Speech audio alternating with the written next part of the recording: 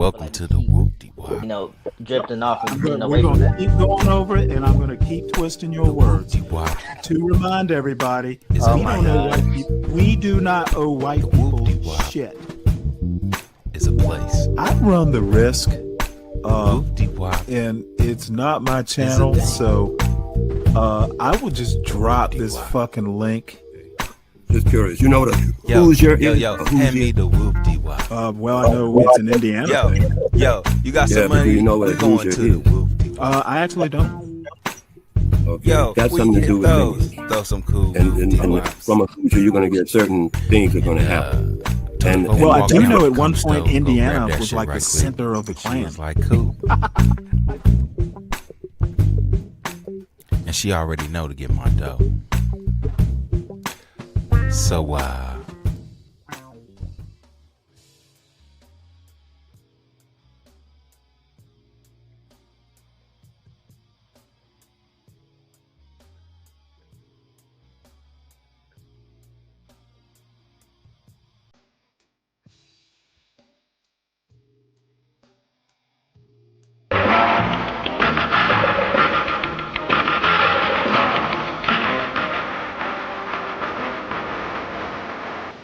How to succeed in business, or with brunettes, or blondes. They're all important missions, wouldn't you agree? Well, here's one way to tackle the brunette problem. See what you think. First of all, be late. That'll show her you're a busy, important person, that you're not too interested in her. Play hard to get. After all, you're worth waiting for. This will make a great first impression. Then, laugh it off. Apologize? Oh, come on, don't be a square. Okay, now the topper. Show her what a sense of humor you have by holding her coat just a little bit too high. That's right. Next, be masterful, protective. Grasp her arm firmly and steer her down those steps to the car. She can see that you're the aggressive masculine type. What are you doing? Opening the door? You'll spoil your image. Oh, that's better. Sure, treat her as an equal. Women like that. Besides, if you're late, there's no sense wasting time on things she can do for herself. Let's face it, sometimes there's just not enough time for good manners. Right? Doors afford a continued supply of chances to make an impression on your companion. Don't pass one up. It's always good for a laugh and an opportunity to show off your leadership qualities. How?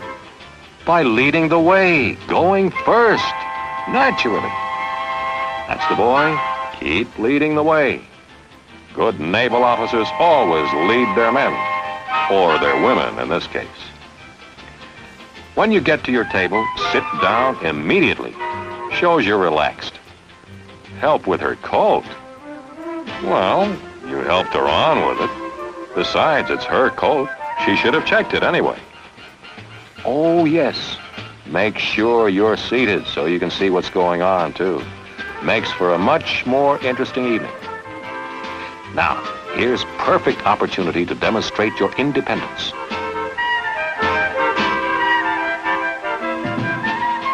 Remain seated.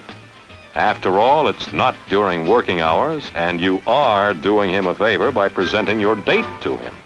On the other hand, she should be impressed by meeting a senior officer. No question about it. This young lady will be grateful for such a lovely evening with a charming person like you. That's one approach to the problem of how to succeed with brunettes. Suppose we consider another way and see what you think.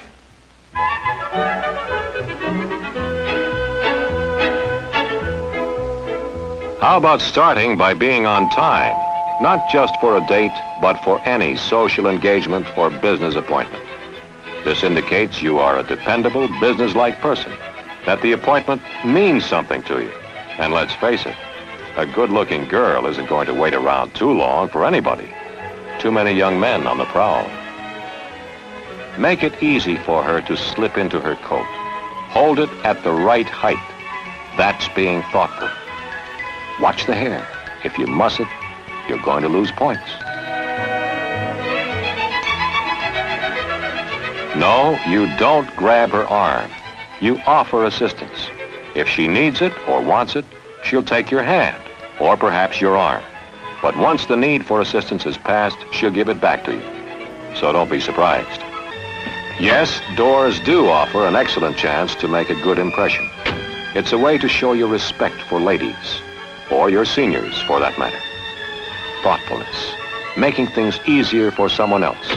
This is at the heart of good manners, and in the heart of every gentleman. Besides, it's the way to succeed with brunettes.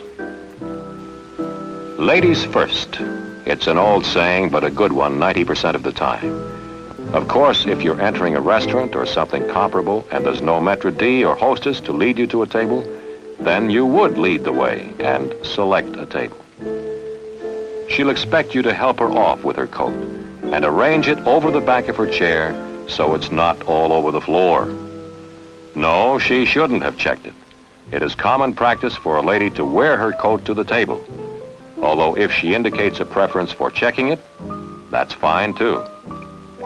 There, she has an excellent view of the room. Good thinking. You want her to have a good time, and being able to see what's going on will be half of the fun.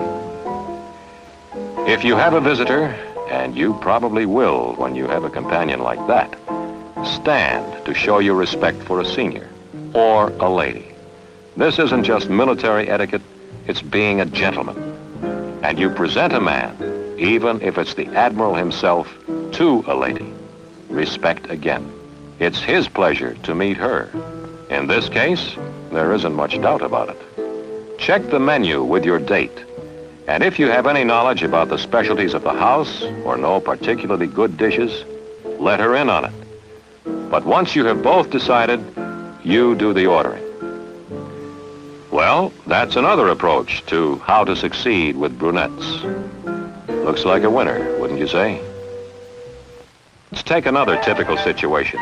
Going to the theater. You know, there seems to be something wrong here. Ah, that's it. He's walking on the wrong side.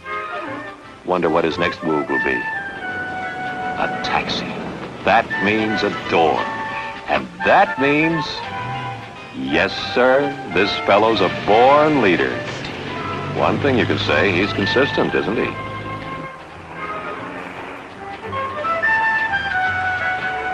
Wait a minute. What's happening here? The girl out first? Well, I guess he boxed himself in by getting into the taxi first. Too bad, but he'll make it up. That's right. Pick the seats you want.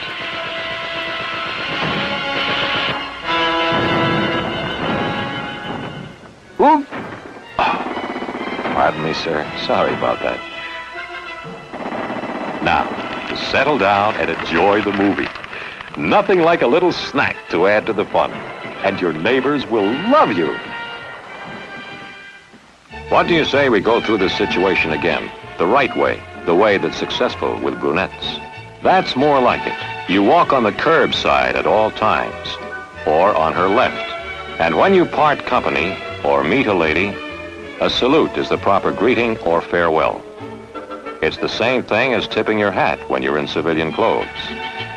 Believe me, the brunette is impressed. That's right. Ladies first. It's a good rule most of the time, and logical if you consider that the reason is to make things easier for the lady.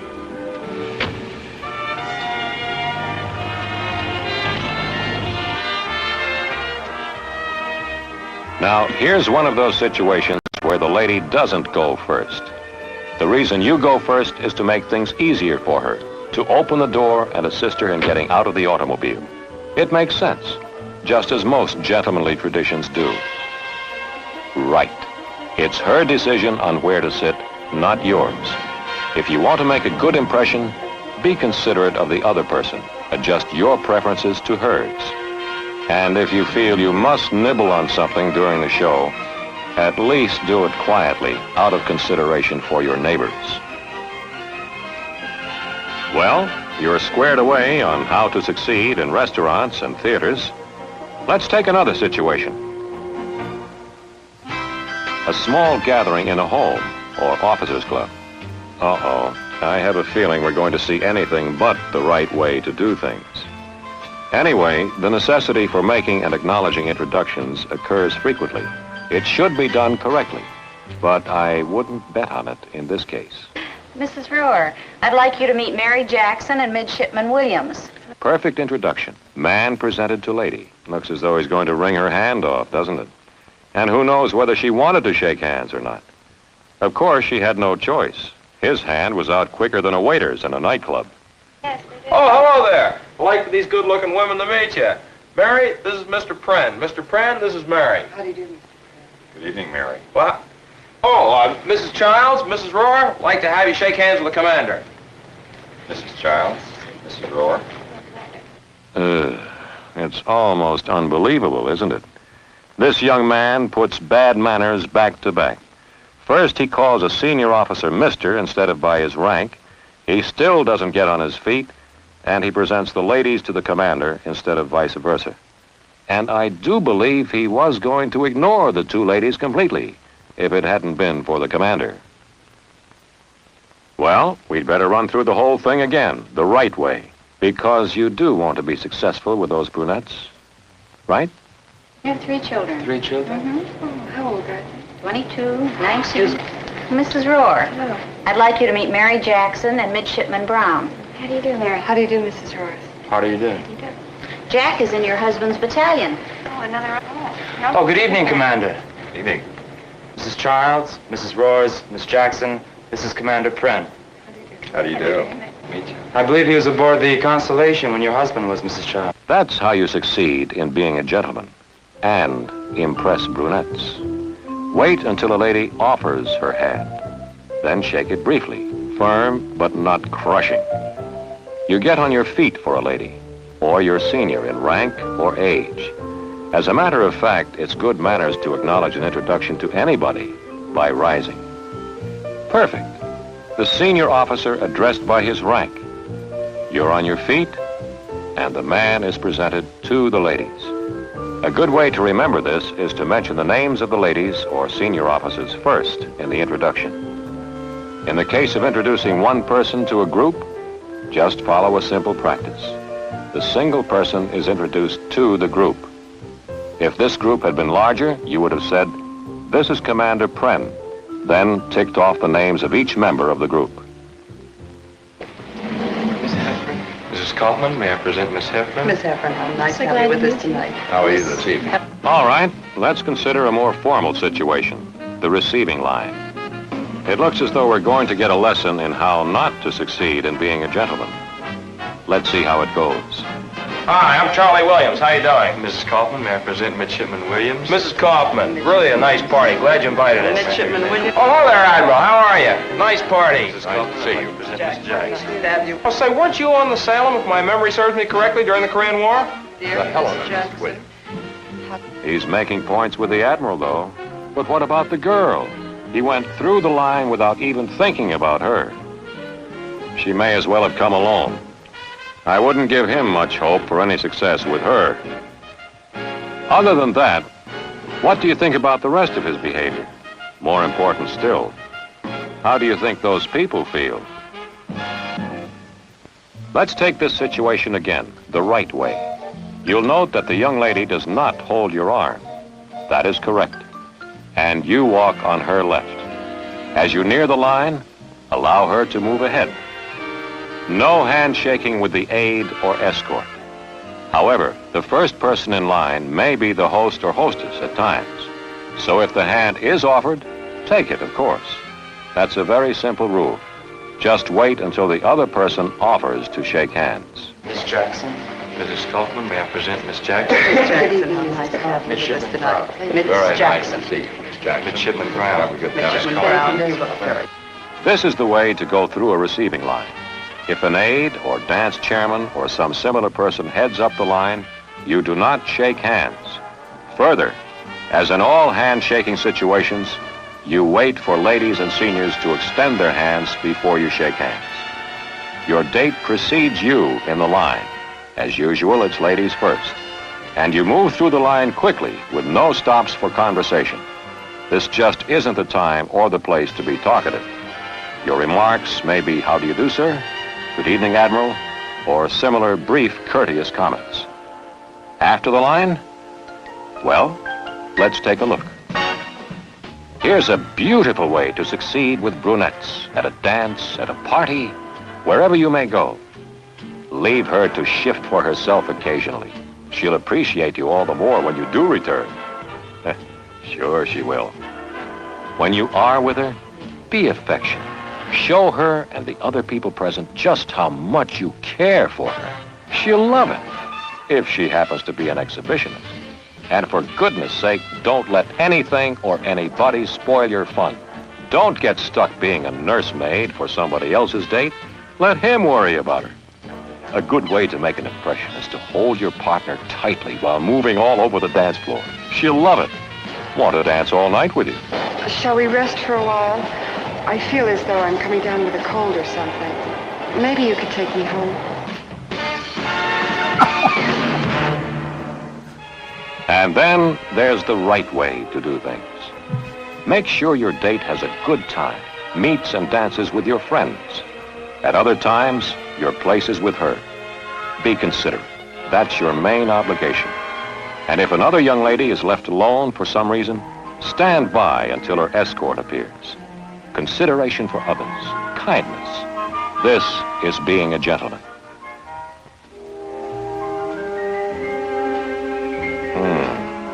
Dancing. This is good duty, no question about that. Enjoy it, but be in good taste. Show respect for your date and her reputation, and she will respect you. Success with brunettes, or blondes, or just about anybody, is built upon respect. And being a gentleman is to command respect. How to succeed with brunettes? Be a gentleman.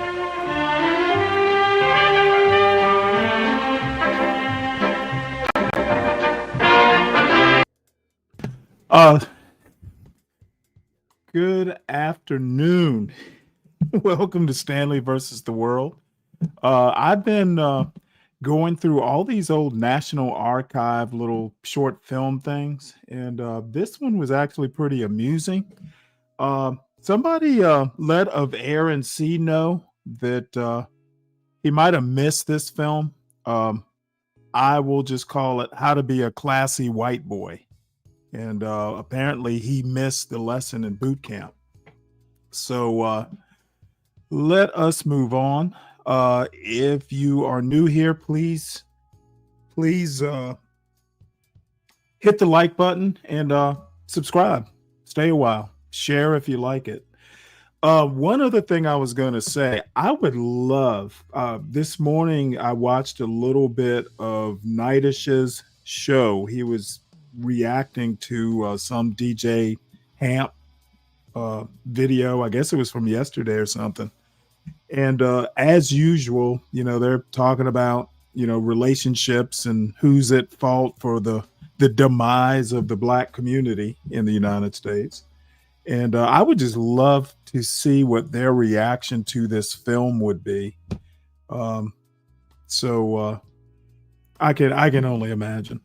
So anyway, let us move forward. And you'll have to excuse my voice. For some reason, it's slightly hoarse the past day or two.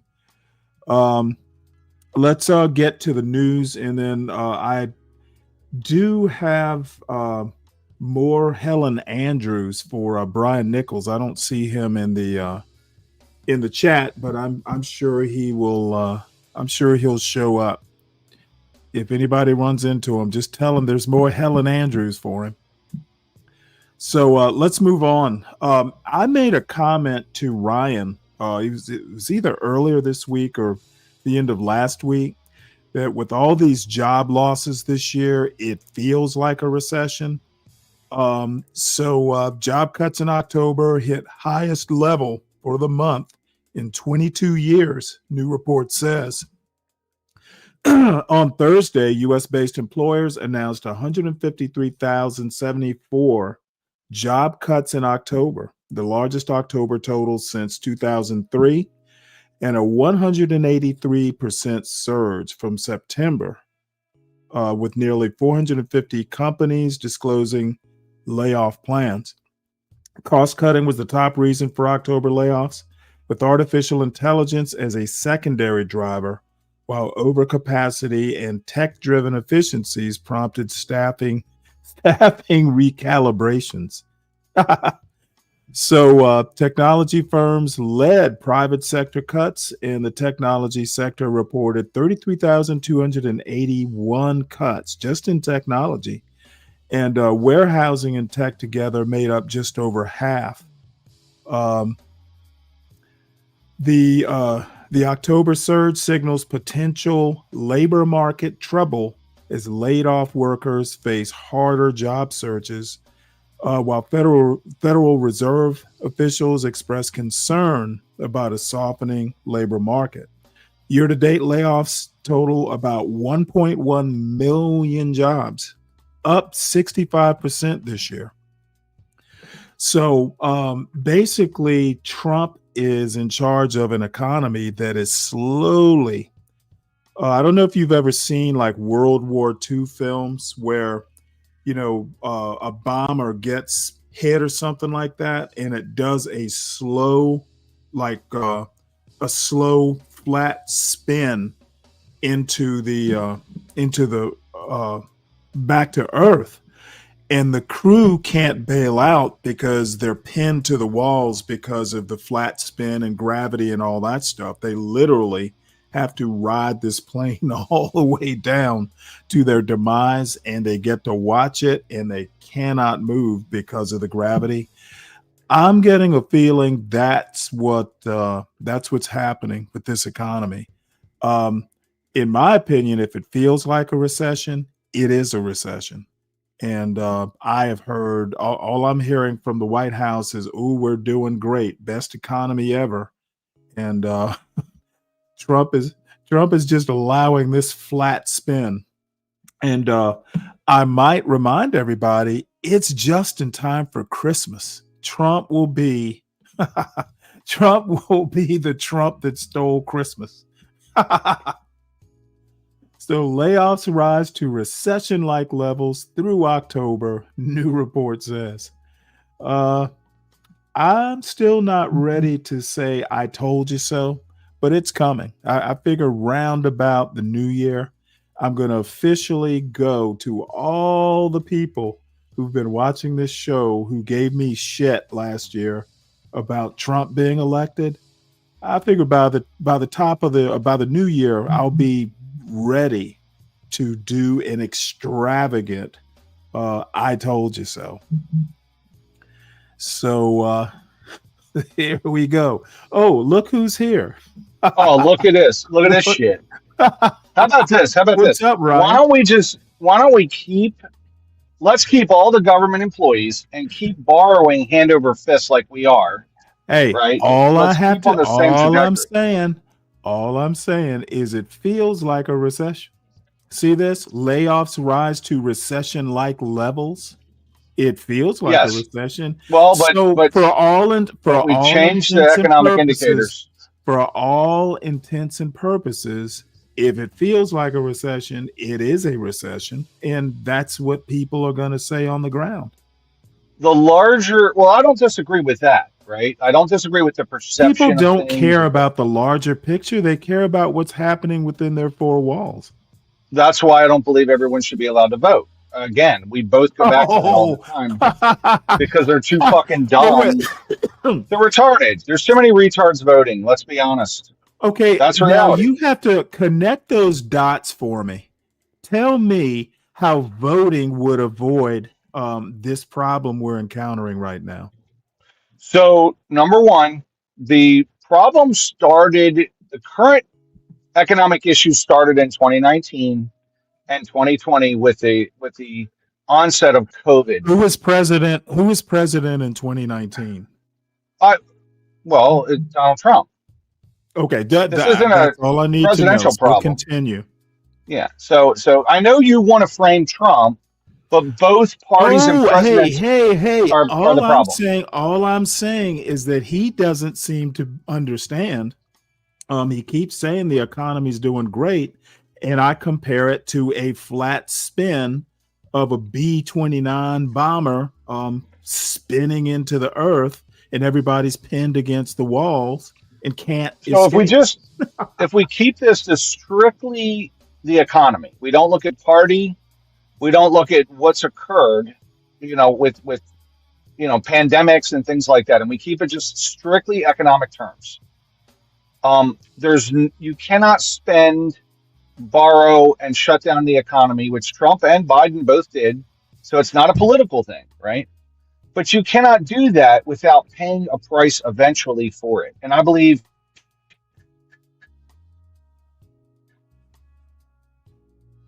Well, this is you're breaking up. I can't hear you. So anyway, until he comes back, you may be in a dead spot. Is that better? No, I don't think I am. I think you just don't want to hear the truth. That's all. No, you were sputtering out. All right, it's fine. Yeah, I'm in fucking Northwest DC, so there you go. So what I'm saying is like this recession, if we get one, which we should, I expected it 2 years ago, but you can't do what we did as a country.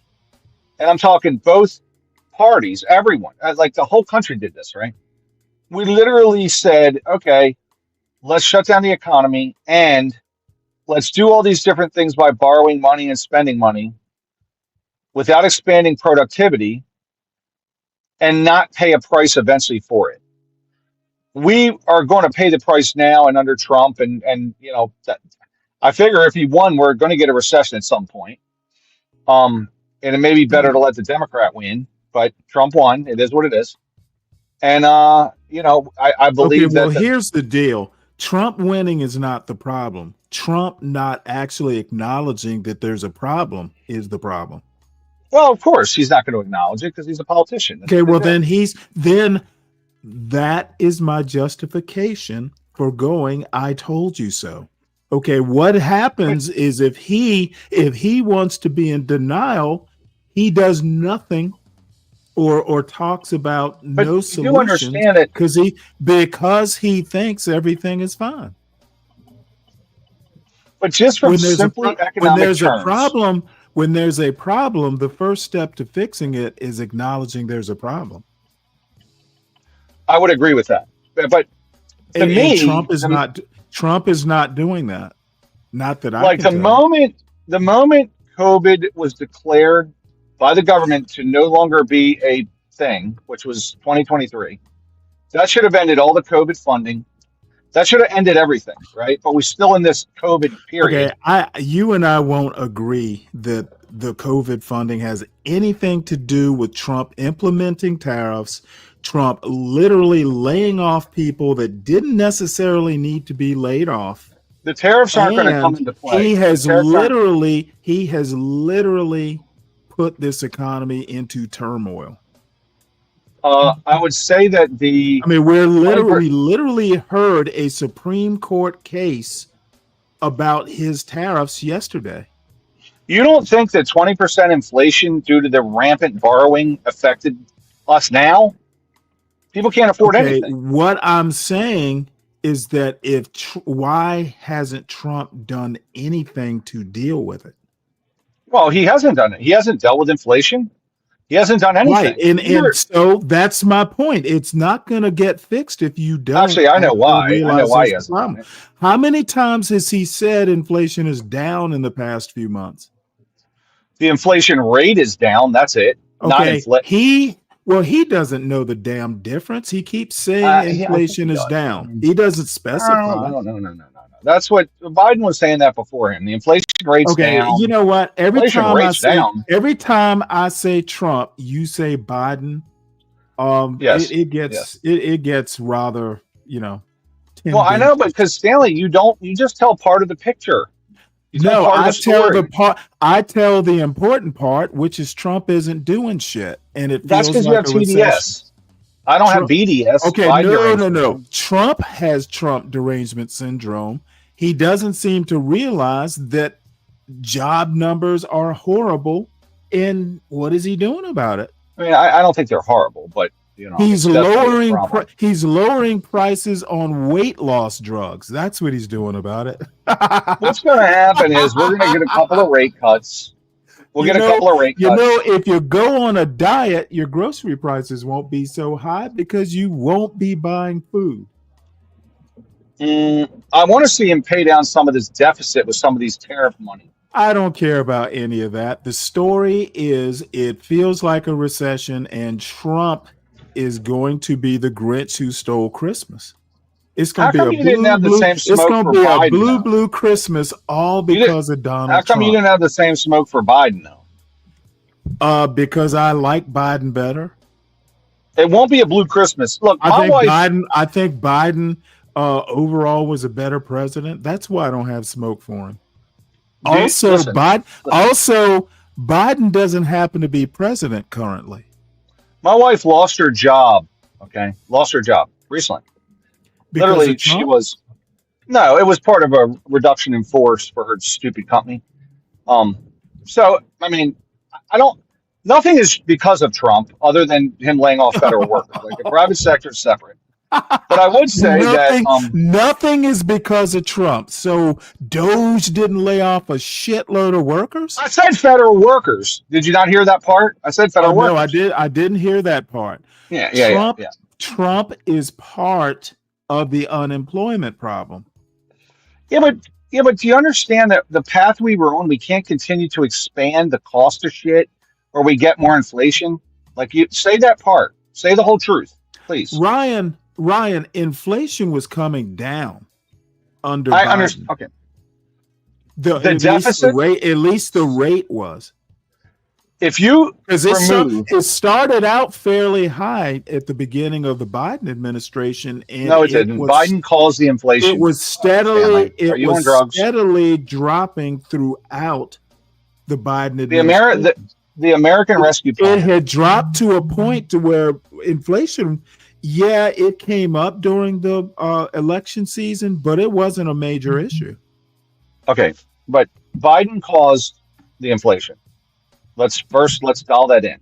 The American Rescue Plan was Biden passed. did not cause the inflation. The American Rescue Plan. The inflation started during COVID because of the supply chain. And why was the supply chain interruptions because of COVID? Why was the supply chain overburdened? You know what? I don't care. I told you because of stimulus spending. The inflation started with the supply chain being interrupted by COVID. Yes, because so that's all I need to know. $5 trillion. I don't care about the why. I care that it happened. So Biden may have exacerbated it, but inflation was already going up because of the supply chain. The other thing is inflation, and the rate especially had come down over the 4 years Biden was in office. Is that correct? Yes. Let's stop there. So it is starting to creep back up very slightly. Might as well just say it's steady. Might as well just say it's steady. Let's just say it's steady. Yes. Let's say it's steady under Trump, but it's not going down. And you know what? It's not going to go down. I don't know that it's going to go down. As a matter of fact, there are a couple sectors, I can't remember which, that are in recession. So I hear. So, yes, absolutely. Look, the economy may have been inevitable, but the bottom line is Trump isn't managing it. He's basically either ignoring it or he's in denial. No, he's doing a bad job of it. And the other thing, what happened yesterday is directly because of Trump and the economy. Even Vivek Ramaswamy, in that little 2-minute clip, I think I showed it yesterday, he used the word the words concentrate on affordability. That's tacit admission that Republicans missed the boat. Trump's doing a bad job. Donald Trump. All these people are losing jobs, and this motherfucker wants to build a grand ballroom. Well, yes, I'm with you. That'll help construction jobs supposedly, but He will be the Trump that stole Christmas. not my wife lost her job, but my Christmas will be fine because why? Because I save my fucking money. Okay, I save my money. Unlike a lot of the dumb fucks out here that don't. Okay, I don't care about your save. personal Okay. finances. All I'm I'm just telling saying you is that you don't save, you're retarded. This feels like a recession. I said it a few days ago, and now it's actually in the headlines. In And my market, I've been in a recession for 3 fucking years. Trump does not seem to be that concerned about it. No, and the other here's the miscalculations by Trump, because I try to be objective and honestly look at things from a and I am very objective partisan. lens. I do not like Trump. I know. I don't think he's a good president. Well, I'll just talk specifically about economics. So his idea to start drilling the shit out of oil, right? Like that seems good on paper. Like release energy, that makes sense, but there is diminishing returns. Once you get past a certain point, the cost of barrels goes down, right? You overproduce and it becomes less and less profitable. So that's problem one. So there's only so much oil you can drill. That's his economic issue number one. Number two. Well, the tariffs. other problem is refining capacity, and we export most of our oil because the type of oil we have isn't real conducive to making gasoline. Yeah, I'm with you. I think that's how it works. Yes. And So we don't have that much refining capacity.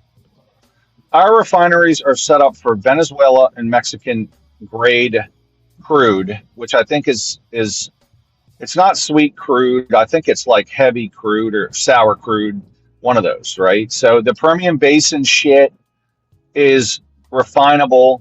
The stuff coming out of Canada is actually like a heavy crude that I think we sell to Europe and shit, and it's used for like the tanker industry. So yes, there are different grades of oil. Our refineries, and we're not building more refineries because every other year we decide to go green and then stop. That's the other part Donald Trump isn't being forthcoming with. We don't produce oil that we can use. All we're doing, and it's a world market to start with.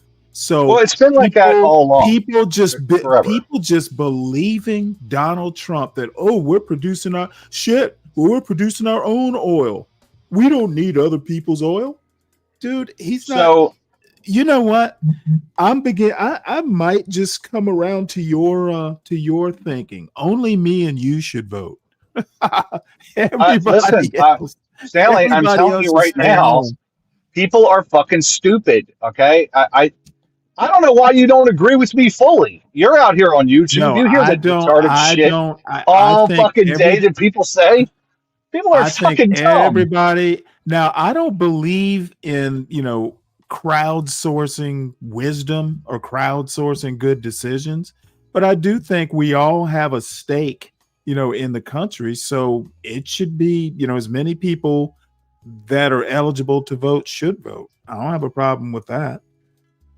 Even if they're, even if they're complete imbeciles, which most people are. You know what? From the mouths of babes. Well, I don't have a problem with people voting. Now, the thing is I think our main problem is that the smart people don't want to run. Well, I think that's a problem too. But the thing is, man, is the only way you win now is you got to be a whore. I've heard that from politicians, local, and everyone says it. I mean, I know one local politician in my area, and he said the first time you get elected based on your gumption, but then the developers show up, business people show up, every possible, the teachers union show up, everybody shows up and wants to influence you. And if you don't take the money, they'll primary you. So he said you're a whore once you get elected once. That's the only time you have integrity. And on the way out, by the way, when you're term limited, you might make a good decision or two. Okay, and then the other issue is that this shutdown. That's not helping the economy either. Republicans, Yeah, but basically, why do you say Republicans? Republicans are obviously Republican. Republicans are not bright enough to understand that people are blaming them for the shutdown. Dude, I started Only looking. stupid people would blame Republicans. It was a bloodbath. Only idiots. Okay, it was. Yeah, but only dummies would blame what happened to the Republicans yesterday, especially in Virginia? It was a bloodbath. Every county in Virginia shifted blue. Okay, I anticipated that, but go ahead. Okay, well, anticipating it, great, but it happened. Okay, there were governors winning by like 15 points. In modern terms, I don't think so. That's kind of a landslide. When I don't know if any governors win about 15 points. Okay, the New Jersey governorship, last I saw. I saw that. She was up by like 15 points over. Yeah, but that was supposed to go blue. Someone they thought might win. Yeah, Fratelli or something. But that was supposed to go blue. It went blue. There were no flips. Everything was supposed to go blue. Okay, the thing isn't. It's the amount that they went blue. It wasn't like a couple points or even close. That's what shocked me. Here's the thing, right? This same thing, if you think about it, right? When Biden won, and I'm not trying to do tit for tat, but what I'm saying is Biden won, the Democrats won in 2020, right? Who showed up at the same election in 2021, right? Or the one that, like, that's when Glenn Youngkin won, right? Because if your party wins, you're just chill. The only people that are going to come out are angry people that are angry, right? And the Republicans did the same thing. Well, let me put it to you this way. Donald Trump actually got something right. He wasn't on the ballot. Apparently, MAGA people were not motivated to come out and vote. Not at all. And then a lot of people there's I don't have the article, but they are literally able to measure people who switched parties. I guess they did it from exit polls or something. A lot of people who voted MAGA actually voted blue this time. I believe the that. Republicans have a problem, and it was inevitable because, number one, Donald Trump is only about Donald Trump. He's not doing anything that will benefit the party going forward. Okay. All the excesses that are on camera that ICE and the Border Patrol are doing, people see that and they don't. Dude, Donald Trump is underwater even on immigration. I don't know about that. No, I'm 100% sure. It's poll after poll. I mean, it's not just. I don't know what else you do about immigration. I know that if you open up the border, what you don't do is get children in zip ties and out of their beds on a school night just to find 5 people who are undocumented. That's what you don't do. You're saying that you find a better way. Is what I'm saying. That maybe it's an opposite of extreme of before. I'm not saying don't do anything, but you don't need to do like helicopter assaults. You don't need to do air assaults on a building in the middle of the night and have school kids out in zip ties. Who are American citizens, by the way. Find a better way. I don't know what you do with it other than cut the funding to blue states that won't cooperate. I would not do what he's doing. You know what? You were talking past my point. You can cut the funding all you want. You're just going to lose more elections that way. Well, we have these laws in this country, and the blue states will not. Okay, laws. Oh, bullshit. You know what? Trump breaks laws. Trump breaks laws daily. That's why. Okay, but that's a whataboutism. That's a whataboutism. No, it's a whataboutism. Don't tell me about blue states who won't comply with laws. They won't comply. Blue states are not under any legal obligation to cooperate with the Border Patrol or ICE. There's nothing statutory that forces them. Well, then I would cut their funding if the from local everything. Highways, all kinds of local shit. statutes prevent it, hey, ICE has a job. Let them do it. Just don't impede them. Well, they are impeding them. I don't agree with that. Well, that's fine then. So, I mean, that's fine. That's fine. They've been challenging Trump on it. Not helping is not the same thing as impeding. How this thing is played out. So you think that what's occurred? It's like, okay, well, just let the federal government deal with it. They can come here and find the illegals that are here, round them up, and get them out of here. Put it to you this way. Let me tell you how flimsy Donald Trump's pretenses to doing something about immigration are. He was all set to go into San Francisco with the National Guard, and some of his rich buddies out in San Francisco talked him out of it. That's how flimsy. I don't know if I believe that, but go ahead. Where did you read that? Dude, you need to read the newspapers. I read several. What's it in? He was going into San Francisco with the National Guard, and some of his tech bro billionaire buddies said, "Oh, hey, no, our quality of living is going to be affected," and he called it off. It's in the news.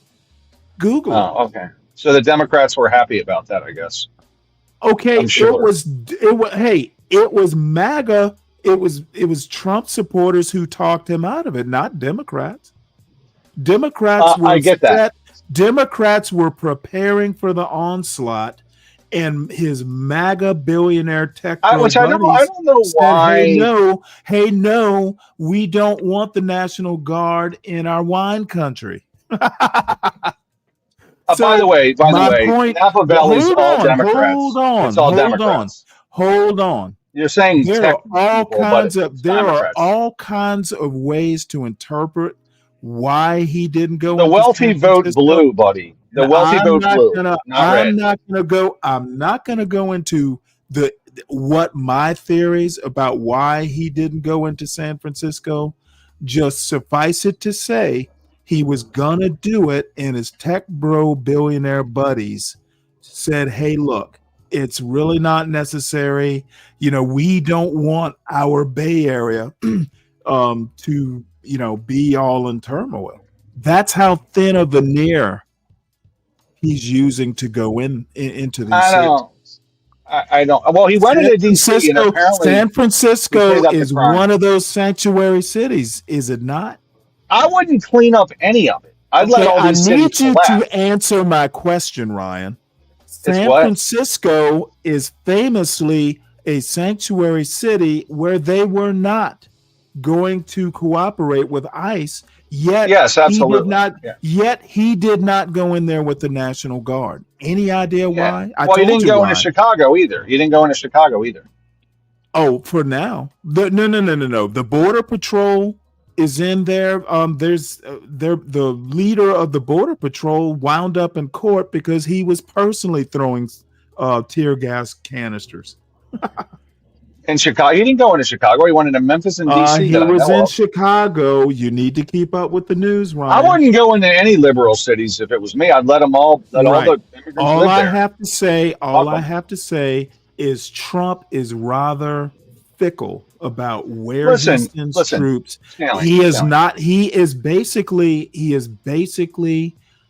picking and choosing the sanctuary cities he wants to go in and enforce. Are you excited that your party is now the party of ISIS? Your party's the party of ISIS. Okay, I don't give a shit about any of that. Stick to the topic. Well, I'm just saying that this must be hard for you. My theory is the reason Trump didn't go into San Francisco is it doesn't have a substantial black population. That's the dumbest thing I've ever heard.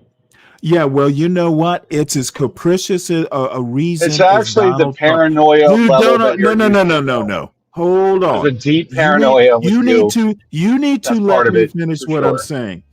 All right, go ahead. Your boy is fickle. He's not paying attention to the economy. He's more interested in a grand ballroom than he is in governing this country. And MAGA is coming apart at the seams. Dude, do you think MAGA can get destroyed, but Mamdani is going to destroy you? Mamdani's just a fucking mayor. Okay, Dude, listen. Listen, fool, you guys are going to lean into this shit. Any fool who thinks the mayor of New York is a national leader in the Democratic AOC's trumpeting them. Is idiotic. Okay, your party is going further left. AOC has a national office. The mayor of New York is just the mayor of New York. Okay, but can we just seriously talk about this for a moment? Okay, I am seriously talking about it. You're seriously can I just say what I'm saying? Let me just say. What I'm hearing and what I've seen on YouTube so far is the Democrats that I've watched are convinced that they must go further left in order to be successful. Who the fuck cares? I'm just saying, do you disagree with that? You disagree? I don't think it's relevant. I'm not going to agree or disagree. All I'm saying is you're absolutely stupid to talk about Mamdani when MAGA is not governing this country. Okay, fine. We got two different things here. Was the only race on Tuesday Mamdani? No. Or did they lose? Did Virginia just flip parties at the gubernatorial level? Did the Democrats in Virginia win 13 more Democratic seats? If you recall, 13 seats. No, it was 13 seats. Read a newspaper. Also, Virginia is right next door to DC. And Virginia, in my opinion, is a bellwether state. And the Republicans got trounced in Virginia. Okay. Because of Trump. I don't disagree with that. As I've stated many times. Okay, but why are we talking about Mamdani? So I'll offer this up. I think that MAGA's in trouble for sure because they're stupid. However, I also see now that the left is going further left. Okay, I don't care about the left. The left. Well, let's talk about it. Let's discuss it. Let's not discuss it because I have other things to talk about. I'm curious of your opinion as a pundit. Hey, if the left is going more left, then guess who elected them to do so? In your professional opinion, should they go more to center or more to left? I don't care. It's not the topic of the day. The topic of the day. The topic of the day. See, you want to change the topic. The topic. I don't. I am curious of your opinion. The day is that Trump is ruining Christmas. Stanley, I'm just asking. In what feels like a recession. We can move forward. I'm curious of what you think. You're a smart guy. I want to know what you think. That's all. I think it doesn't matter. I have no motive. Dude, I have no motive here. These Democrats just got elected. Let's see how they govern. I'll just say this. I think that Democrats... I am going to say there is no evidence that the Democratic Party is moving more left. Okay, that's fair. Here's what I think. Can I give you my opinion? I think that if the Democrats... Yes, I do. Please. I think if the Democrats went to center, abandoned some of the identity politics, some of the trans shit, all that bullshit, and went to center and started talking about working class, blah, blah, blah again, they'd crush MAGA for the next 5 elections. And you know what? I think you're still living in 2024. This is 2025. Okay. But I think if they go further left, the ground has shifted. And you know what? Democrats may do all you have to say, but what you didn't realize is Mamdani has been doing what you were just talking about. That's why he won. I would say that's not true. He literally talked about nothing, almost nothing but the working class in New York, making the city more affordable to live. He literally went door to door. He had like 100,000 volunteers going door to door. He did nothing but talk about the working class. Free bus fare. Government-owned grocery stores. What is that but catering to the working class? That's not working class. That would be actually, okay. Literally, what I'm saying is he talked a working class. He did a working class campaign. So Democrats, at least in his case, are doing what you said they should do. We don't know how he's going to govern. He hasn't even. All he did was talk about Muslim. Okay, Uganda, I don't know why you have to keep interrupting me, nonsense. But it is rather annoying that I can't finish a sentence. Okay, well, go ahead. We don't know how he's going to govern. All this scare talk didn't work. What scare talk? They were just calling him, as of last night, Mike Johnson. I think it was Mike Johnson, basically saying he's an outright communist. Nothing, no proof. It's just his opinion. I mean, he does have a lot of like stuff online he's put out there about socialism. So what? So what? Well, what do you mean? So what? See, the problem is Republicans or MAGA basically doesn't want people to express their own opinion. New York City resoundingly elected Mondani, and the federal government interfering in that local election is un-American. I don't think the federal government. MAGA is America first, as long as it's getting its way, just like children. You have a guy that's a pure socialist. That has espoused socialism. I don't care about any of that bullshit. Eugene Debs the people of New York have spoken, and MAGA needs to accept that. I love it. I'm happy. I'm personally happy. I am happy that they did, because I want to see it destroyed, which it will be because of Mondani and his dumb, retarded policies that never have worked and won't work. Okay, but I'm thrilled. You don't live there. We appreciate the people of New York. I'm sure appreciate your opinion, but they have spoken, and the feds and MAGA need not interfere with the local election. Listen, I'm happy that it went this way. Believe me. We need to taste socialism. I don't care whether you're happy or not. To realize how fucking stupid it is. My point how it's for brain dead MAGA is not happy. I mean, I'm out here driving to work all fucking day while people are laying around doing nothing, and that's socialism. Motherfucker, that's none of your business. Why don't you just worry about your own business and stop worrying about other people? That's ridiculous. Because they need to go get a fucking job. I'm out here working. Your statement is typically so white. Well, it is white. Absolutely. Just take care of your own house and let other people deal with their issues.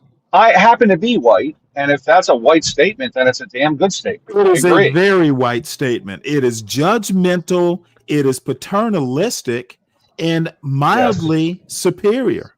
That's very natural, though. In its tone. Yeah. No, it's not that natural, Ryan. It might be natural for people of your type. There's nothing wrong with his concerns. The fact that you're avoiding it says everything. Yes. So Deacon Dave is your type as well. Yeah. So I guess he's white as well now. So no, just American. You guys keep just an American, just a natural American. Are you really asking my opinion on whether he's white or not? I'm happy. Well, you probably say he would. You probably say he's white. I suspect you already know what I'm going to say. I think Dave is avoiding Ryan's concerns for those wins that you guys got. No. I'm not only avoiding it. I'm wondering why Ryan isn't avoiding it. Could it be that you're just happy that they got a win at all? Is that what this? Well, I think that's it.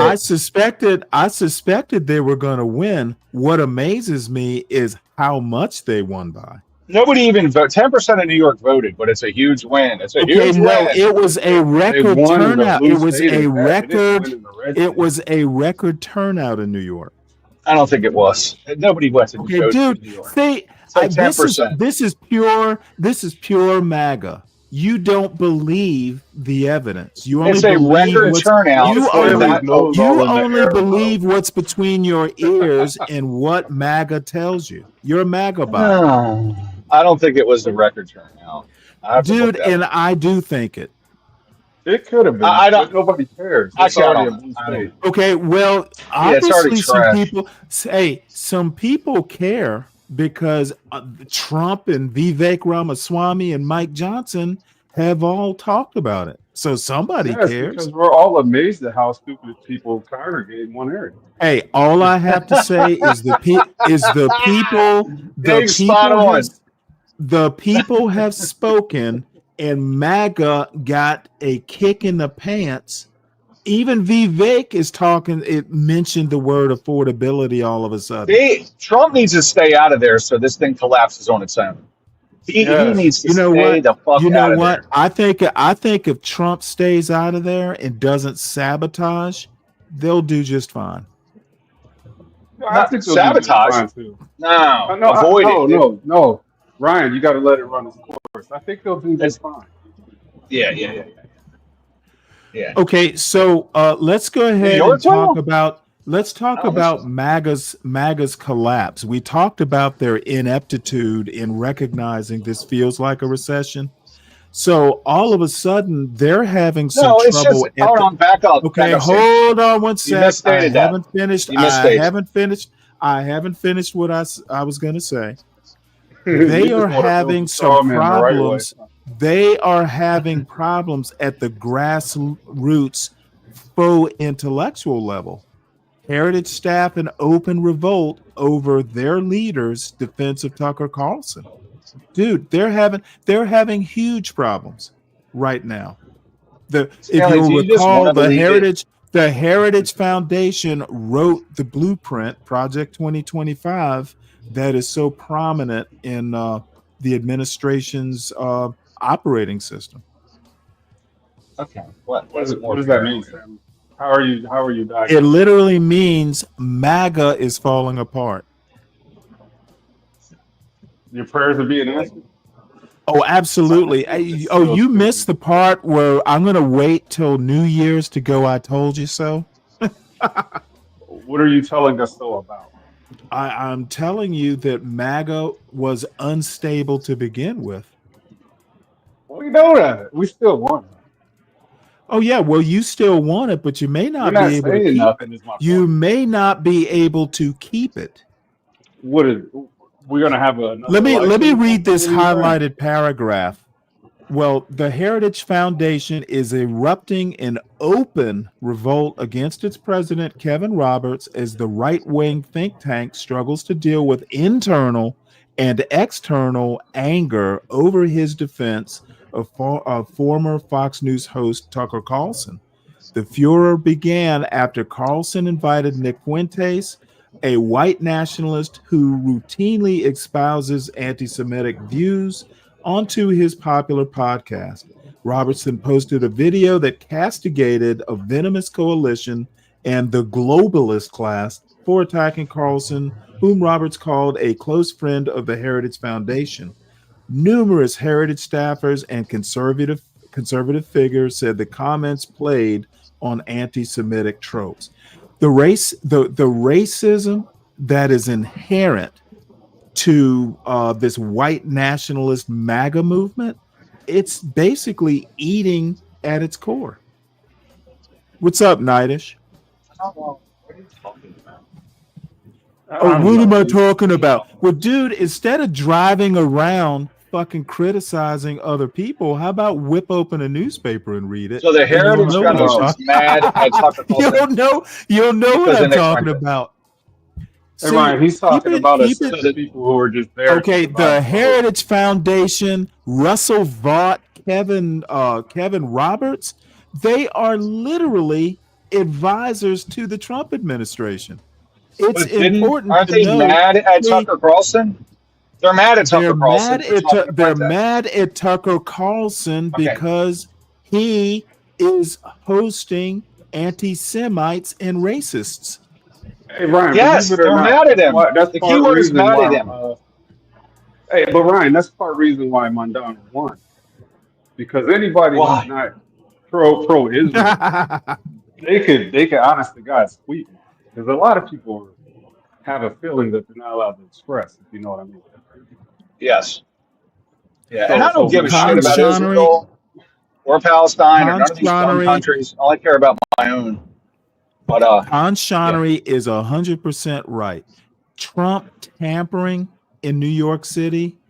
Trump, I've also hear word that because of Virginia and New Jersey, he wants to pursue the federal government trying to interfere with how states run their elections, which is totally unconstitutional.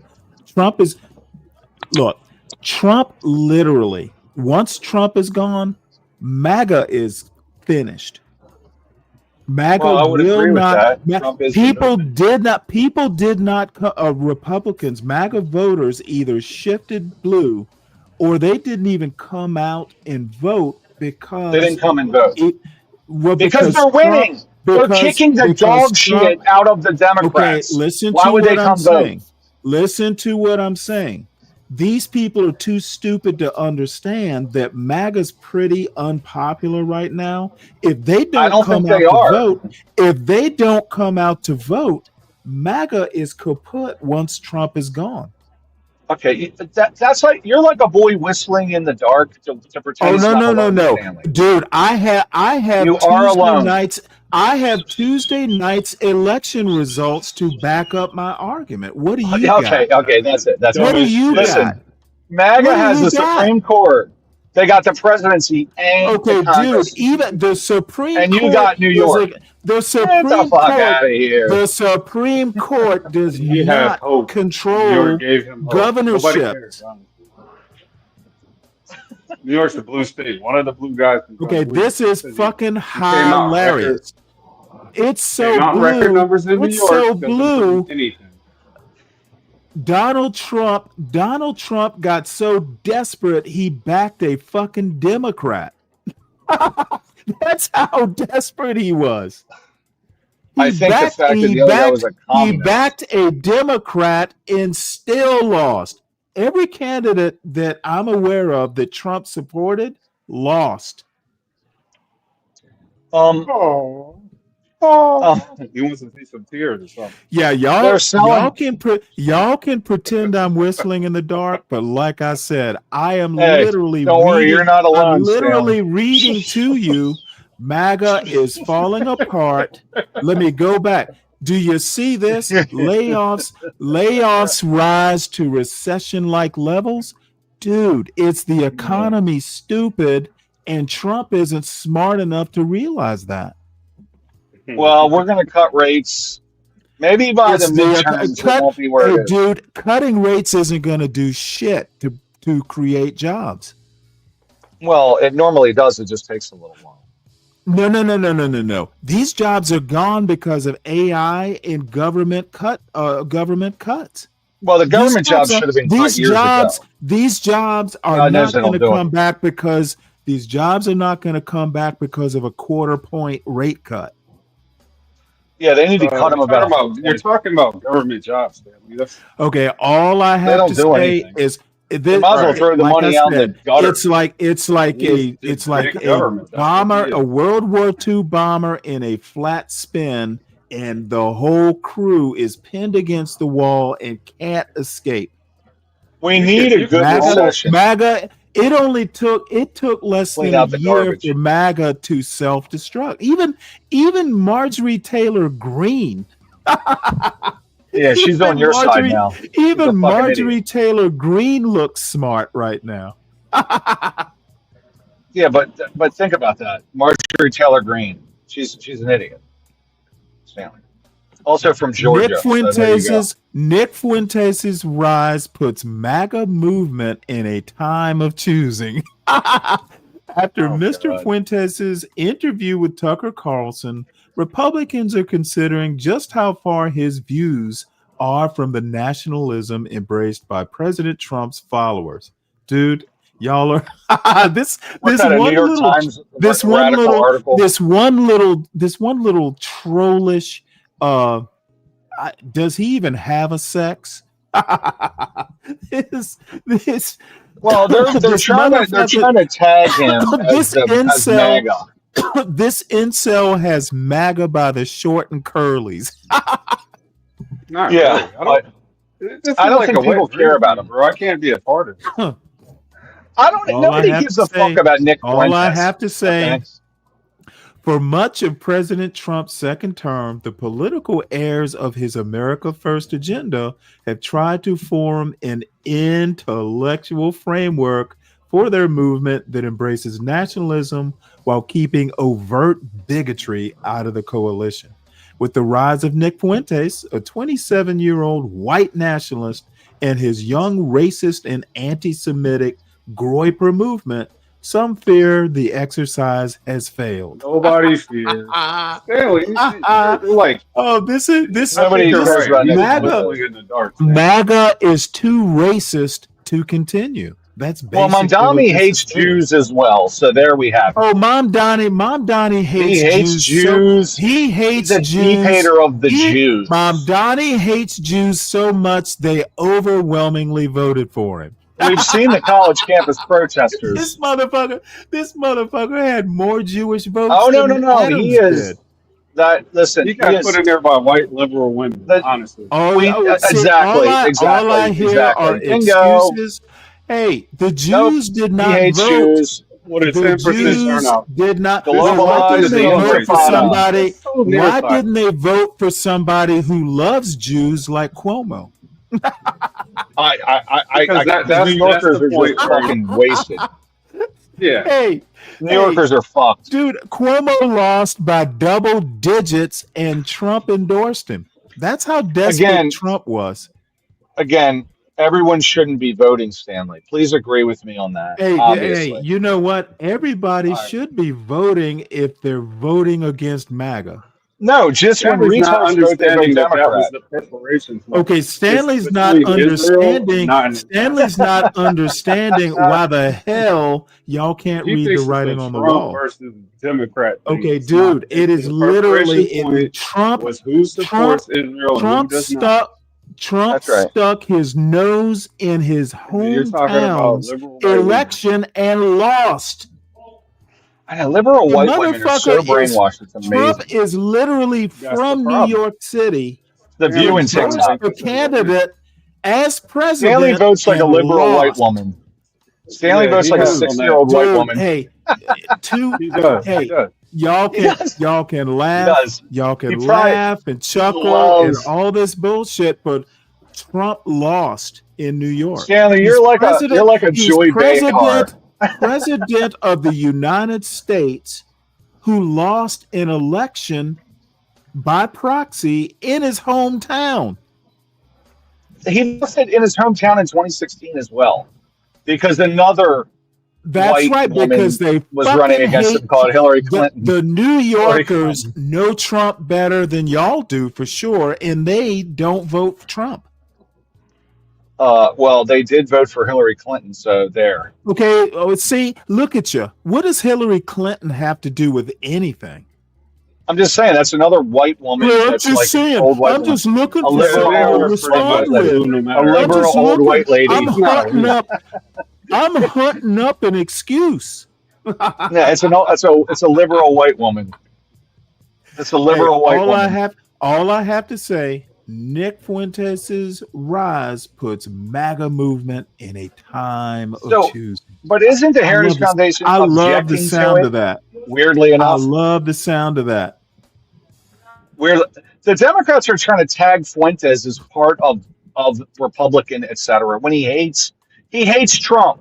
Fuentes hates Trump. He hates Trump. What are you talking about? He hates him. Ryan, look it up. Ryan, you don't have to love Trump to feel free to look it up. Look up and see if Fuentes you know what? likes Trump. I'm not going to waste my time following up after your foolishness. He's not. Fuentes hates him though. Yeah, well, yeah.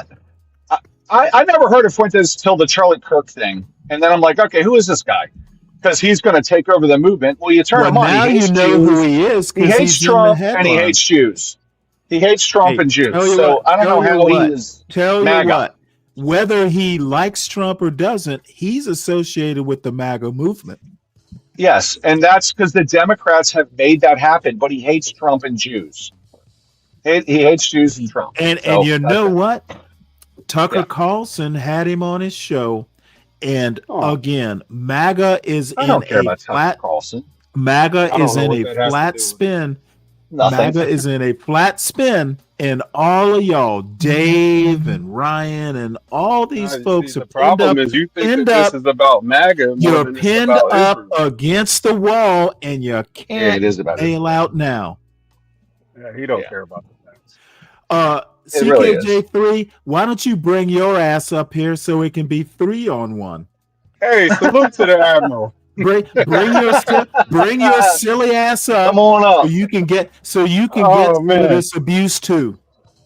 Damn, he said he's making stuff up.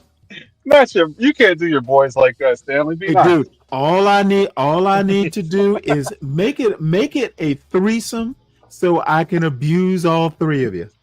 Well, you're clearly missing your party is just about over. No, but it's not. We'll get out of there in 3 years. It's like we are in a virtual recession. We're in a virtual recession, and Trump wants to build a ballroom. By the way, you cannot make this shit up. Let me tell you something about that ballroom, okay? It's got a secret. Is your company building it? I just left the Federal Reserve, Stanley. Okay, I'm involved in DC building all over the place. And listen, that's why I asked if your company was building it. We're involved. Put it that way. I can't say a lot because no doubt you are involved. Not only are you involved, you are with Trump spiritually on this. It's got a code name. They've given it a code name. All I have to say, Ryan, is that you support this spiritually at a minimum. Yeah, I don't. Honestly, I did not support the golding of the White House. The golding, if you see it, it looks very. It's very much against the architectural appeal to DC from the initial design intent, which was not to be like kings and Europe, right? It's supposed to be modest. So I don't like that it's gold. I don't like the ballroom. It should be modest always. So, all I have to say is Trump wouldn't know what modesty was if he fucking. Well, he doesn't know what it is. So I don't agree with it. So Nancy Pelosi announces she will not seek re-election to Congress after nearly 40 years in Washington. Well, she's 195 years old. I guess not. Well, you know what? She's doing the right thing. It might be the only one who's done the right thing in quite some time. At least she's not going to die in office like Dianne Feinstein did. Sotomayor's on the clock, though, boy. She dies, and it's going more Republican than it is. There's going to be a revolution. Well, you know what? One more. Somebody's a poisoner. One more right-wing justice. The damage is already done. If they go more right, oh well. It's not that right, Stanley. A lot of them vote left like Roberts all the time. Okay, it's not that fucking right. Get real. Get real. You know what? The frustration is obvious in your voice. I'm just saying, it's not as right as you're acting. It went very left. All right, well, that's all he cares about. The right and the wrong don't matter. It's the white. Let's talk about more MAGA. Let's talk about more MAGA horribleness, shall we? Oh, okay. I know. This is just a day. ICE to open call center to help track migrant children, not to find them, but for removal. Is that what it says? What is that? They opened a fucking call center to track down children to remove them. That's good. Jesus. Okay. Dude, you cannot make this That's shit awesome. up. I don't see. I mean, U.S. they deserve to go Immigration home. and Customs Enforcement plans to establish a national call center in Nashville, Tennessee, to help law enforcement track unaccompanied migrant children for potential removal, according to an agency contracting document. You don't want them to go In the home? They don't have families? You know what? Yeah, if they're weird. sending them back home because they don't have Right. families, they're just sending people to orphanages, essentially. In the Orphanage notice at home posted, is better than orphanage abroad. Yeah. in the You're notice one of the posted to a government contracting website on Tuesday, ICE officials said there is an immediate need to establish the call center, which is expected to receive and process 6,000 to 7,000 calls per day regarding locations of minors. That's right. You know what? Hey Stanley, my question is: are they? No, American? let me finish. Let me finish. The center will not protect children. It will only serve to make it easier to deport them. Yeah, Dude, they should. But do you think these are they little American kids. children? Look at these poor little kids. Are they gonna be American? deported. They're gonna be doing. It's gonna be like an evil Pied Piper.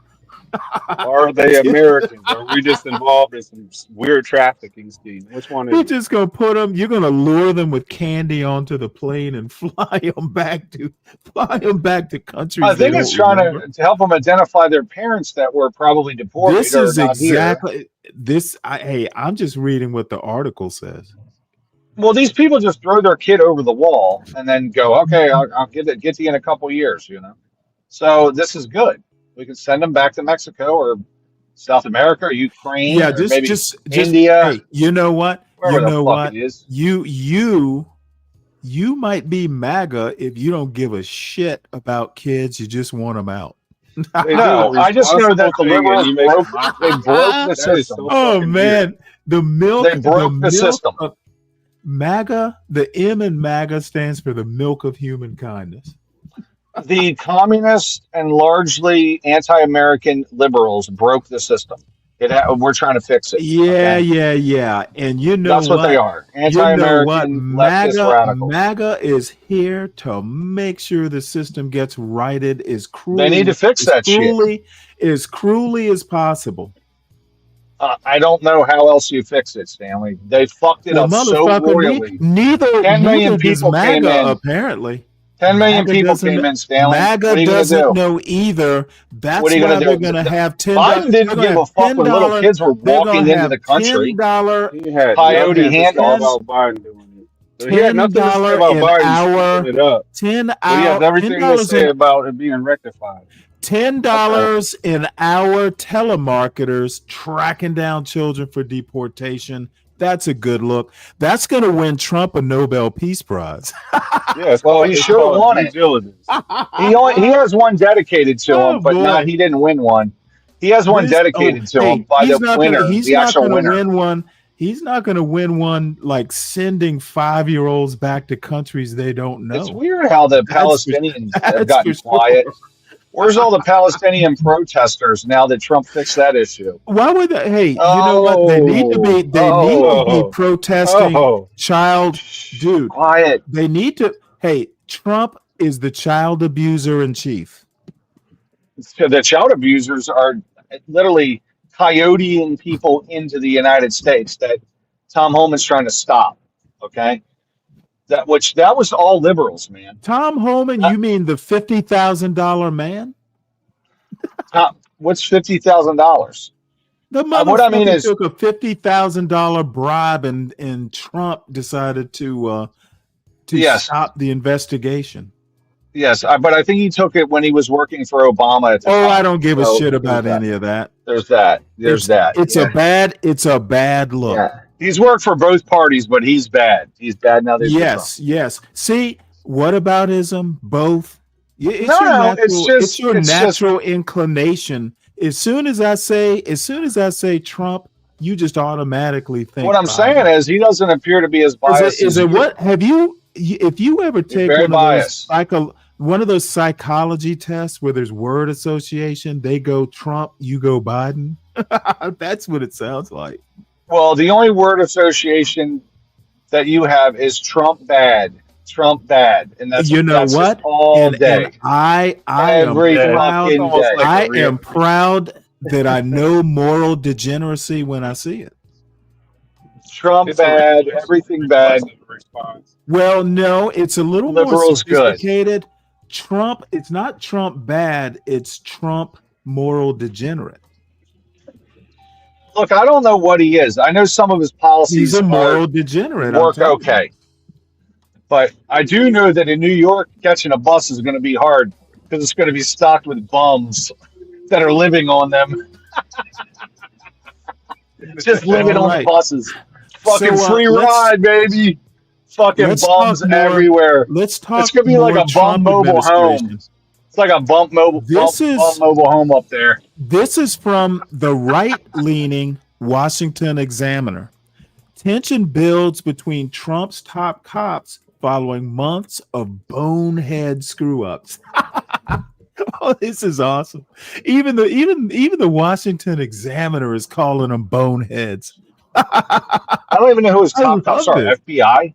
The FBI? Who's his top cops? It's got FBI and Pam Bondi. Okay. Go ahead.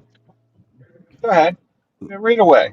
We're good. Let's see if this works. Tension builds between about an escalating feud between two of the president's top law enforcement officers.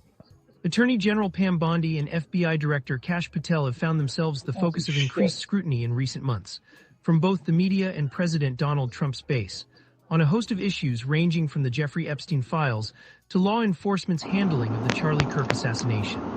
And following Patel's latest string of negative headlines, which involved taking an FBI jet to Pennsylvania to watch his girlfriend sing at a wrestling match, and jumping the gun on announcing FBI actions to foil an alleged terrorism plot on Halloween.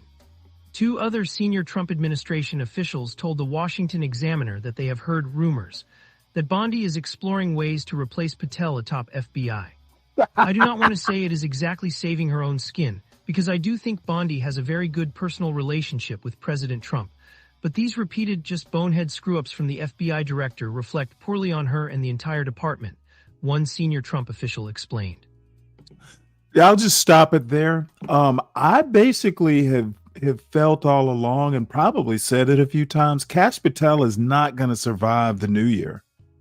Dude, he took a private FBI jet, an FBI jet with his girlfriend on a date to, what was it?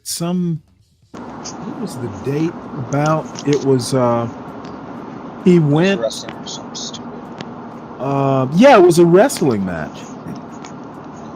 So, dude, Trump can really pick him, can he? Okay, but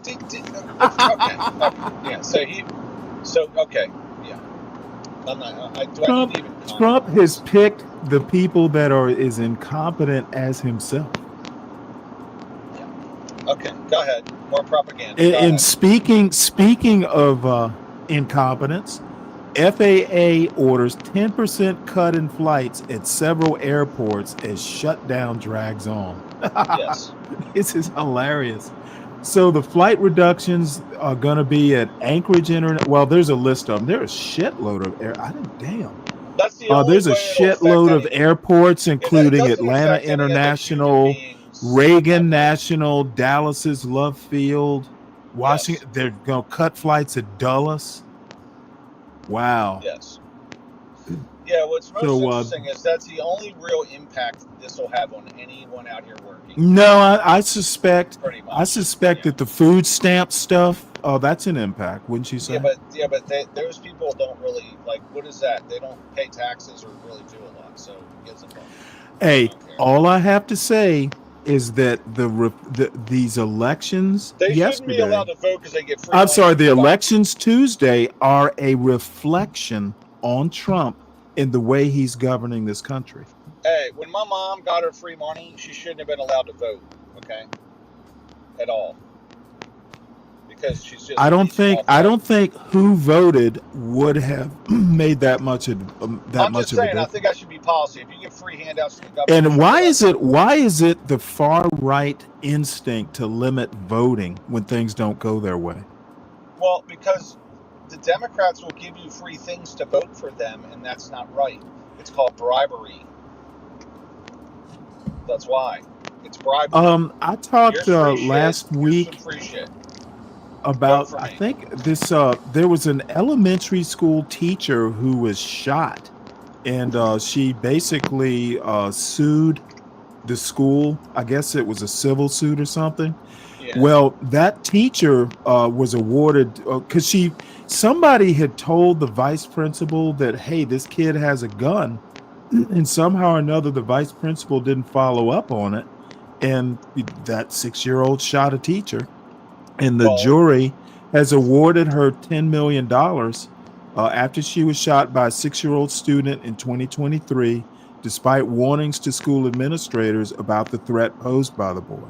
Well, She sued former assistant principal Ebony Parker for $40 million, and she got $10 million out of it. It seems a little excessive, but whatever. And she says she no longer works for the school district and has no plans to teach again. I don't blame her. Some little bastard. So, hopefully that $10 million lawsuit, means she doesn't, she can kind of do what she wants. I'd be pissed. Well, me too. What the fuck? I'd expel the little bastard. Get him out of the school system. Oh, well, you know what? Expelling is one thing. That's just gross negligence. So, I agree. In like the last news story for now, 3 Chinese, and this is a science story brought to you by EAE. 3 Chinese astronauts stranded in space after debris hits their return capsule. We're going to listen to this article.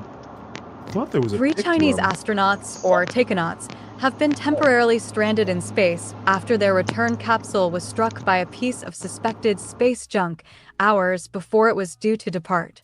Officials are investigating exactly what happened, but so far, there is no indication of how much damage the craft sustained or when the crew will return to Earth. The taikonaut trio, Wang Jia, Qin Zhongrui, and Qin Dong, collectively known as the Shenzhou 20 crew, has been living on China's Tiangong space station since April 24th. They were due to return to Earth Wednesday, November 5th, following a successful handover period with the Shenzhou 21 crew, who arrived on the station on Halloween, October 31st. However, earlier on Wednesday, at around 10:30 a.m. local time, representatives from the China Manned Space Agency, CMSA, announced that the astronauts' return had been postponed via a statement posted on the Chinese social media site Weibo. The stated reason for the delay was that the crew's return capsule is suspected of being impacted by small space debris, CMSA representatives wrote in the translated statement. The agency added that an impact analysis and risk assessment are underway to ensure the health and safety of all 6 takonauts currently on board the space station. However, no other details have yet been released. Yeah, I'll just stop it there. Pretty interesting. I will try and keep up with this story because I'm curious. The last time I can remember debris hitting a spacecraft, that's the last shuttle. I forget which one it was that wound up breaking up over Texas. If you'll recall, it was a shuttle. It was a piece of foam or something like that took out some heat tiles. So, this is definitely a thing, a dangerous thing. What's up, Dawn? So here's the deal. Everybody, please make sure you hit the like button. And if you happen to be new, please subscribe to the channel. We are halfway there to monetization at 250. And I don't know that we'll hit 250 before the end of the year, but we want that drive to 500 so we have options to monetize. And if you do subscribe, don't feel obligated to stay subscribed. This show can be kind of news heavy and information heavy, and it's not always, fuckery, though it tends to get that way the closer we get to the weekend and over the weekend. So This video was donated or brought to my attention by Uncle Fatty, and it's puking lemonade at Nathan's Lemonade Chugging Contest in 2024. I had no idea there was a lemonade chugging contest. Knew there was a hot dog eating contest. So let's we'll just count this as a science story also. Unbeaten.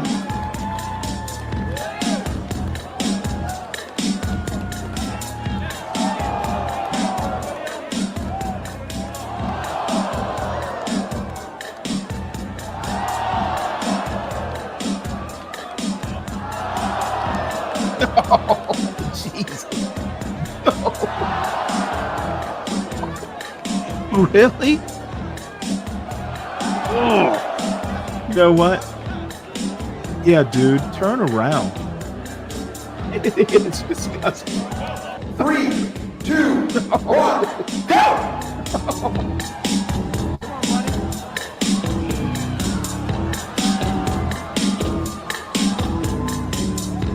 Badlands in a zone here. I don't know them. It's like a wave machine. Oh my God.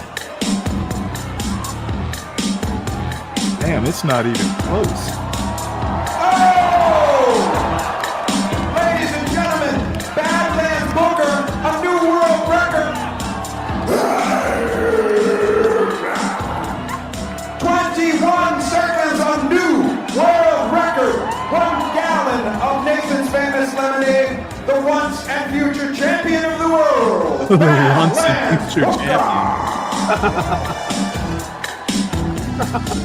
21 seconds. All right.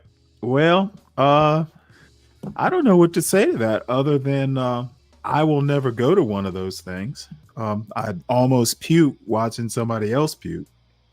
So thank you, Uncle Fatty, for that. Nathan's hot dogs. Nathan's famous hot dogs has a hot dog eating contest every year. Apparently, I didn't know they had a lemonade chugging contest, but apparently they do. And you know, it's an American brand. You can get the Nathan's hot dogs at grocery stores, and I know along the New Jersey Turnpike, some of the gas stations, and I haven't been on the New Jersey Turnpike in probably 30 years or more. But Nathan's has like restaurants, different places up north, like in the Northeast. I've never seen one south of the New Jersey Turnpike, or maybe south of Philadelphia. So it is what it is. And what's up, Mella? So the next video, Aramiyose Frimpong, and this is about a week old and never got around to showing it, but he talks about Democratic white women, Nick Fuentes and Tucker Carlson all hate gender equality, and then he's doing a review of the Tucker Carlson interview with Nick Fuentes, and I haven't watched it, so I have no idea. I do know that oddly enough, Arami has some regard for Nick Fuentes for some reason or another. I'll never understand that, but Arami does have odd takes sometimes. So let's hear what he's got to say. America, my name is Aramiyose Frimpong, and I'm going to explain to you right now why Democratic white women, Nick Fuentes, and Tucker Carlson all disbelieve in.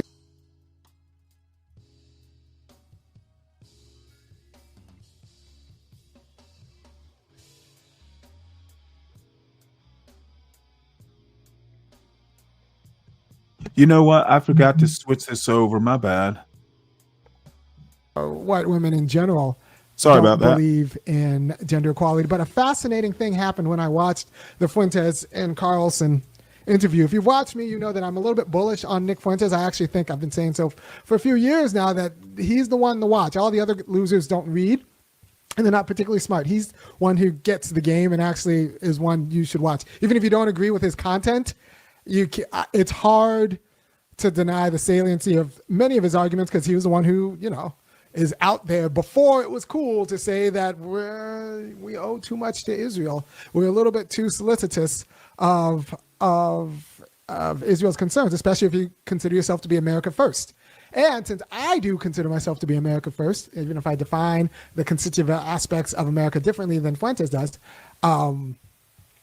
I knew that was going to be a powerful argument because he's right. Like, if you are America first, which I am, you should not be taking Netanyahu's calls first, right?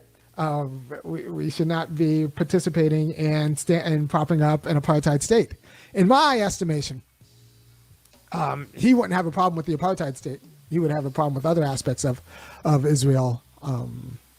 But, I'm going to talk to you right now about an aspect of Fuentes and Carlson's debate that caught me. Because at first, and it's a 2-hour long interview, at first I was worried because they were against porn. I'm against porn. They were against gambling. I'm against gambling. They were against, they think feminism makes women unaccountable. I think feminism makes also imports a quality of unaccountability into women in their not just political but social and family responsibilities. So I'm worried. I was worried for the first hour and 50 minutes that the left was completely cooked because Fuentes and Carlson were understood that there's a problem in families. There's a problem with working class jobs. There's a problem with pornography. There's a problem with gambling. There's a problem with feminism. There are all these problems that liberals don't have either the skill or the gumption. There's a problem with Israel. There's nothing. There's a problem like borders matter. Borders allow us to be different than people who are not us. They allow us to be an us. If you don't appreciate that, then a lot of people don't appreciate that, get their usness from other things. So I'm always a little bit suspicious of deeply religious people who don't believe in borders because they get their religious particularity from their particular religion, whether you're Jewish or a particular kind of Christian. It's easy not to give them borders if you don't understand yourself as really American, but as a Mormon or as a blank, as a blanket, as a Jew, so me who considers themselves as an American need there to be American borders so that we can distinguish ourselves as Americans from people who are not Americans, and they are free to distinguish themselves through political means as other than us in their own way. The borders allow us to each do our own thing, which is part of freedom. To the ability to do your own thing and decide and chart the course of your thingness. So Fuentes and Carlson get borders in the way liberals don't. And I'm going to tell you, the one thing that gave me hope that, okay, we can beat the right is at the last 10 minutes while they definitely maneuvered around their racism, saying that, their Christianity is distinguished, disallows their variety of racism. And that's what they said, but it wasn't particularly, it was sufficiently convincing. So I'm like, you're not going to get them on the white supremacist aspect. Although Fuentes has openly said that this is a white nation. And if that's not white supremacist, it's a white American supremacist. Right? You don't have to say that white people are better than non-white people, but you can say that if you're going to be an American, it's better to, you should have more say as a white American than a not a white American, which I disagree with. And let me Alpha, the first one. Dems are going too far left. Socialism is far left. LOL. Actually, you're wrong. Socialism is not necessarily far left. If you are a corporation and you get bailed out, say during a recession or something like that, that is socialism. Basically, you privatize profits and socialize, a loss if you are too big to fail. So socialism doesn't have to be far left. And pretty much every Western government currently has programs that are socialized. Again, socialism doesn't have to be far left. If Dems drop transgender socialism and illegal immigration, they will be competitive. Again, pure myth. All three of these are pretty much trash arguments. And everyone, the link is pinned up at the top. Mamdani is a socialist, yes. And guess what? Apparently, so is New York City now because they voted him into office. So, hey, who knows? Democratic socialism might work for New York City. Bernie Sanders is a democratic socialist. People voted for him. A lot of MAGA voters voted for Bernie way back when. That is a problem. I think that's going to be a problem, but it's going to be a problem that they succeeded in kind of skirting around. They succeed in skirting around. The problem they're not going to succeed in skirting around Mamdani's not a is communist. gender But, in the thanks family. for playing Alpha. Gender in the family, they screw up. Because they're on that, like, you know, women need to be seen and not heard, and, you know, men have final responsibility, and the problem with feminism is that it complicated the responsibility of men and women, and that's the problem. All right, so that's going to be the way in which the family, if the left gets the arguments about the family right in a way that respects gender equality, it will undermine Fuentes, it'll undermine Carlson, but it'll also undermine a lot of dem white women who want the right to be bad at doing family. Like liberal white women are the worst parents in the United States. I'll say this again, and I'll say this clearly. Liberal white women are the worst parents in the United States. They have the most and screw up the most, and they have so much money that they can pay for all of their screw ups. But they have the most, and they would be better off, a lot of them, if they at least listened to their baby daddies. Right? Liberal white women are the worst parents in the United States. They could take a kid who's born on third base and still not get that kid home, right? So we're talking about the worst parents in the United States because they don't want to take accountability. They don't want to they want the quality of feminism. They want the quality of feminine identity that says that they're naturally good at parenting without the quality of feminism that says that they actually have to, like, outcomes matter, right? So you want the responsibility without any of the authority. And that means you really don't want the responsibility. Oh, you want the authority without any of the responsibility. So, and accountability that comes with the responsibility. And this is not just white women in the family. It turns out they screw up everything that they take over, right? One of the reasons we can't get better public schools is that goes through liberal white women, and you can't tell them anything because to do so would be misogynist. So the kids don't read, and we can't talk to the teachers about the kids learning how to read and do math. And there's a way in which the history of feminism is a movement out of the Tucker Carlson and Nick Fuentes variety into the Dem Karen variety, who still takes all of the presumed irrationality. Because remember, Fuentes and Carlson thinks women are justifiably or naturally irrational and kind of inscrutable. I, as distinct from them, think that they're perfectly rational. We've just in the United States allowed a culture and incentivized a culture that shields them from accountability. So they lean into that shield from accountability. So we have dingbats.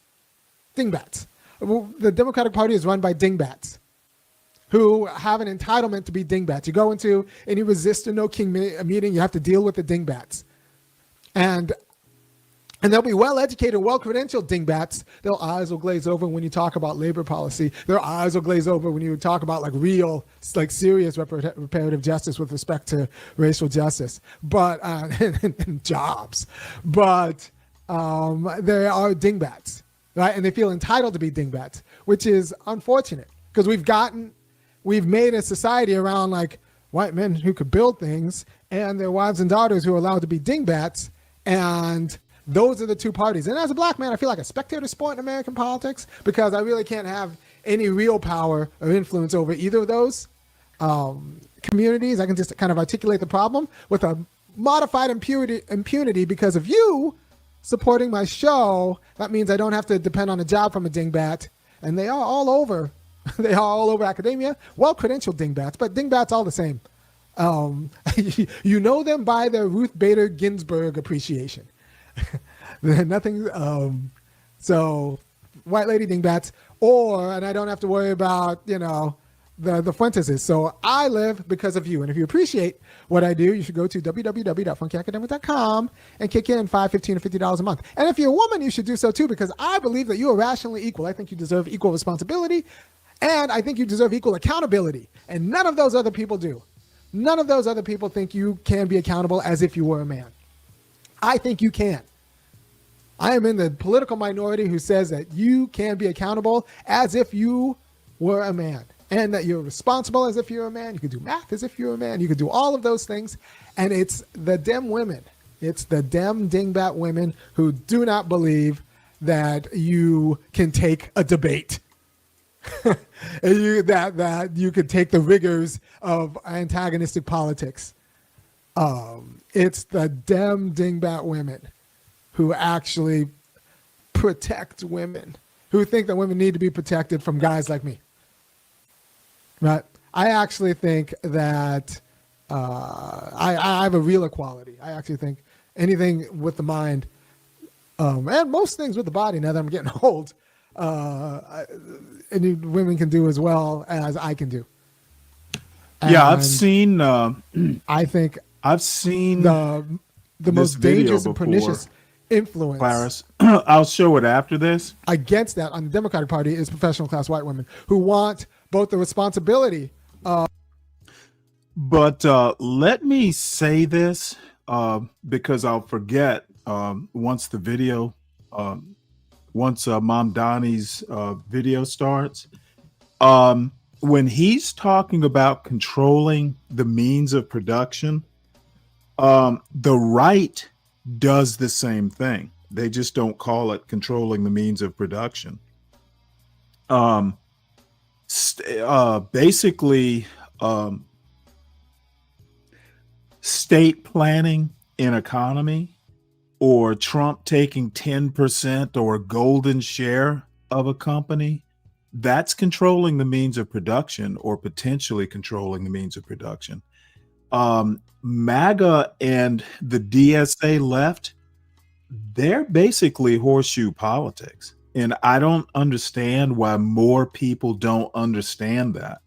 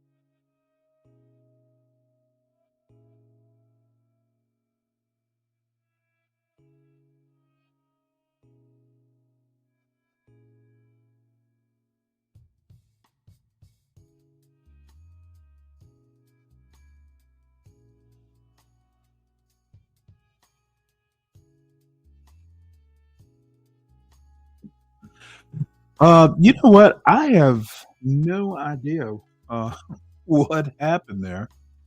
I don't know either. Well, it was on my side. I don't know why. Anyway, I was going to say, or was saying, that I don't get all this hyperventilation or hyperventilating over Mamdani talking about socialists ultimately wanting to control means of production. The right does the same thing. Nazis, when, the Third Reich, I mean, they were controlling a bunch of the economy. I don't get the hyperventilation. Mela, do you have something to say before I restart this video? Oh yeah, the name calling is what prompted my comment in the um in your live stream. It was I'm riding with him, right? I'm riding with him. I'm listening to him. I'm like, yeah, brother, yeah. And then he starts the name calling, and that denotes an emotionally fractured individual. What name? What you know? What I He guess I'm refers to white immune to it. women as dingbats. He didn't have to do that. He was doing it Um, for dramatic effect, and men are not to be dramatic. Men are not to expose emotions as a woman would. Okay, well, let me ask you a question because you know I don't buy into that men are supposed to be bullshit that many people I was watching DJ Hamp on Nightish's channel. He occasionally goes and reacts to DJ Hamp panels. I don't buy into that men are supposed to be stuff. You know, he has been doing this for years. He does tend to be a little theatrical, that's for sure. But telling a man what he's supposed to be, unless you're his woman, you know, you're I entitled can to agree your with opinion. that. You're entitled to your opinion is my response. Well, that's his thing. He believes that women are abusing a sense of entitlement, and I'm just trying to figure out whether or not who's to say what one deserves to believe they're entitled to. That's all. Okay, well that's a two-way street. What entitles you other than having your opinion? Who's to? I think we wade into territory I don't like to get into when we're Okay, no saying problem. what a man should be.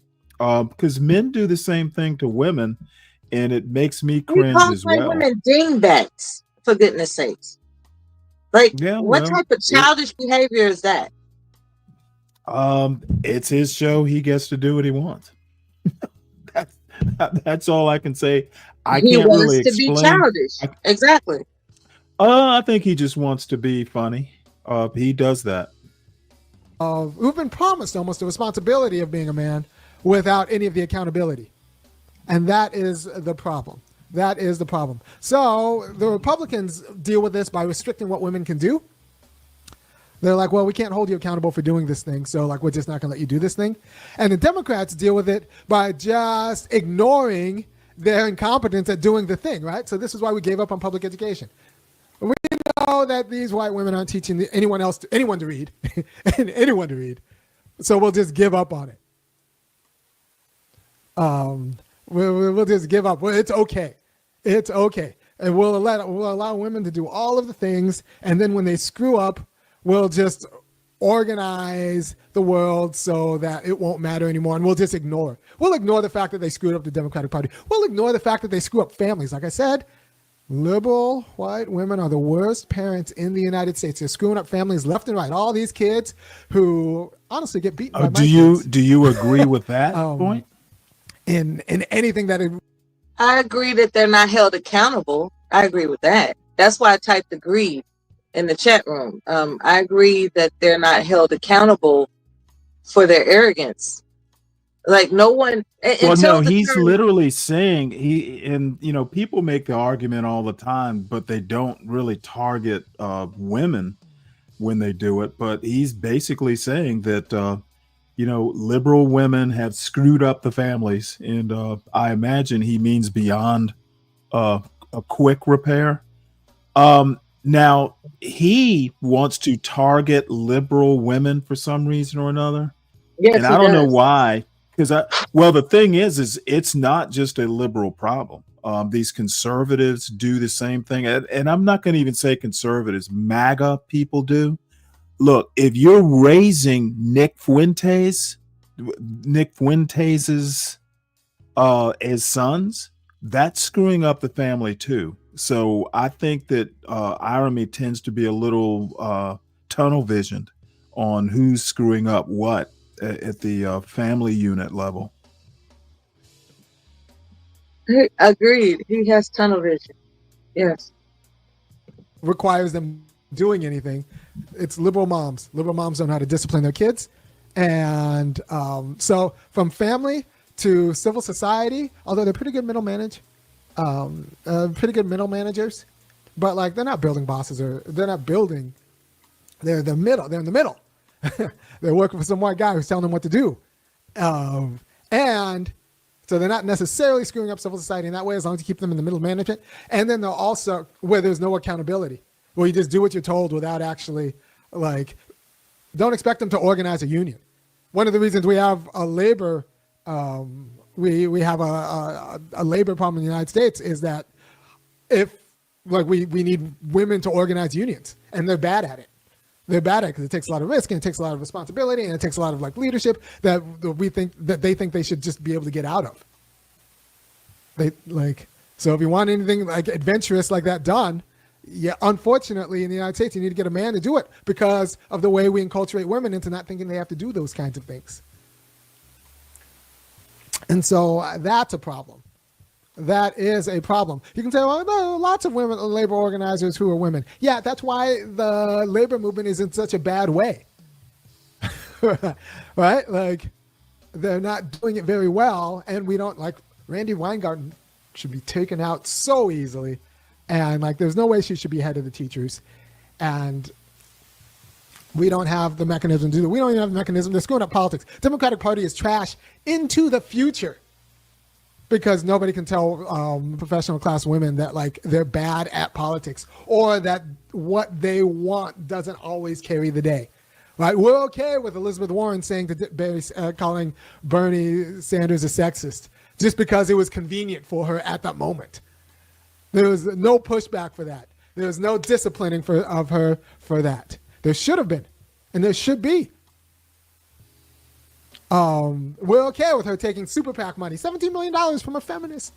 I think it's closer to $20 million from a feminist after pledging not to take super PAC money just because she really wanted the money. Yeah, that's why they call it money. But also, if it was so easy to say no, then it wouldn't be a problem. So when you say no, you have to stick with it. But no, it was more convenient for her to take the money, so she took the money. Right? And there's no pushback for that. There's no pushback for Nancy Pelosi refusing to take debates for the next 30 years. There's no pushback for Dianne Feinstein going brain dead in office because we protect her from an antagonistic process. Politics, running for office, should be a controlled antagonistic process, kind of like prize fighting, where you make yourself up the ranks. You should have to prove yourself through many debates, ongoing to sustain the office. There should be 3 mandatory debates every election cycle with someone who wants to take your job. Yeah, this may have run its course. But we don't do that in the Democratic Party. The Democratic Party is anti-debate. The Democratic Party is anti-debate because it might hurt women's feelings, and it's an antagonistic process, and we like people to be nice because we feminize the party. And you know what? The GOP gets stronger because they haven't feminized their party. So this professional class of white women takes their entitlement to be coddled into every aspect of their life, from family life to civil society to politics. And on the GOP side, they say, well, we should restrict, what women are able to do. And on the Democratic side, it said we shouldn't restrict what women are able to do. We are just going to pretend that their screw-ups don't matter. The fact that they've... Again, he seems to think this doesn't happen in conservative households. If you go back in American history, many of these women were like put up on a pedestal, the typical or the stereotypical Southern belle. These were conservative women, or at least conservative seeming women. I think it's a bigger problem than just Democrats or liberals. 50% of the country. Let me put it to you this way.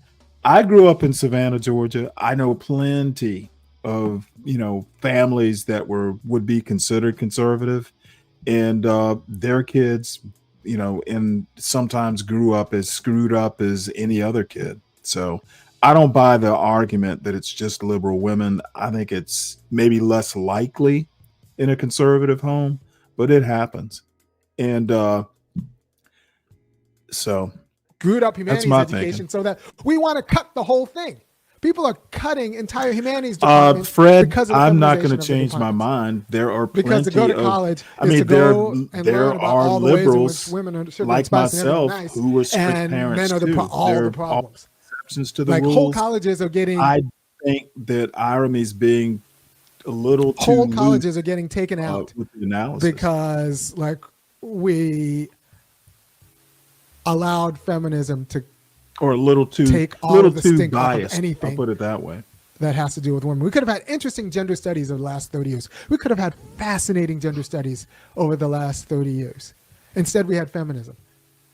Because feminism is I'm what you do when you disputing get your gender studies, but you analysis. assume that I women are think right you're about as everything. loose as Irony is. You can quote me Trying, on that. I don't know. You and I just disagree on video. that. Feminism is what I you get think it's when you do gender widespread. studies, but you I assume that think women are it's right about even everything. beyond whether you're liberal or conservative. I think the And American it's family made has been screwed up across the board. everything that they get in charge of like worse, because sometimes you might need to listen to men about something. Maybe sometimes, and you can't tell mothers that, you can't tell boss babes that in civil society, and you can't tell women politicians that. Well, let's see. Let's see if he pulls unfortunate. himself out of this And I have no tailspin. If problem not, going I'll the other way. skip ahead or Men, go to the sometimes next you video. you should listen to women. I'm sorry, what? What would he say women ought to listen to men about? He's not saying women ought to listen to men. He's not making a manosphere type argument.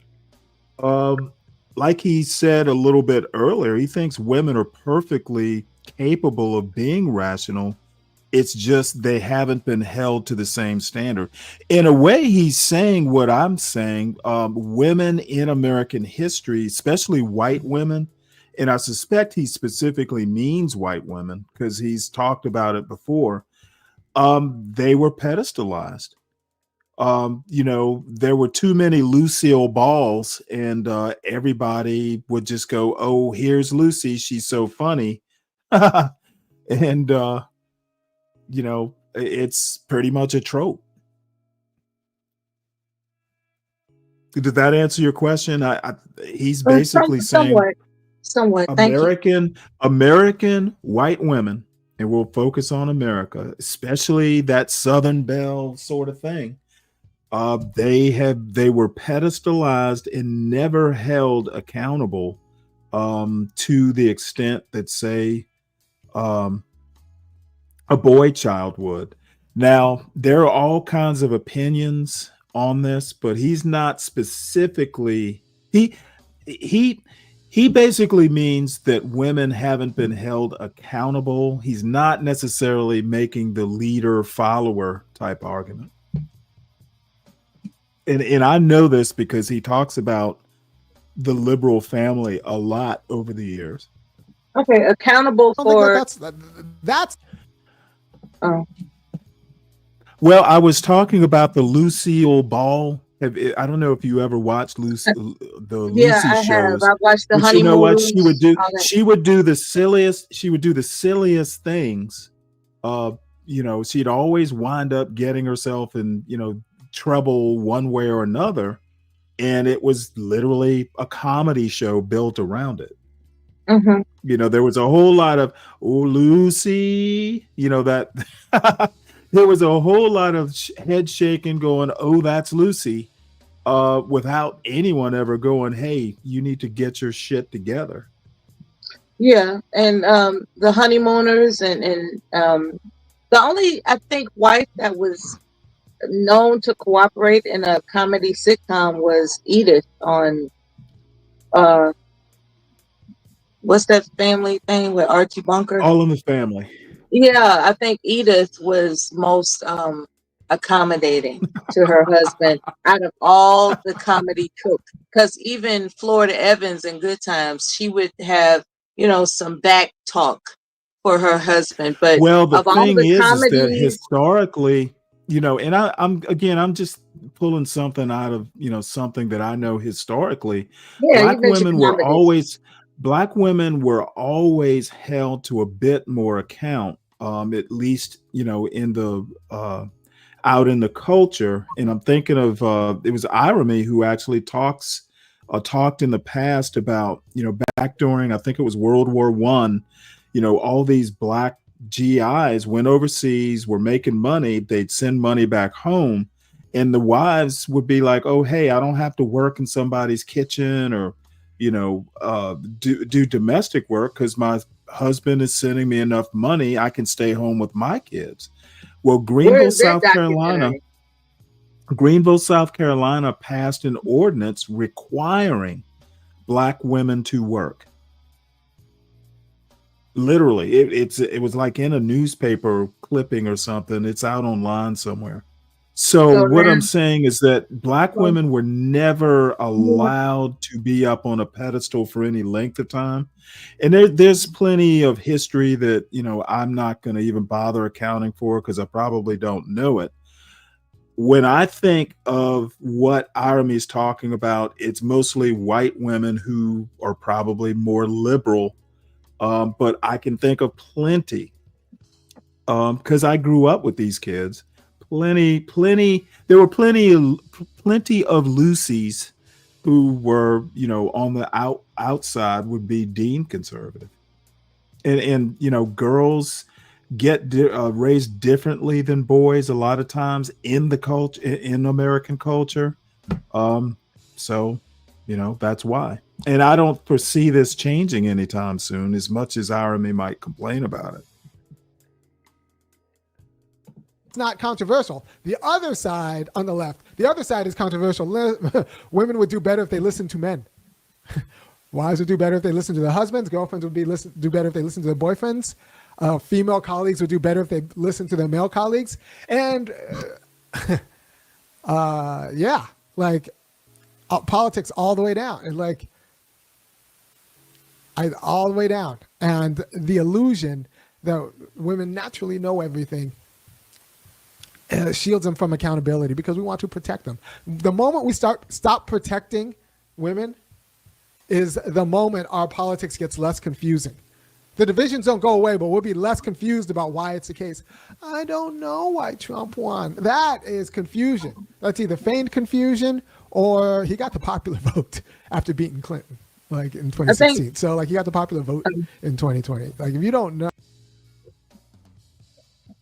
I think what he's saying is that women don't take men seriously, and when he talks about they're not being held quote unquote accountable, I think he's referring to the lack of yield that women, especially white women, would have for a man, especially a white man. I think he's referring to the yield factor, to the forfeit factor. I forfeit any challenging thoughts, any challenging arguments, any challenges. I forfeit any challenges to you, the man.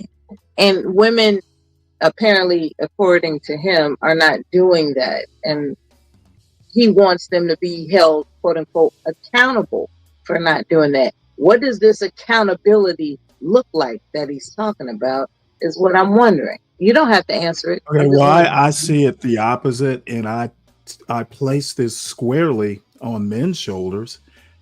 They basically, the patriarchy has never held women accountable. You see it. Accountable for what? Okay, I need you to let me finish what I'm saying. All right. You literally can go back to the father knows best, to the, all these old 50s sitcoms where, the daughter's treated like a princess. The wives don't really do much during the day, at least in the sitcoms. Men, and whether people want to admit it or not, and I personally don't think it's changed.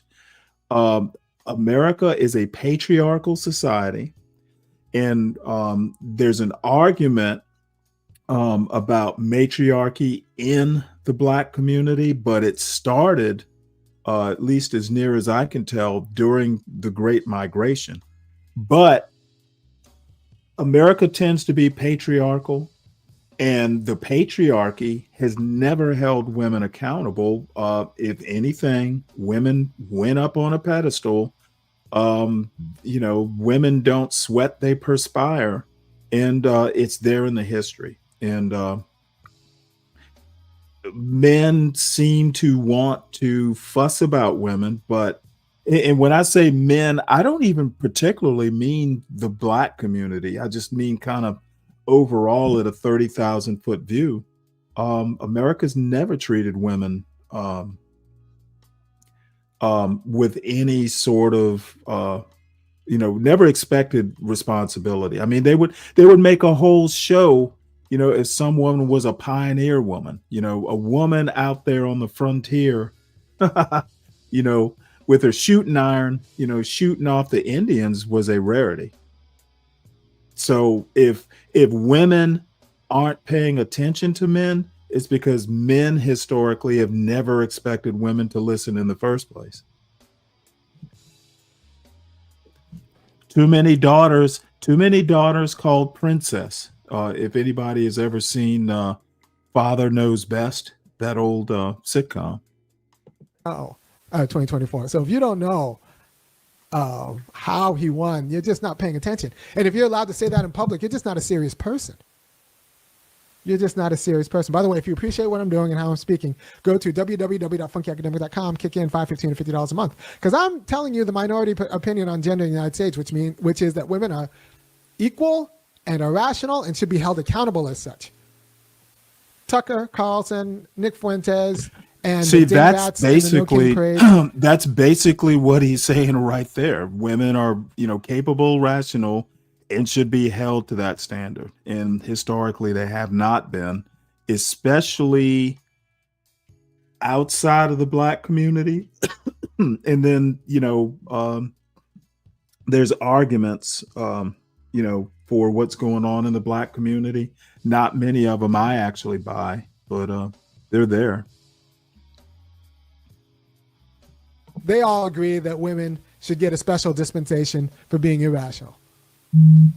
Now, the dispensation looks different. Tucker Carl says, yes, they're irrational and they're inscrutable, but one of the virtues of nature is that you love them anyway. Nick Fuentes says they just need to go back to just making a sandwich, and let men do the job. The Karens say something different. Yes, they're irrational, and you shouldn't hold them accountable, but we just need to allow them to screw up all of the institutions, because the institutions don't really matter. And they're under the illusion that the institutions don't matter, because for all of their lives, men have actually been sustaining those institutions, right? So they let them screw up the family. They let them screw up civil society, and they let them screw up politics. And this is why we have a Democratic Party that's screwed up. This is why. See, I don't get his argument. If men let women screw it up, why isn't he holding the men accountable? He seems to basically do what these manosphere types do. And maybe he's more manosphere than I give him credit for. But why are you blaming women for something the men let them get away with for all this time? Things don't change that quickly.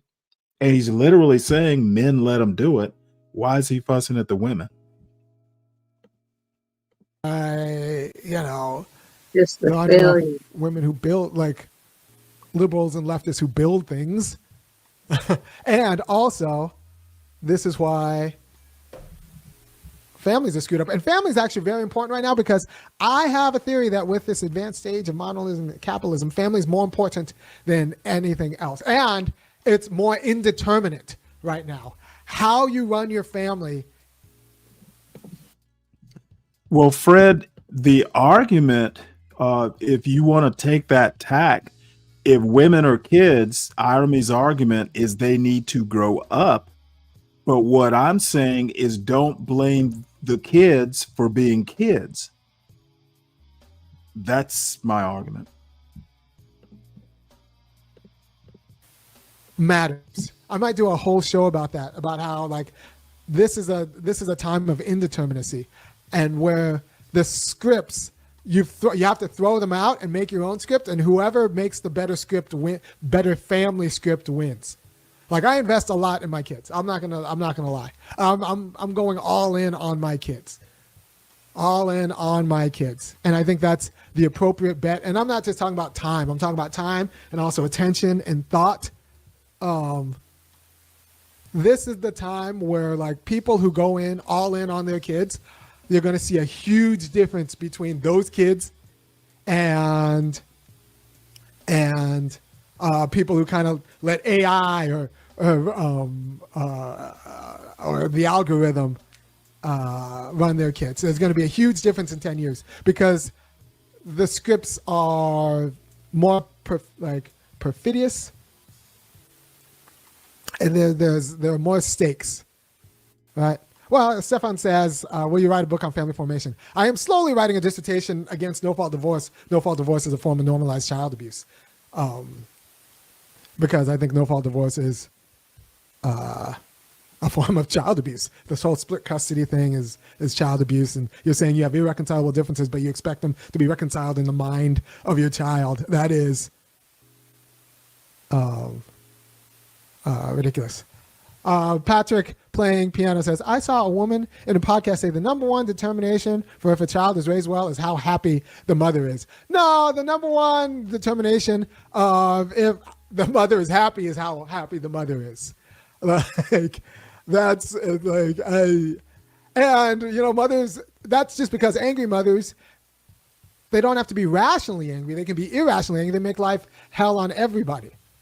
Right? So this idea of happy wife, happy life could be just if we assume that the happy wife is happy for rational reasons. But like, if the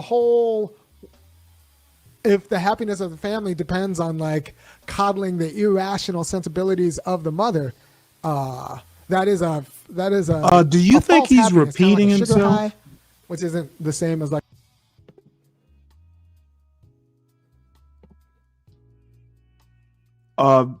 Melody, he's repeating himself, isn't he? Oh,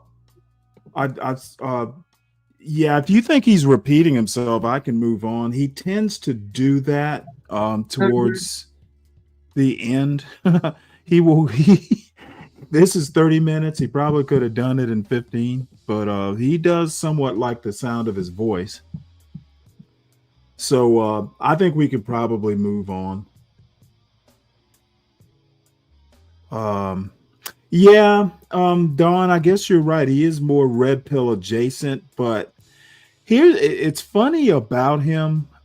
He would probably, think most of the Tommy Sotomayor's are just, basically, if not illiterate, they are unlettered, which I would tend to agree with.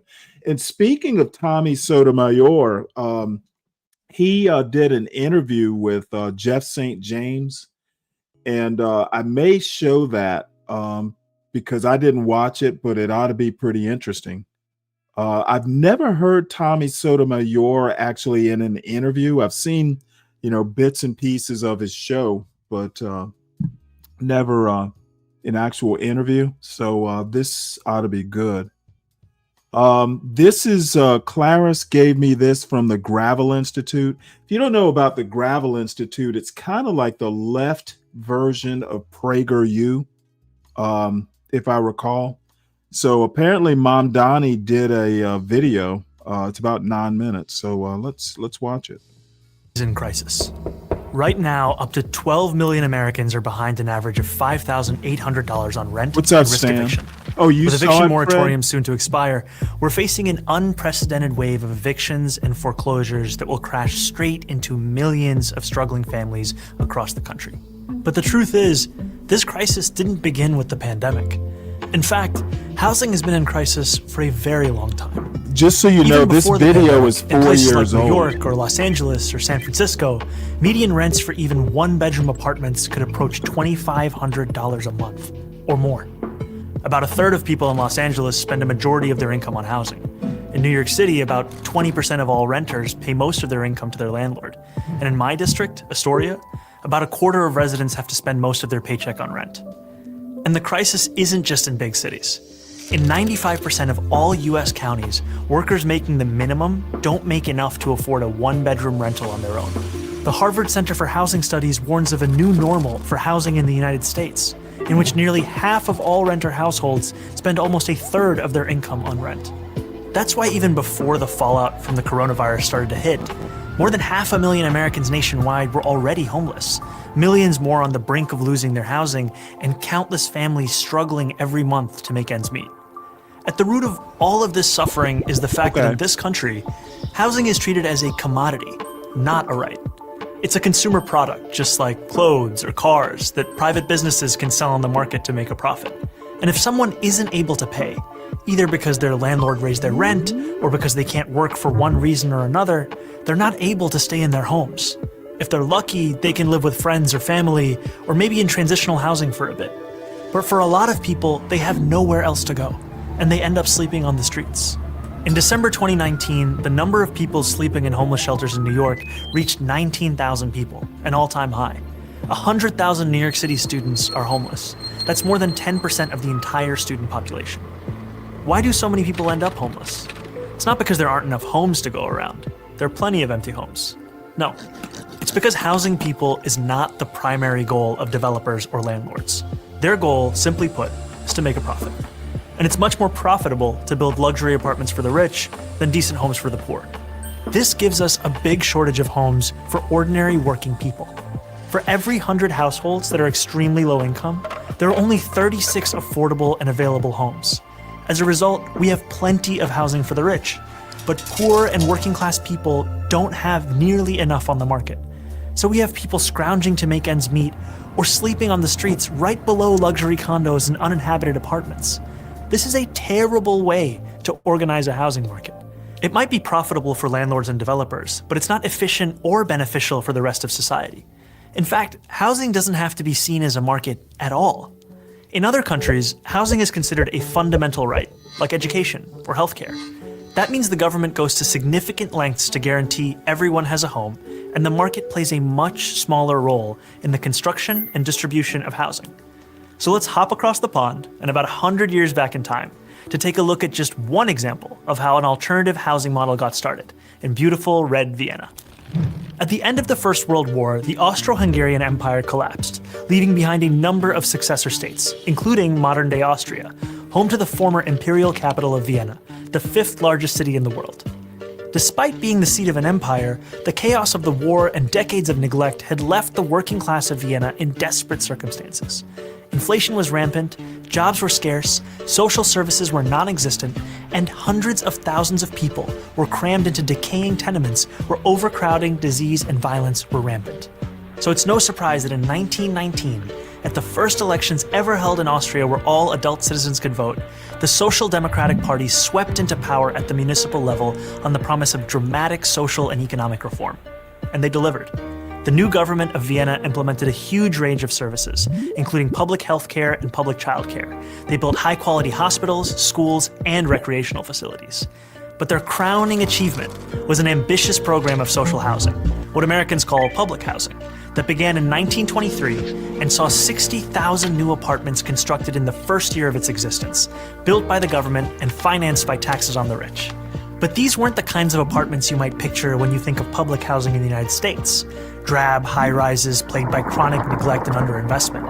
Residents could enjoy leafy courtyards, wide-open spaces, and plenty of natural light. They had shared laundries, state-of-the-art kitchens, food co-ops, bathhouses, pharmacies, lecture halls, schools, and swimming pools. These apartments were designed to be both beautiful to look at and beautiful to live in, fostering a sense of shared community among the people who lived there. And the best part was that because the city didn't have to worry about making a profit, just about paying off their maintenance costs, these homes were both much nicer and much cheaper than what workers had previously known. In 1926, the average rent in Viennese social housing was about just 4% of a monthly wage. The first 15 years after Austrian independence saw its capital transform from a symbol of urban blight into a beacon of socialist governance. It became known as Red Vienna, after the official color of the socialists who had pioneered these changes. And even though Red Vienna fell in 1934 when the country was seized by fascists, who did what they could to roll back social housing, that commitment to good cheap housing remained after the Second World War. Today, an astonishing 62% of all city residents live in social housing, with the average monthly rent falling somewhere between $400 and $600 a month, with subsidies for lower-income tenants. That is a fraction of what people in America pay. Unlike in the United States, where public housing is treated as a worst-case way to house the very poor, Vienna's social housing residents are extremely diverse. Everyone except the top fifth of the population is eligible to live in social housing. This means there's broad appeal across many segments of society, which creates the foundation for its political popularity. That is how the majority of people in Vienna enjoy something that's considered almost utopian here in New York. Affordable housing that isn't just cheap, but desirable. Housing that isn't just four walls and a roof, but a real home, with a sense of stability, safety, and community built in. Now, sorry, what? Say, what you doing, Bubba? Watching a video. You can't see it? I ain't got my glasses on, Stanley. Oh, can you not hear it? I can hear it now. Okay, well let's finish this up. All Unless you right. got do you got a comment on it? No, not right now. Okay. of course, this is only one example of an alternative framework for housing, and Vienna has not fully removed housing from the domain of the market. Residents still pay part of their earnings in rent to cover operational costs, and a sizable chunk of the population lives in private housing. But it's an actually existing alternative that shows us what a step toward a better world could look like. If we want to end the housing crisis, the solution has to be moving toward the full decommodification of housing. In other words, moving away from the status quo, in which most people access housing by purchasing it on the market, and toward a future where we guarantee high-quality housing to all as a human right. So how can we do it? We can start by making sure people who access housing on the private market have ironclad protections against abuse and exploitation. But to go further, toward the Vienna model, we'll have to go beyond the market. We can establish community land trusts to gradually buy up housing on the private market and convert it to community ownership. We can give tenants a right of first refusal to buy out their landlords when buildings go up for sale. And we can fully commit to a new era of social housing, ending subsidies for luxury housing development and using our wealth to build beautiful, high-quality social housing projects that offer good homes and strong communities to everyone. We won't decommodify housing overnight, but we know what we have to do, and we have history to guide us. And we know how we'll get there, through a movement of the multiracial working class organizing for the better world we know is possible. And we've already begun. I'm Zohran Mamdani, Assemblyman for New York's 36th Assembly District in Astoria, Queens, for the Gravel Institute.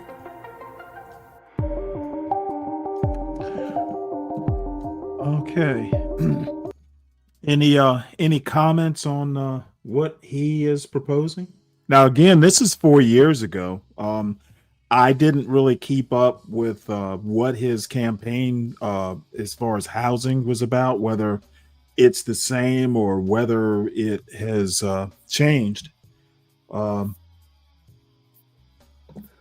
see. Stanley needs to volunteer his house and land to the cause. And what cause would that be? It's funny. I'm sure. Just a quick little news flash here. I don't know if everybody remembers back in the early days of Trump's occupation of Washington, D.C., but there was a white guy who threw a sandwich at a cop, and Judge what's her name wanted I can't even think of her name. I'll think of it in a minute. But anyway, they wanted to charge him with a felony, and the grand jury would not indict, so they switched it over to a misdemeanor. And a jury has found him not guilty. So basically, it was basically the jury nullified what the Trump administration wanted to do to him. So jurors find sandwich hurler not guilty of assault.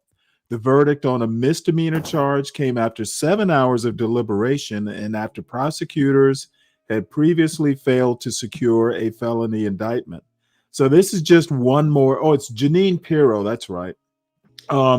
So this is just another loss for Trump. Yeah, well, he got fired. Oh well, that's going to be it. You don't go to jail for being fired now, do you?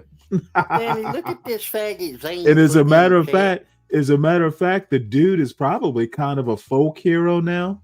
I would not be surprised that he, if he didn't show up. If he's a lawyer, and he might be because he worked for the Justice Department, it would not surprise me to see him at some left-wing think tank or something like that. He could be the left-wing version of Kyle Rittenhouse. Danny, look at this faggot Zane put in the chat. This what? Look at that faggot Zane wrote in the chat. Yeah. gay. Well, Told you he was he gay, is damn. he is a bit of a troll. Fucking faggot. So anyway, our Goddamn friend the Subway sandwich hurler is gonna get away with it. So I actually had two options. Helen Andrews does an interview with Ross Douthat and another lady who I don't recognize. The topic is, did women ruin the workplace, and can conservative feminism fix it? I didn't know there was such a thing as conservative feminism, but you learn something new every day. I think we'll just start with the Ask a Brother podcast. Tommy Sotomayor being interviewed by Jeff St. James, the brother of the Can we Ask a watch Brother a Trump podcast. interview, Stanley? No. Why? So why would we watch a Trump interview? Has he 'Cause I done wanna something watch interesting Trump. today? I'm sorry, what? I want to watch a Trump interview. Well, you've got internet, right? No. Well, oh, okay. Oh, you mean Helen Andrews? Helen Andrews? I said Donald Trump.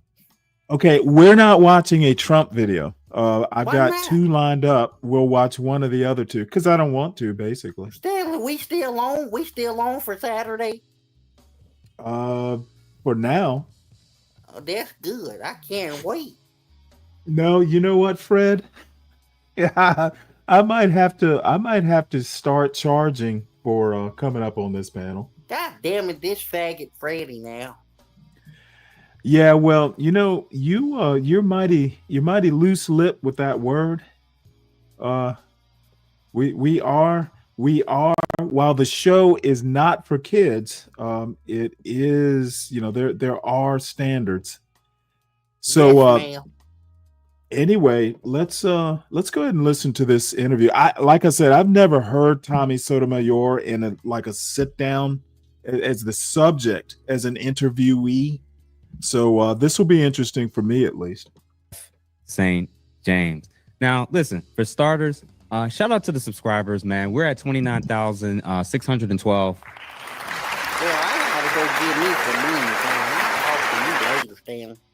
By the way, speaking of 29,000 subscribers, if you are new, please make sure you subscribe Hit to the channel. Subscribe button for Stanley. Okay, dude, and recommend it out to your friends. So they can watch. We do interesting things, if not always exciting, and this is one of them. And we are getting towards, speaking of JB's weekend show, we are getting towards the weekend. So the Sovereign Beer Fund is always open for donations and or investments. So bear it in mind. Tune in Support- Saturday. This show is gonna be amazing. Support the host by supporting the show. And by the way, I do more than just buy beer. I do have newspaper subscriptions. I've got some Substack subscriptions. I even subscribe to a couple YouTube channels, membership wise. So some of the money does actually get used wisely, poured back into the production of the show. So You gonna bear that pay in me, mind as Stanley? well. I'm sorry, what? You gonna pay me Saturday? No. Oh, I'm gonna just do it for free then. Well, you may wind up paying me at this rate. Saturday we Never, gonna do it for free. You said never I'm gonna know. be the co-host. All right, so here we go. Ask a Brother podcast. Appreciate y'all, man, genuinely for supporting the channel. It's incredible, man, in terms of how this channel has been growing, especially how fast it's been growing, a very, very short amount of time. And I'm grateful and honored for all you all that's been a part of helping with this journey. Despite me being shadow banned after my Obama episode, I'll probably be bringing it up to our special guest once I bring him on. But for starters, I just want to kind of decompress after that 2-hour plus stream last night, which was awesome. Shout out to Pop Culture Mika. She was an awesome guest. It seems like a lot of you all are really receiving a lot of her message. And I kind of wanted to clear up some things in terms of when I'm bringing on a lot of guests, because I noticed that everybody seems to have all these different opinions from which types of guests I should have, the types of things I should be saying or shouldn't be saying. My initial lens with this particular channel, believe it or not, is, one second, I had to move that around. My personal humble opinion is I think that this channel, for me anyway, is meant to be a spot and space for different ideas. That's it. Just different perspectives, different opinions, different viewpoints. And I'm excited. I'm excited to be just one of the people who I think can engage in this type of dialogue and listen to people and hear their views and perspectives and give them a chance to articulate it without someone screaming and yelling and, doing all this other stuff, So I'm like, just know that a lot of times, every time I'm bringing people on, it's not because I'm trying to start a debate with them. It's more so because I want to hear their actual perspective. Sometimes I agree, sometimes I don't. My goal is to introduce my audience to new ways of thinking, new perspectives, new books, new ways of learning. And I think that so far, so good with the well-rounded group of guests that I've had so far. And of course, I'm super, super hyped about tonight. But before I get any more into that stuff, let's start with, if you are currently in the chat, if you're currently watching this as we speak, this is what I asked, since your boy is currently still shadow banned as of the last, I think, 3 or 4 days. The lives appear to still work very well, but they only work when you all are engaging in the content. That includes liking this, that includes hyping up the video, as well as sending it to 2 to 3 different people. If you want to submit a super chat, click the $, $2, $3. I'll greatly appreciate it. But if you're a member, don't feel obligated to donate. As I say every video when I try to remember, if you are a member, you're already supporting the channel as is. So anything that you feel free to donate, I'll be grateful for sure. So just a couple of quick announcements, y'all. Your boy on November 15th, I will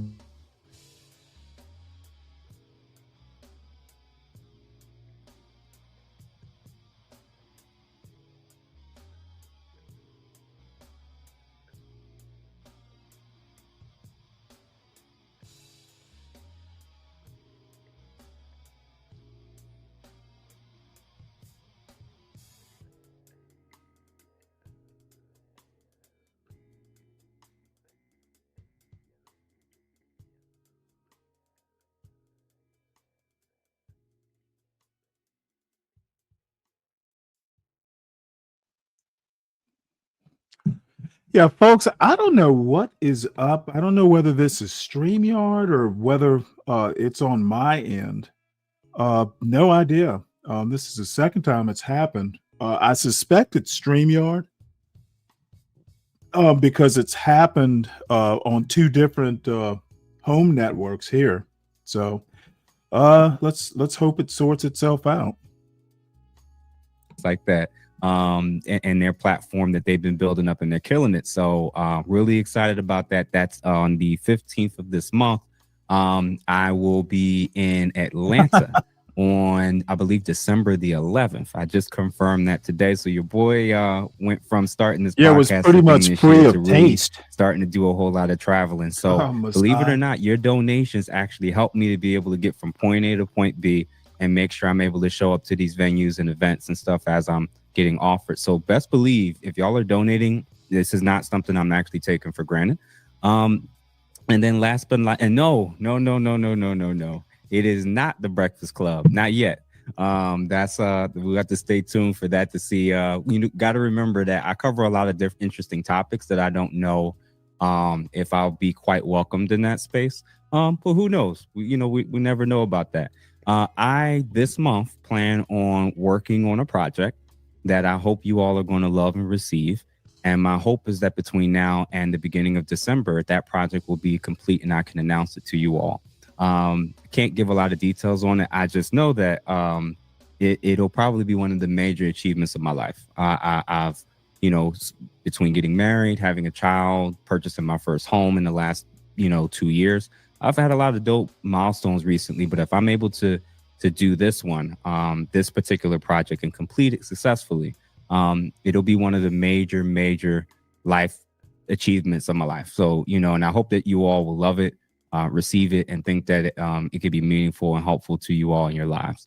Shout out to the not only the subscribers, but also the members, just for your ongoing support. Make sure you all, again, like this video. Make sure you send it to 2 or 3 people. All right. And then last but not least, last 2 announcements.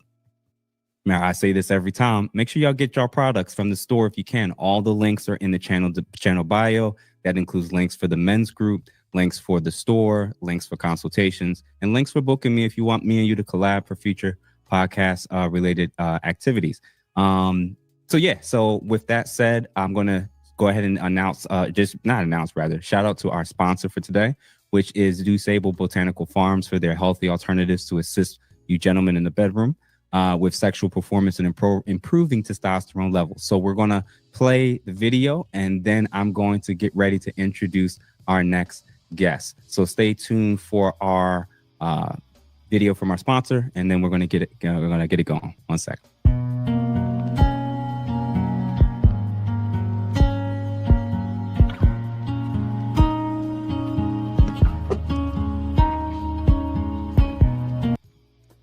Ordinarily I would skip through the commercial, but it might be nice.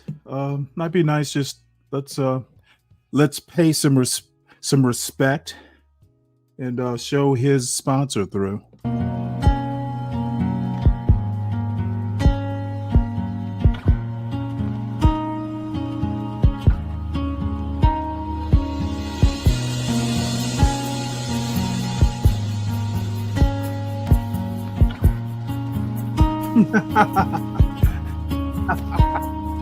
What, you don't like seeing healthy people?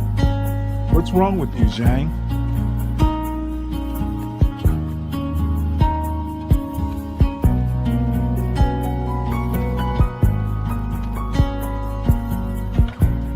Hey, Zhang, that said how to overcome erectile dysfunction. So that's right up. If you need me to drop the link, you've got some stuff you probably need to work with. I understand your frustration in this chat. There was something I was about to say. I'll remember it in just a minute. Yo. So welcome back, and thanks again from our sponsor from DuSable Botanical Farms. Again, y'all, make sure you use the code Ask No, the you Brother didn't beat me to the joke. 10 for 10% off your next purchase. So I'm going to give you about 1 to 2 more minutes and kind of just fluff to kind of make sure we're all set. So as I'm just allowing people the time to kind of filtrate in. I'm seeing anybody who wants to hit the link, it's up at the top. Just popped in, and I want to say last checked, I think we had about 100 people, 140 people in, and we only have 90 likes. So that means there's about 50 of y'all in here who just hopped in or has been in here and is just hanging out. If you want to, support this type of stuff and want to see it more and more and popping back up on the algorithm, you gotta like the content. You gotta like it. You gotta like it. You gotta like it. So when me and this individual that I'm about to introduce I know what's coming. I just have a feeling that this is going to be another fire episode, another fire interview. So make sure you hit the button, hit the like button, make sure you support, because when this man comes up, I'm just telling you, I'm hype, I'm so excited. I can't wait for this individual to come. I've been a huge fan of his long before I even thought about starting my own podcast years ago. So it's an honor. It's an honor for sure. So again, if you're not a subscriber, make sure you do subscribe. If you're not a member, you're welcome to be a member. You don't want to be a member, but you love the content. And if you love this particular episode, and if you want to support this type of future projects, feel free to not only hit the like button, but feel free to click the $ and donate whatever it is that you see fit. But I'm going to tell you this right now. Once me and this guest gets going and we just start talking, I have a feeling that we're about to make some incredible content. So without further ado, y'all, I am going to introduce today's guest. So last warning. If you are currently watching this, copy and send this video to 2, 3, 4 different people if you can, to Black people, to white people, to conservatives, to liberals. I think this is something I just have a feeling I want as many people to listen to this, and I want y'all to spam the crap out of this comment section for sure. So again, shout out to everybody that's coming in. Welcome. Again, if you have not heard, make sure if you please do smash that like button. Would greatly appreciate it. And feel free to hit the hype button as well. All right. So without further ado, it's now time for me to introduce today's guest. Listen, I'm going to say this, y'all, because this is the way I'm starting off my channel. I'm realizing now, with me getting shadow banned so early after only a few months of doing this, I can see how he's been treated in a certain way, because already I'm starting to get a little bit of friction. But I'm going to say this right now, y'all. It's an honor. I'm grateful for this opportunity, and I don't take it for granted. And shout out to y'all, because if it wasn't for you all supporting this channel, I don't think a lot of these people that are coming on would even know I exist. So I'm genuinely grateful, genuinely grateful and appreciative of every single episode, every single like, every single comment, the good and the bad.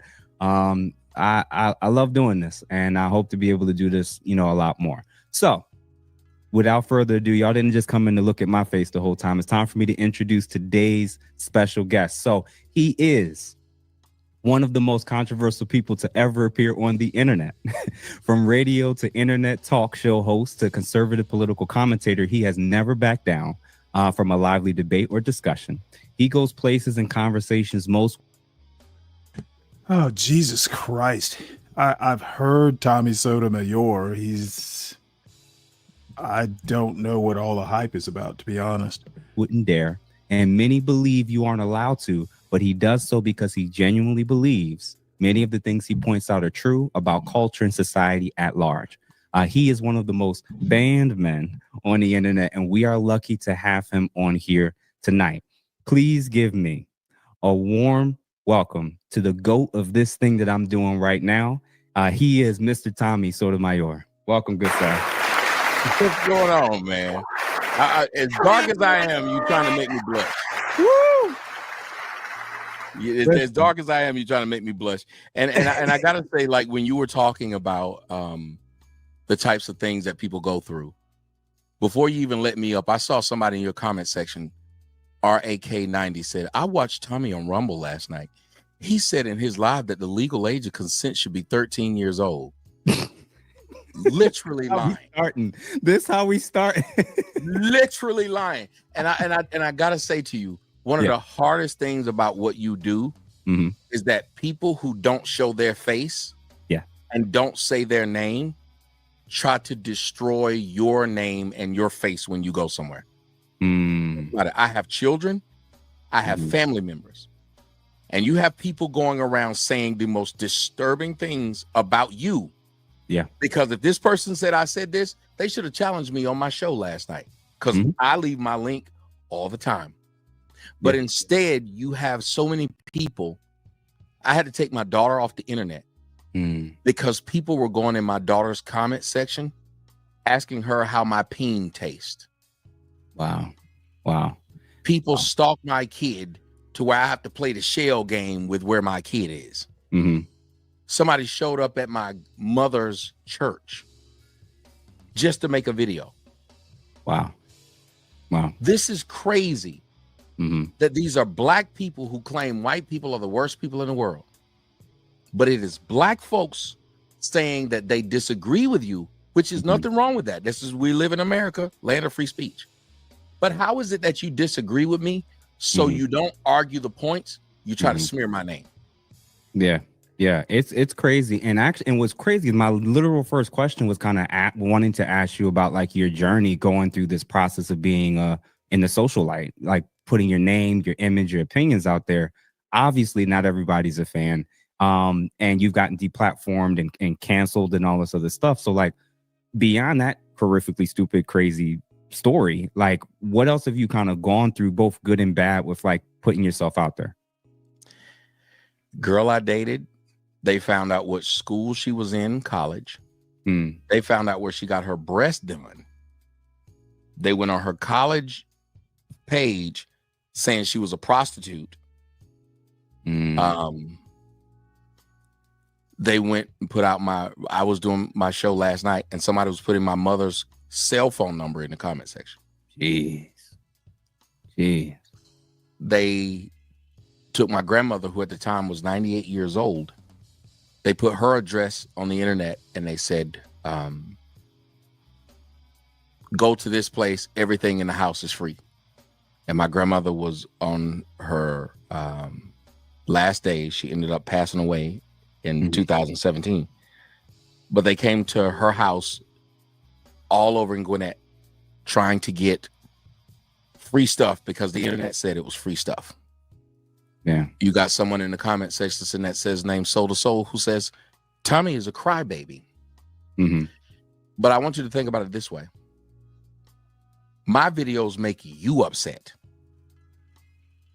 How am I the crybaby when you know who I am and you decide to stalk me? Because all I do is talk about the news. All I do is talk about what I actually see. So if I'm the crybaby, you're the one stalking me. And that is the craziest thing about our people. So when you ask what types of things I've been through, being stalked by people because they don't like your opinion, and then they do the most diabolical things to you. And when you say something back, you cry. These are the same people who run around hollering, hands up, don't shoot. These are the same people who thought that, well, what happened to George Floyd happened to all black folks. These are the same people that are talking about some slavery happened to us, but slavery never happened to them. Yeah. But the things they do to you when you say just what they're doing, you're crying. Yeah. Yeah. And we are supposed to be the people that's asking everybody else to understand. You know what? I'm our goddamn plight. bored already. We don't understand the plight of each other.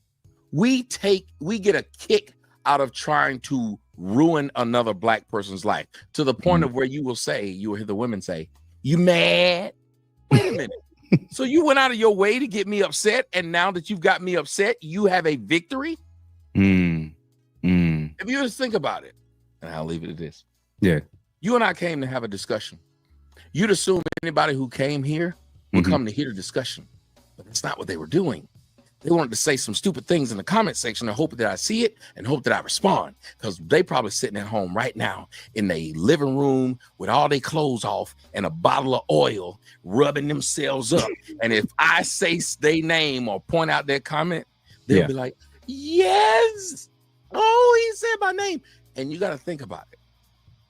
If free speech really matters, why is it that nobody challenges? And I've been doing this since 2009. Why is it nobody challenges what I say?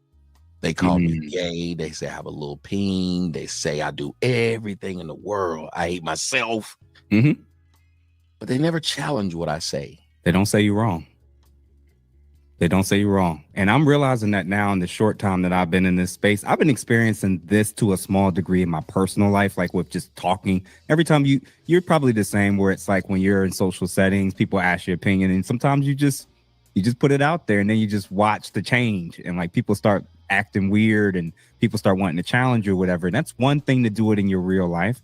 It's another thing when it's thousands and thousands of faceless people who just say the most insane stuff. And like you said, it's 90% of the time, it's never about your art, that like an argument or coming back at like what the point you're making and why you're wrong.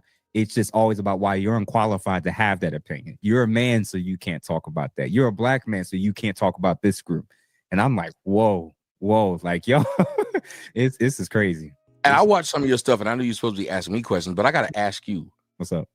Running into those things, how are you starting to feel about it? Because I know I tell everybody what I thought about what I was doing versus when I actually did it was completely different. I did not think it would be what it was, but once you get in that fire, you start to realize how bad it is. You are very level-headed. You ain't nothing like me where you just out here just call him, because I ain't shit. I will admit. I call people out their name. I'm doing a video and it piss you off. Yeah. But you're very measured. But I always tell people, let me tell you what measured got Jesus. What did measured get Martin?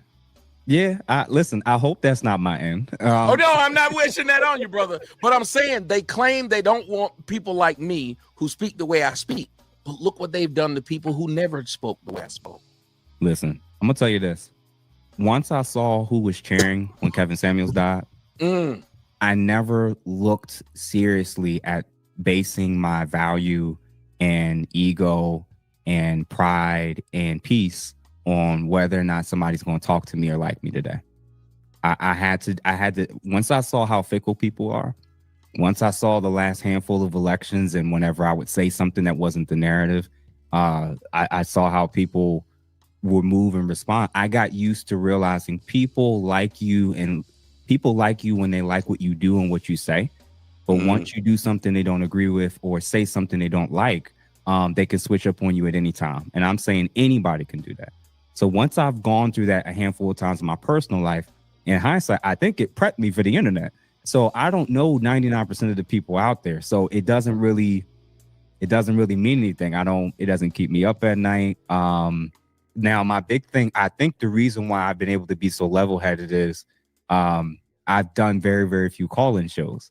And everybody's like, man, you got to do the call-in shows. You got to do the call-in shows. And that's where I think a lot of us, you get caught off guard. You got random people coming. You don't know what they're going to say versus like inviting a guest or going on the panel. It's a little bit more formal.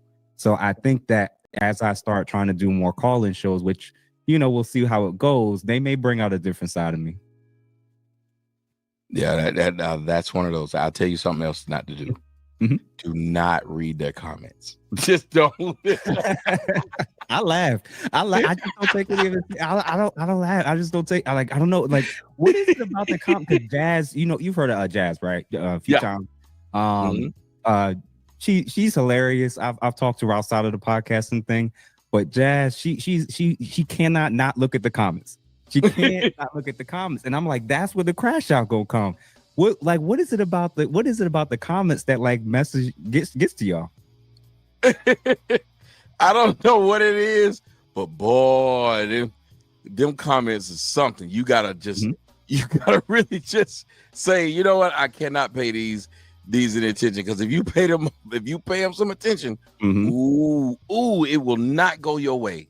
Every time, like it'll catch you off, it'll throw you off what you were planning on doing, planning on talking about, and like you in a whole nother lane. It's something funny enough. A lot of times when it's like crazy or challenging comments, I actually share them on the screen to make it known. Like I see it, I'm aware of it, and it doesn't really do anything to me. I don't know. I think maybe I went through so much in personal life that so it don't bother you. Nah, the internet's like, it's real, but it's not real. If that makes sense. Like what's real is what you said earlier about people trying to reach out to your family and trying to find them, and that's real to me. This stuff isn't. That doesn't mean y'all should challenge me, because best believe, despite my calm demeanor, it's not gonna go well. I'm gonna tell you that. So I would behoove y'all to keep everything to the internet, and I'm personally fine with keeping it at that. Real quick, censorship. You seem to be an expert at censorship. When did you first start getting censored, and when did you start getting like deplatformed? What happened? Like, what was the triggering things that you were saying or doing that kind of caused you to kind of start getting banned and people coming for you? I can't hear you. What? Try again. Try hopping out and coming back in.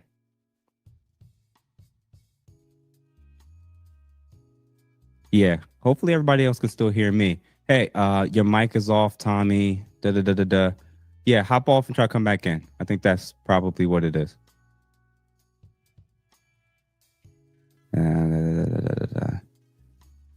Try hopping off and come back in. Yeah. So Tommy's about to hop back on and back in. Welcome everybody as we are bringing, and I'm glad everybody hears me. Yeah, Tommy's gonna hopefully hop off and hop back in, and I'll bring him back in. That's a crazy story just to open up with, like, how people are, man. Y'all got to realize, like, when we're doing these stuff, like, yeah, we're putting ourselves out there, but y'all got to realize, like, we're putting our face, our image, and we're kind of functionally representing ourselves. And I think sometimes people forget, like, we got family, we got friends, we have people that we care about or care about us. And I really hope that you all, be mindful of that with how y'all come at people, because just because someone says something that you don't like or agree with doesn't, in the grand scheme of things, like, okay, so what? Like, I think the main focus is, at the end of the day, it's just ideas. Now, if someone's espousing something that they think, attack this person or something like that, then totally understandable. But as Tommy gets ready to come on, I'm going to pay attention to some of these chats real quick and see who kind of came in. So for starters, President Jafar, Tommy is a real red pill OG. A lot of the quotes in the space came from him. He went through the fire for years.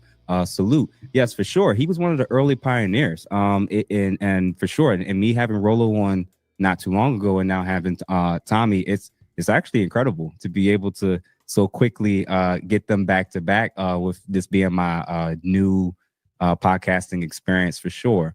Blue Boy D, thank you for putting this together. Appreciate the $5 from both of you gentlemen. And also Blue Boy D again, put your money where your mouth is, men and brothers. This is why women are empowered. They spend. Listen, I appreciate it, good brother. I appreciate it. Let's see what other comments we have real quick as Tommy sorts out his mic situation to get us back on track. It says Milk Dud, the black community's done. I left ninjas years ago. Well, listen, I'm not going to say it's done. I do know that it's on life support to some degree in terms of just the sheer pushback that comes whenever anybody that thinks this is a potential way we can fix some issues, address some problems, bring things back together. My hope is that, despite everybody saying just talking about things doesn't help, doesn't work, my short-term experience has been, for the most part, that a lot of people have been very receptive to me so far. I know it's not going to always be a bed of roses. Let's see. Yeah, can you say anything? Nah, you know what you got to do? Unplug your mic, plug it back in, and then jump in, and you should be fine. This is weird. You would think, as much as Tommy Sotomayor has been, online and in the waves, he'd be an expert at this. That's probably what it is, more than anything else. Yeah, I'm gonna try that. So Tommy's gonna try to fix his mic situation. Hopefully we don't have to reschedule this, because I'm super hyped and excited about this for sure. So I'm gonna give him some time to kind of work on that. Let's see who else we got. Hit the like button for sure. That's the job of the public. And it's true. It does come with the territory, but like what happened with Charlie Kirk, what happened with Tommy, no. Although it can come with the territory, I think the better question is, should it? Should danger of your family and friends necessarily come with it? Probably not. Do we live in an ideal world where we can guarantee that? No. Are we immune from consequences? Of course not. But that doesn't mean that people should be functionally unsafe. And I think that's more so what he was focused on, as am I. We don't care about people liking or not liking us. It is what it is, more or less. So while Tommy's still working on that, let's see what other comments we have still in here. He got banned for telling the truth about the black community. Yeah. I think that, when we get him back on, that's going to be one of the key questions. I'm like, what specifically was he saying? Because we hear so much in the music, we see so much in the culture, we see so much shown on social media. And it's kind of shocking that it seems like when we touch on and talk about certain groups and certain topics, that's when we get shadow banned. That's when we get banned. That's when we get demonetized. And it's interesting to see how I'm myself learning the whole pitfalls of like what you can and can't say, what you can or can't cover. Very bizarre for sure. And what's interesting is a lot of the things that you can't talk about. There's way worse stuff that's being allowed to be shown and expressed all over the internet. So very interesting for sure. Let's see who else we got real quick before Tommy hops back in, and hopefully his mic is fine at that point. I kind of feel the same I'd like way to there, see you interview LA. BGS. Oh yeah, man, that would be dope. That would be a dope collab for sure. Let him know. I would definitely be down and interested for sure. Shout out to Leslie. Appreciate y'all for sliding through. Of course. Somebody already said we were cooked. Check the StreamYard settings. Yeah, he's working on that as we speak. It's the mentality of some. There are no absolutes. Okay. Who else we got? Phil Jr., we appreciate you. Jeff, yo, I appreciate y'all on the low because like I said, this is new for me. I did do podcasting in the past. One of these days, somebody's gonna find the very, very ancient podcast that I did that I will not name. I think I did like 3 or 4 episodes, and this was pre-2020, believe it or not. And I was busy and had life circumstances going on. So me kind of doing this now, I did have a little bit of experience, but it's been pretty dope, for sure. And by the way, if you have not watched my last my last night live with Mika, make sure you Pop Culture Mika. Make sure you do, because I think she killed it for sure. She held it down. We had a little run-in the comments with Jazz. We had Slimmy. We had quite a few people from Anton's crew kind of popping through on that. And best believe, don't assume I won't be doing more collabs with them for sure. And there's some people in the chat that I've been seeing. Let me see where they at, because I definitely want to do some collabs with a few of y'all in here that I haven't done yet. And where is she at? If I find it out, I'll mention it again. It's done. I just heard a group of Black women plotting with white supremacists on how they can undermine Black men. So I saw it. I saw the clip. I didn't know for sure. I knew they were talking to white men. I couldn't confirm for sure if these men were white supremacists necessarily. But I did see these Black women, and y'all got to look it up on YouTube.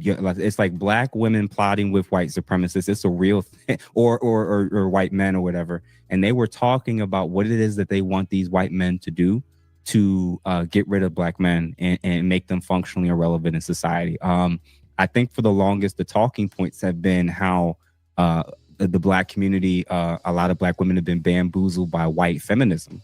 I think we forget that there's also the other element that for people who have very negative or evil or hateful ideologies, they'll go out of their way to work with anybody that they think can be effective. So it's unfortunate. And Sucker for Love, I appreciate you bringing this up. I totally forgot. I actually saw it myself, and it's pretty disturbing for sure. JNM on 1891. Jeff, I appreciate your optimism, but you can't save people who don't realize they need saving. This is true. And I don't know that my goal is as much trying to see them being saved or radically changing right in front of me. I think it's more so through the lens of, personally of planting seeds. Am I planting seeds that are good, that are true, that are helpful and beneficial? Those seeds probably won't grow in front of me. They won't probably happen or manifest during the conversation. Those seeds that I'm planting may be things that may pop up 3 months, 6 months, 2 years from now. And I think that if we get in the habit of trying to plant seeds versus trying to create trees in real time, I think we'll actually go a lot further. And I even think we'll probably approach conversations dramatically different. Tommy, I'm going to try one more time. Let me see here. Mike. Let's see. All right, I'm going to try to add you, Tommy, and see what's going on. Can you hear me? Yes, I can. Hey, listen. Lord Jesus. Now the show. Lord Jesus. Now the show officially begins. So let's hop right back into it, bro. Yeah, what happened? I said, it's wild shit like that going on. Hey, it's the Democrats. I'll believe it. All right, so real quick, we had mentioned briefly about, or I had mentioned briefly about, It sound like being, Ryan with that joke. canceled, taken off of various different platforms. What was happening when you would come on these platforms and say what was going on? Who were you mentioning? What were you talking about that caused these types of reactions? Okay, this is a difficult one. Okay. One of the things is you can't talk about what considered as sacred cows. People who have certain opinions and thoughts or are held to certain regard.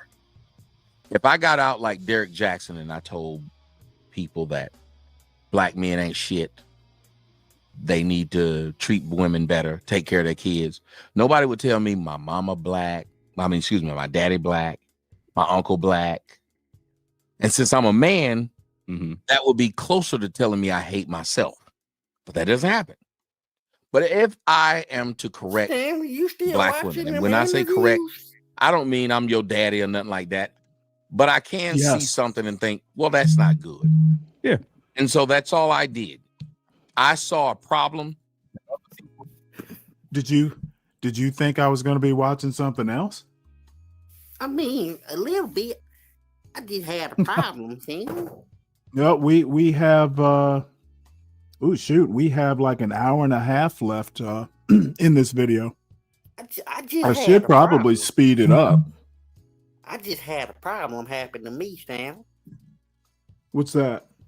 I was in something, and then she told me to go deeper. I was like, baby, I only got 2 or 3 inches.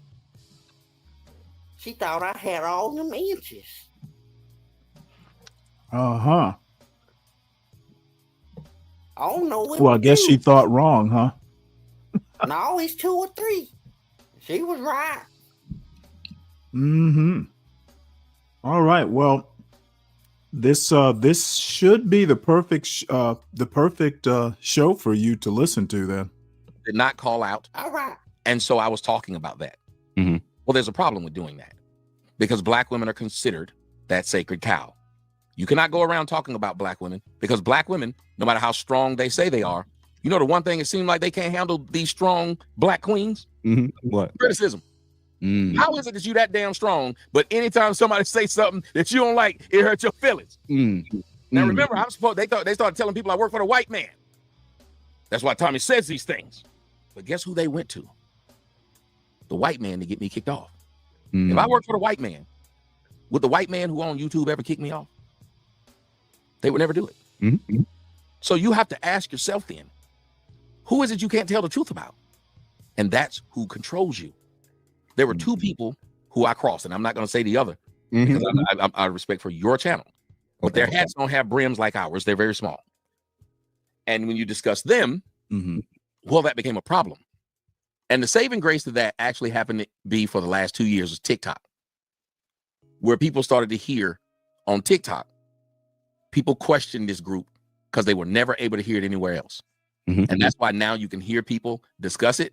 But then Donald Trump said, you know, TikTok is a bad thing. It's owned by China. And it was true. But then he now says, oh, no, it's not that bad. Help me win the election because they sold it to who? Who owns it now? Anybody just ask that question? Who owns it now to why it became okay? Same group of people who were being exposed on it for a year and a half. Wow.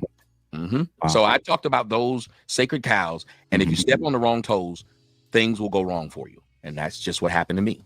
That's why you have people like that person. He won't leave. This RK90 says, white men on YouTube just kicked Tommy off. And he just keeps, how to get Tommy canceled, call him crispy. He'll do the rest. Again, I want you to think about this. What type of individual will go around stalking a man they don't know? It's weird. It's so weird. Who is he that just keeps wanting my attention? I give it to him because I do it to prove a point here.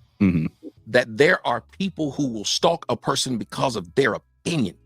I get it that you don't like their opinion. Challenge their opinion. That RK, whatever they say they are in the comment section, they've not challenged one opinion I brought up. They want y'all to call me crispy because I'll do the rest. They told you that I said that 13 is the age in which you should have consensual sex. They just make up things. Insane. but you will never see them say, you know what, I'm not going to insult that man. And if I'm going to say something to him, I'm going to say something to him about what he said. I'm going to make him answer for his own words. I think that's one of the scariest things about black people, because we don't believe that there's a conversation to be had without insults. I'm 49 years old. We believe in playing the dozens, always. Your mama ugly. Your peen little. Broke. You hate your mama. You hate your mama. They will never argue. Okay, let's argue the point. So I hate my mama, but what did I say that was wrong? Yeah. So my penis is little. What did I say that was wrong? So I'm broke. What did I say that was wrong, though? Yeah. And you got to think about it. Black people are constantly saying the world won't listen to us because we're black. That's the same group of people who try to get other people to not to listen to you because of you short, you fat, you old. Any other reason other than let me talk about what you said. Yeah. I'm realizing, like, I realize in our community we use insults as a form of shutting down intellectual debate. And I don't think that they don't realize the older we get and the more that we recognize it, the worse it makes us look.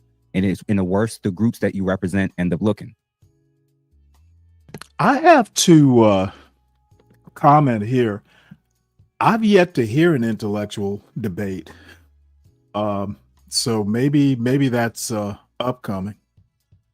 So if you're a Democrat, if you're a liberal, and every time somebody says something about Joe Biden, Barack Obama, Kamala Harris, about Hillary Clinton, about the Democrat Party, and you start with the insults, it doesn't go as far as you think it goes, because at the end of the day, like, it just you basically are like, you basically come off like a child. I hate to break it to you, but you come off like a child where you don't have the ability to communicate and express why you believe something different. Why you came to different conclusions. It's always just about, we need to shut you up, shut you down. Obviously, they wanted to take money out your pocket. If they, I don't think they're debating anything. This is brutal, man. Is the only way to bring up intellectual points debate? I mean, you can just have a back and forth conversation and talk about, what might pass as some sort of intellectual topic. So, as a matter of fact, I think debate is the worst way to have an intellectual interaction. There are too many rules in these formal debates. And the other thing is, I think a lot of these people with their, it's basically bullshit. Okay. And into a discussion should actually include ad hominems. What if you can do both? These little children who want to run away from ad hominems, as long as they don't get out of too far afield, there's nothing wrong with ad hominems. And these little babies need to stop whining about it. Saw it increase more in 2020. It went from people like you, just random different people at different points. Oh no, I'm Milo, definitely not different expecting an right? intellectual And Milo got debate. it for sure. They brought up, but it would happen to certain individuals. It wasn't like always a widespread thing. I was hoping, and then when maybe 2020 happened, I just saw this crackdown. And where once, reemphasize, once COVID happened and we were told what we had to take and where we couldn't go, and when we started to question things about Wuhan and Anthony Fauci and some of the things that they're saying, I'm seeing doctors, licensed doctors, being deplatformed, putting fake news and all false news and stuff under their things, them getting their licenses stripped from boards. And I'm like, yo, this is going from just a social media thing to like, y'all are like trying to approach this with everybody. So like, how do you feel about the state of like censorship now that Trump's back in office? We're 4 years past Biden. From 2020 to now, did you notice that too? Yeah. Let me point something else out to you. When you talk about what happened in 2020, you look at people who you would have thought this would have never happened. Donald Trump was deplatformed. He was the president of the United States. I remember people being afraid to say these things. They would call it the jab, because they were getting kicked off for questioning. And I want y'all to hear this, because a lot of people don't want to hear these things, but I'm gonna say it to you anyway. We let women get away with saying my body, my choice when it comes to getting rid of their children who are inside of their bodies, their body, their choice. Correct. Yet we told the same people during 2020 that we didn't have our body, our choice when it came to getting that shot. And you were shamed into not getting the shot if you didn't get it. You can't work at your job. This is going to be people like Jimmy Kimmel come out and say, 5 years. if you go to the emergency room and you don't have the shot, ADS? They should let you sit and die. Understand the man. How's it going? Let me turn up your volume a little bit. Or actually, Let's see here. Try it now. Hello, hello, hello. That's better. There we go. Any comments so far? Tommy's kind of right. I mean, 4 or 5 years of that Biden type of oppression, right, was really hard on men, but especially black men. We were just demonized during those years, and so he's getting a little get back now, and people still coming at him. But Tommy be on point. That's the thing I like about Tommy. He be on point about what he's saying. He don't be wishy washy nor sideways. Tommy be he's just straight. He's a straight shooter like that from his perspective, right? Well, I might not agree with everything he says, but I like the way that he comes out and he says what he means. Yeah, I tend these manosphere types tend not to be, my cup of tea. I think many of them are, if not outright illiterate, they don't read much, and I think it shows sometimes. These were his words. Don Lemon said some crazy off the wall stuff. They just said we need to just. I think somebody said reporters are saying this. News commentators are saying the most insane, vicious stuff. And it wasn't just about the group that you were talking about in just the medical field in general. It was down to like, if you questioned anything that wasn't what you're supposed to just agree with, it was like everybody was getting it. Teachers, nurses, doctors, administrators. It was shocking to see, man. So segue or pivoting from this discussion, I want to get to the real stuff. Starting point. Why do so many women hate you, and why do so many black women specifically believe you hate them? The women hate me because I try to hold them accountable, because I look at it this way. If you say you're a queen and you say you're a goddess, if I said I was a coach, when the team lost, guess who they question? Me. If you say you're a queen and a goddess, why would you think I'm supposed to question anybody other than you? Black women want to take on the mantle of being the greatest thing on earth. So then I should be able to point out things that don't seem to be going very well, and you shouldn't get mad. As a matter of fact, one of the tenets in the Bible tells you that love comes with correction. So they say that somebody who corrects them hates them, when the truth is someone who corrects them loves them. Yeah. Because I have children, I have daughters. And do you think I would sit up there and tell my daughters because the neighbors make straight D's and F's, it's okay for them to make straight D's and F's? No. Or would I have a problem with them coming home with D's and F's and C's and tell them they can do better? Now, they could think that I hate them, but I'm holding them to a standard. Black women use the term that you hate them because hate is a word to disarm everyone and make everyone turn away from a rational, logical, and legitimate. You say, hey, this is a problem. This is a legitimate concern. This is a legitimate problem. This is a legitimate issue. You can't tell me I hate myself because I got a problem with what you do. That doesn't make sense. Imagine if I told women, you hate black men because you call the men who don't pay for their kids child support deadbeat dads. And that's the actual name you call a dude that's missed child support. Yeah. He missed the payment. He's a deadbeat. Imagine if I told a woman when she said, I want to date a man 6 feet, make 6 figures. And I told her, your daddy wasn't 6 feet and he didn't make 6 figures, so you should date me. They think we were nuts if we said that. If we said they hate themselves because they wouldn't date us. They use these things as shaming tactics. So when you ask, why is it they think I hate them? Is because they're not used to being held accountable. Because I remember them days in college. If you wanted to sleep with a black woman, all you did was just agree with everything she said. And these are the same people who say they hate men lying to them. No, you don't like men telling you the truth, because as soon as a man tells you the truth, you say he hate his mom and he hates you and he got a little penis. Hold on, because I just realized we are caught in that. We're caught in the catch-22 when they hate when we lie to them, and they demonize us for lying, especially when it comes to cheating. And then when we tell them the truth and it's what they don't want to hear, they hate us for that. Oh my God.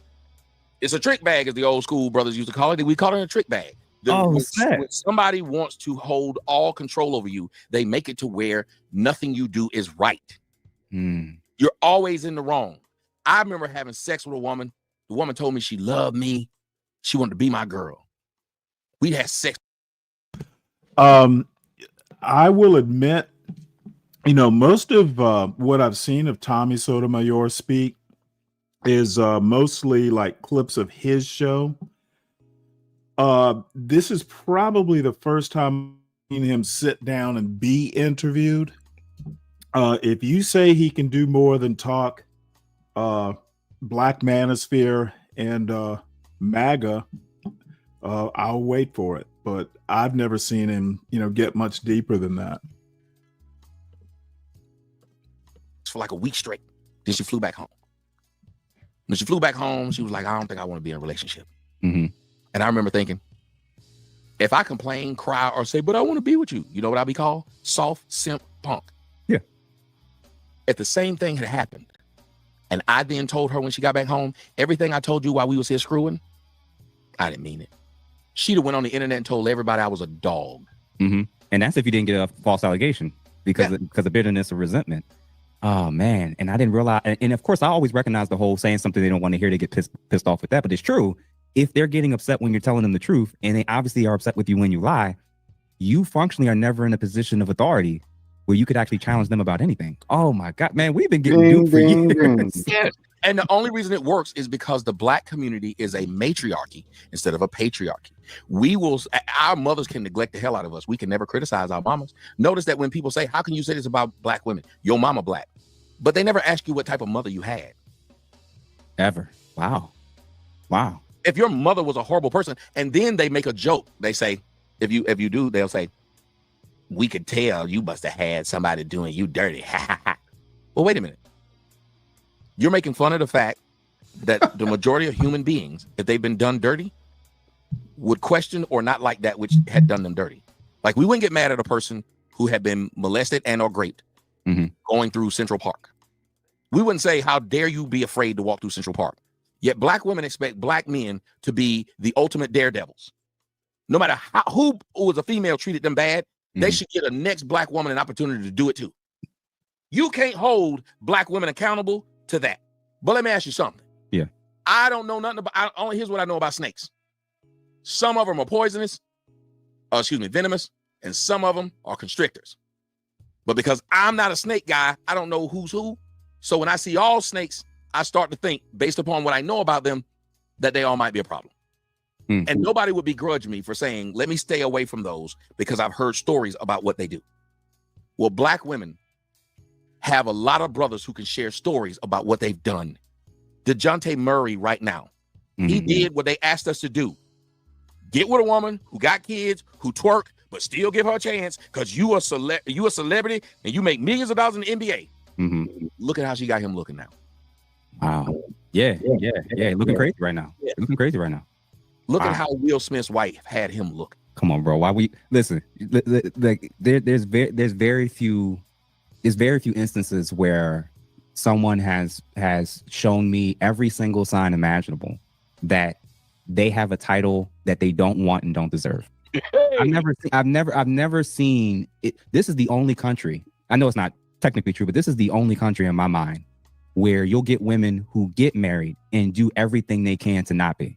I've never seen this before, where you have women from all over the country who would swap places with them in a heartbeat, and you got these women between her and Aisha, and I'm like, y'all have everything. Y'all got everything. And between the men that are getting divorced and then the men that are winning and their reward is you as women, oh my God. I'm like, how about this? Between the divorce rates and women acting like Jada and Aisha, are y'all shocked why a lot of men ain't signing up for marriage no more? If this is what we had, like if this is what a lot of men, I'm married, and I'm trying to explain to people, like, if y'all don't realize the examples, because we see it often, y'all got divorce parties on one end, all the men are always at fault. Men are always at fault on the other end, on that end, right? And I literally said it last night to Mika. I said, I actually think some of the worst people in society are the people in relationships that didn't cheat. It's because if they didn't cheat and the other person did, who's the one that has the loudest mouths talking about how he's a dog and how they're this and how they're that? And the reason why the relationship ended was only because of the cheating. Not because you stopped having sex with him for 6 months to a year. Not the fact that you weren't affectionate anymore. Not the fact that you let yourself go and gain 40 pounds. None of these other things. Not that you would disrespect him in front of other people, act like Jada and Aisha and defend that type of behavior. None of those things contributed to the demise of the relationship or the marriage. It's just because somebody finally stepped out and said, you know what, you're not satisfying me. I'm gonna look elsewhere. And I'm starting to realize, a lot of the worst people that I've come across and observed, They just happen to be the ones that either didn't cheat or didn't get caught cheating. Didn't get caught usually, because I can tell you, I had a girl treat me like crap because she was like, you did me wrong and so. And I found out she was just a whore. It's not even a hoe, just a whore. Every letter of the word. Just a sucking and doing everything in the world, but treated me like I was crap. But treated the side dude like he was the greatest thing in the world. And that's a thing that I learned that it seemed like black women like. They like the guy they can't have. If you show them, I love you, I think you're beautiful, I want to lay up under you all the time, they ain't interested in that. They cheat on that guy all the time. Not in the teens and 20s, for sure. No, they cheat on that guy all the time. And you watch the stories. That goofy, they'll call him a goofy. These women will not find that guy attractive to them at all when he stopped hanging with his friend. Let me ask you a question. Why should why should I give a fuck what they're saying? It's what they think. It's, some anecdotes, I'm sure.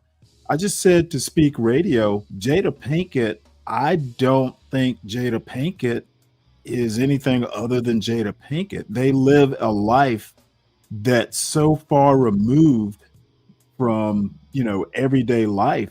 I don't use her as any sort of yardstick. Their marriage is like Hollywood. I would never think to make a comparison. Any ideas there, ADS? I understand what they're saying. I know they're speaking their truth, but somehow or another, I think if you just basically live your own life, you might listen to them for advice or, maybe stuff to look out for. But beyond, knowing what they're, talking about, I don't see anything useful that they've said. Now, it could be that, maybe my experiences aren't similar. I worry that they're universalizing stuff. Not every black person has had their experience.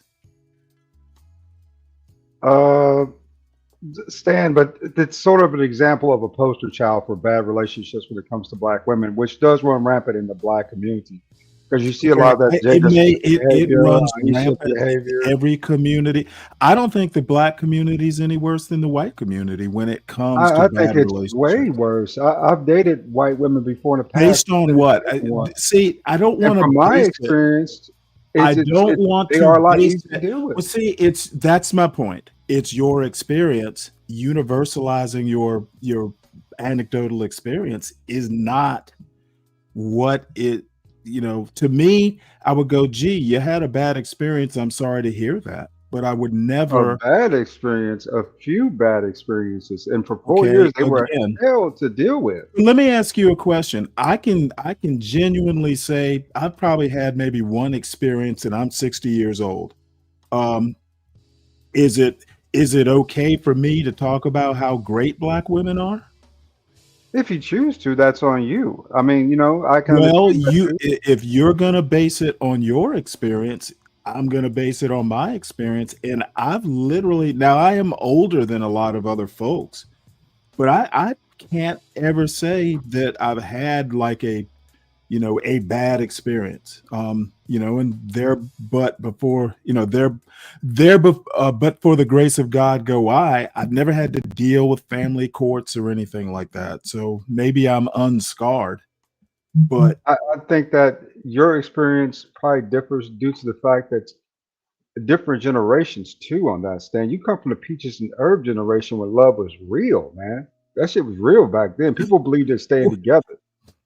But in this generation, there's none of that. You know what I'm saying? Over the last 20 to 30 years, and black men have to take their level of culpability in this too for not only encouraging the behavior, but treating them to the point where a lot of women felt so that this was the route they need to take with black men. Now we have a community full of disdain, right? With the black men and black women where they both don't like each other, but they're both saying the I exact see that same all thing. the time on the panel. Exactly. On these panels. It's built up disdain over time for each other due to some of the behavior patterns, some of the facts, some of the more uglier stuff, right? Now, if you really want to get technical about it, it's usually just a certain group of people within our community. It ain't the whole community itself. And that is exactly my point. and that the certain people in the community are not, well, they're not a majority. But it's kind of getting to that point. Look at the birth rates, and then look at the women who do have children. They're almost 80% women with children at this point, 31% marriage rates. Just stuff like that, man, coming to accountability. You have these And you know what? It'll sound callous. I don't care.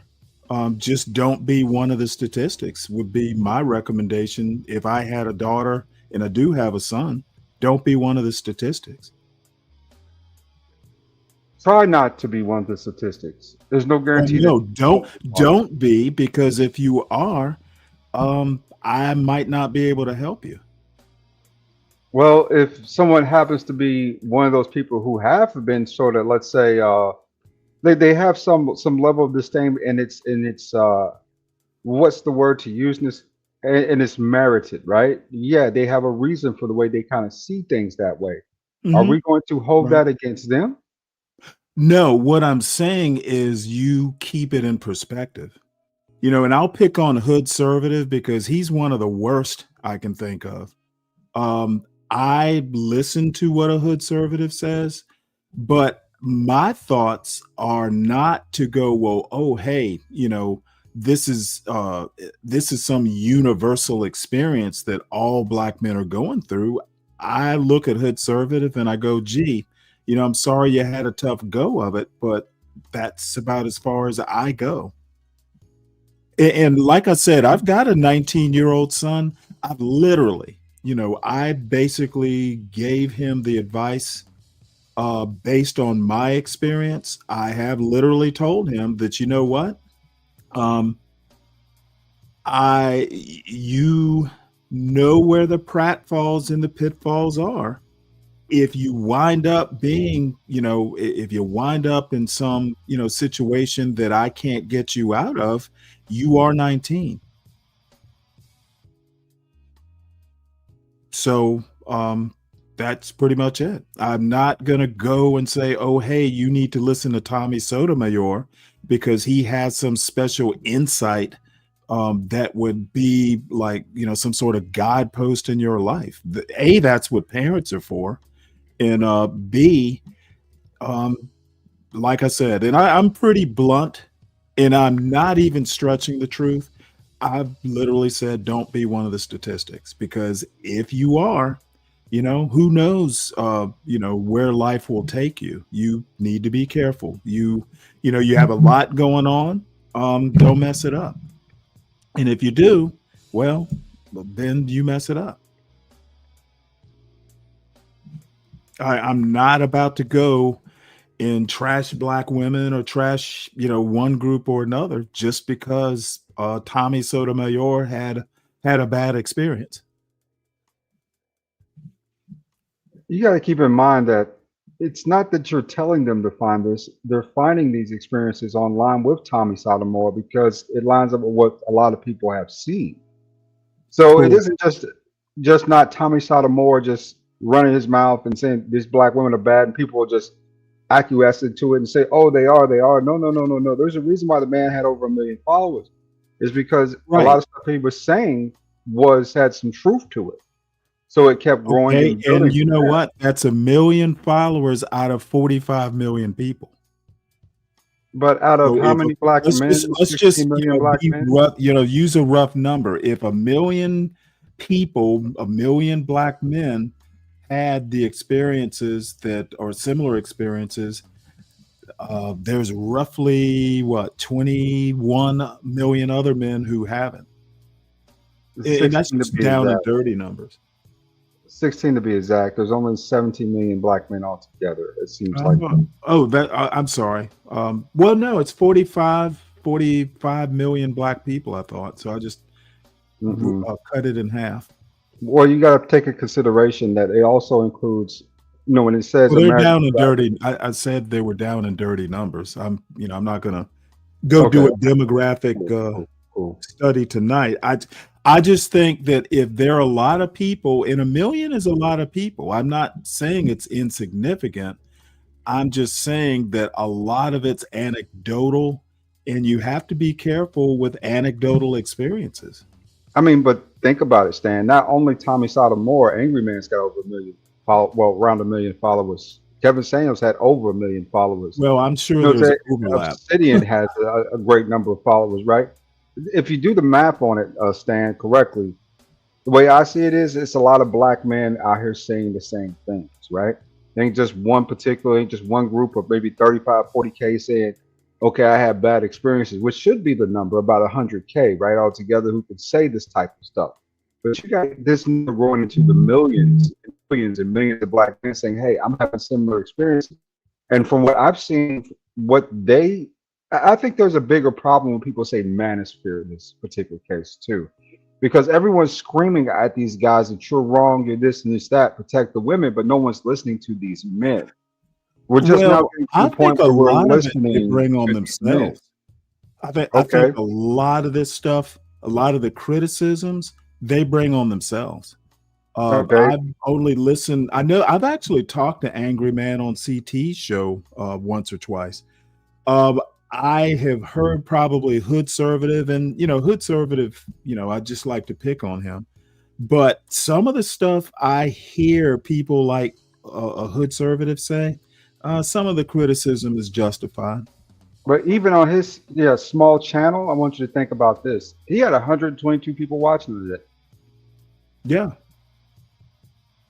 There's definitely it does not change. It really doesn't change my opinion. I think that there are a lot of men who go through this.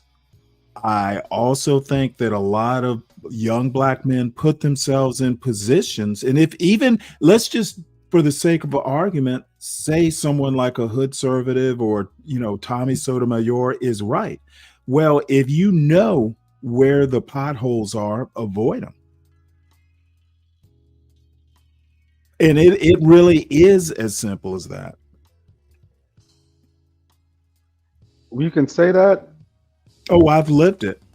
But if you know where the potholes are, right? Dixie. Yeah. It's a lot that goes into that factor, right? That's one thing. I mean, from your perspective, you can say that now that you're a mature man, that, okay, I'm not going to, I've been through these experiences. Well, you have been through these experiences, but, these are the experiences that you've had, and you know what's best for your life, right? At this point, who to deal with or who not to. Well, you have to understand that I mean, I knew girls. Now, it was way fewer back in the 80s when I was in high school.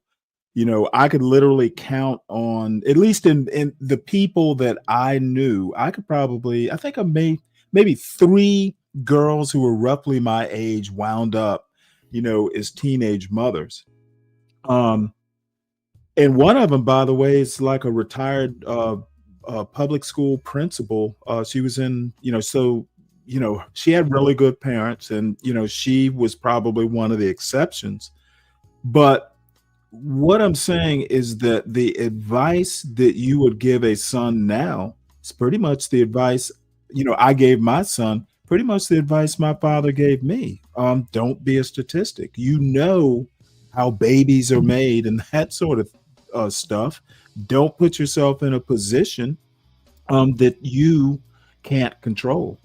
And sometimes that means you might not get the girl, or you might not be thought the coolest, but in the end, the sacrifice, or the night you didn't go out and score or go all the way. And yeah, I've had some close calls, but there's a little bit of luck involved, but there was also a lot of self-discipline involved. And I'm sorry, I don't feel sorry for someone who doesn't also go.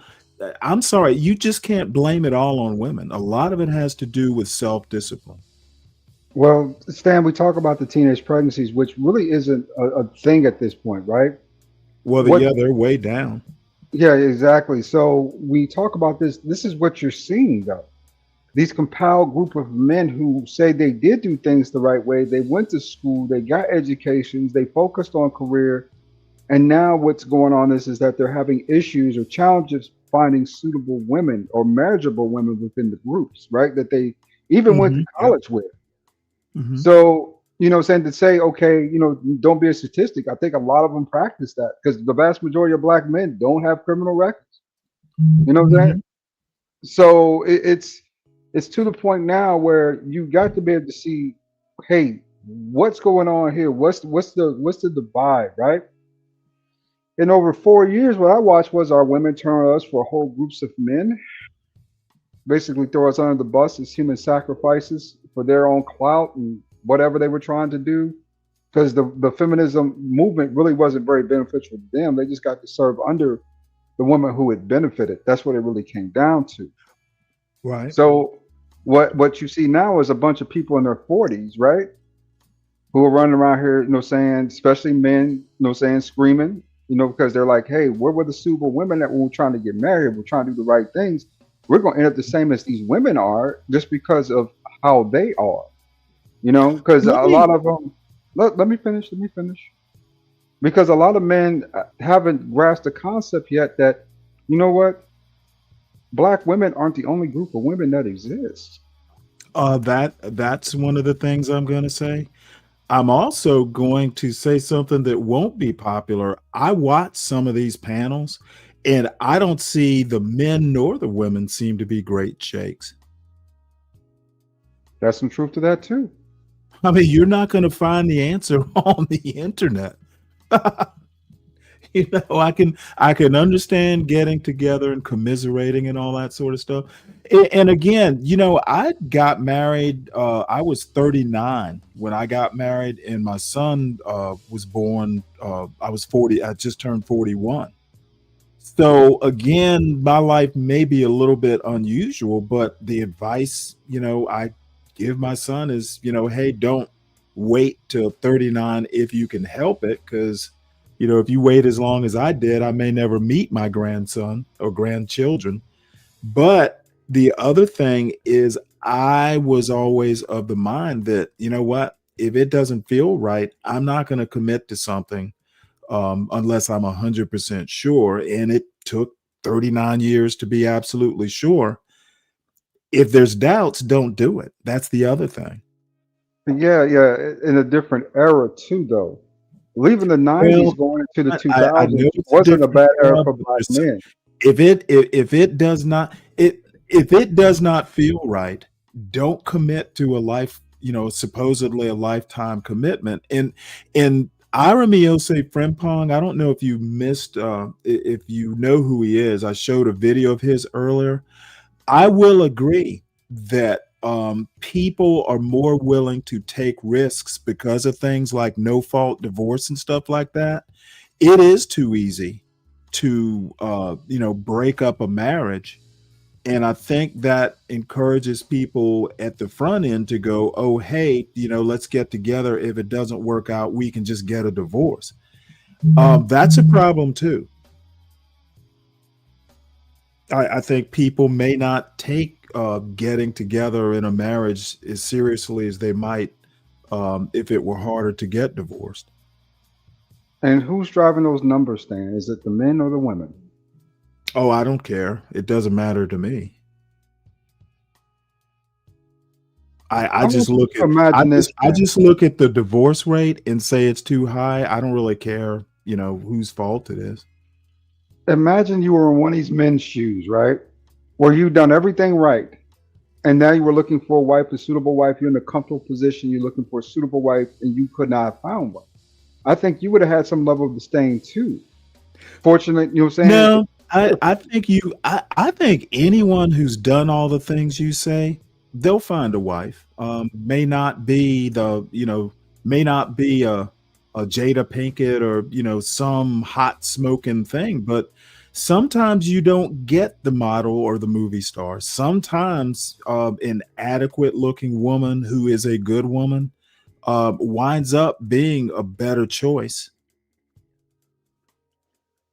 I'm going to be honest with you, Stan. I don't even think that's the case. I think a lot of brothers out here are desperate for love, right? I mean, desperate for it. Oh, you don't have to be cute nor pretty. They have lowered their standards to the point, even over the last decade or so, where they're willing to accept women that they wouldn't, saying that aren't on, saying wouldn't typically accept, right? Just that, saying be in, saying just to start building a legacy with somebody or building something with someone. And I think what happened is this, that black women were on the bottom, but they wanted to keep climbing towards the top of other groups of men. What happened is that they pushed black men to the bottom to the point where they couldn't find other groups of women in a lot of cases because women already had demonized them, told them they were wrong, told black guys are like this, the stereotypes. So no matter how well they did, that was saying when it comes to other groups of women, they was trapped because, just because of the risk, they felt like that was involved with a lot of these men, right? So you got a bunch of guys sitting on the bottom, and then you got these black women who can't escape, their race. They can't escape being black women and being where they're at, right, with the other groups of men. So now you got two groups of people who are stuck, and can't really move out of this because at the end of the day, black men, no matter, unless you're super successful, unless you are a millionaire, sometimes it's very difficult to find someone from another culture to take a risk on you, no matter how much game you got. You know what I'm saying? Sometimes it's just hard to find women from another culture to take risk on you versus black women where they had tried to escape through their bodies that other groups of men gave them gave them the bodies and all that good stuff and still got sent back down here at the end of the day. So they're commiserated misery and failed. But just like Tommy was saying, the black community itself, if you look at the overall view, even though I came from a, full 2-parent household, you came from a full 2-parent household, others did. The vast majority of black people did not come from those 2-parent households, from what I understand. They came from single mother houses. Well, no, the vast majority. And again, I think that you do what you can to mitigate, creating more single parent households, but the damage is already done. And I just think people like Tommy Sotomayor are just sitting there stewing about what's already happened, and that's pretty much it. I just don't see a lot of constructive advice. And I know less about Tommy Sotomayor, but I have occasionally, on the internet watched some of these shows, generally not like the full 6 hours or whatever. But I can tell you right now, I was listening to DJ Witch Doctor. I was actually on someone else's channel, but it was his show. And I can tell you right now, I saw nothing on that panel that was even remotely constructive. No. That's the entertainment panel. DJ Witch Doctor is an entertainment panel. There are quite a few entertainment kind of reactive kind of video panels in this particular section, right, or sector. If I want, I wasn't, equating a witch doctor with a DJ Hamp or Tommy Sotomayor. I was just saying that, I guess I'm talking about the quality of people. I honestly, I've watched some of these panels, and I just tend to be unimpressed. I have yet, and I'm sure I must not know or just, wasn't aware. I've yet to see a 40-year-old, I don't know, electrical engineer who is unmarried with no kids show up on a YouTube panel. And I imagine that's because they're busy doing other things. Well, Stanley, I'm a cloud solutions architect. I make more than an electrical engineer does. Mm-hmm. You see me on these panels. Mm-hmm. Oh, you know what? I don't think I've ever seen you on like a DJ Hamp type panel. I've seen you on Nightish's channel. I've seen you, I guess, on Drip's channel. I do like the smaller channels. I just feel like there's more freedom there, right? For me. Mm-hmm. Larger panels like that, they get broadcast and then people get a certain feeling. And people get a certain feeling about you, and all of a sudden they're reporting into where you work, right? Because they don't like something you said. I mean, that was a real thing. Even I say a year and a half ago, that was a real thing in this space where people were getting sort of, even over social media, a lot of people were getting kind of, saying that blackballed by a lot of folks, right? By going back reporting things to certain people. So I try to be cautious and careful of that. Saying smaller streams mean less viewers. Less viewers mean you have more freedom of speech. Mm-hmm. So, well, to a certain extent, you have an argument that, I may be a man out of time commenting on, people, because, between I'm 60, if you're in your 40s, that's 20 years a difference. And, things have changed. So I may be speaking a little bit out of turn, but, I have my opinions. But I still, if I were going to recommend someone, say, hey, son, watch this show, you may get something out of it. I can't think of one that I would recommend to a 19-year-old who happens to be my son. To be honest with you, I can't think of one either. I would tell my son to go watch it. He's 30 now.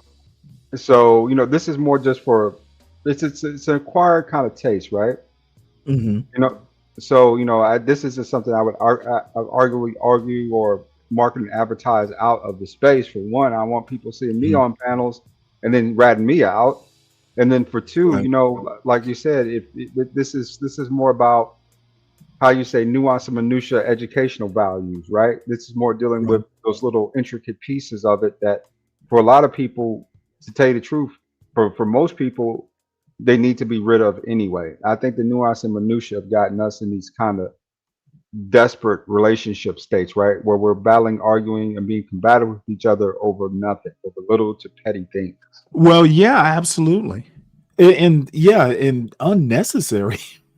It's like, why are y'all even, I would say like hair, right? Like hair and nails. Those to me are minutia. Those are petty to me. Right. You know what I'm saying? Whatever you need to do to beautify yourself, because I want you pretty too.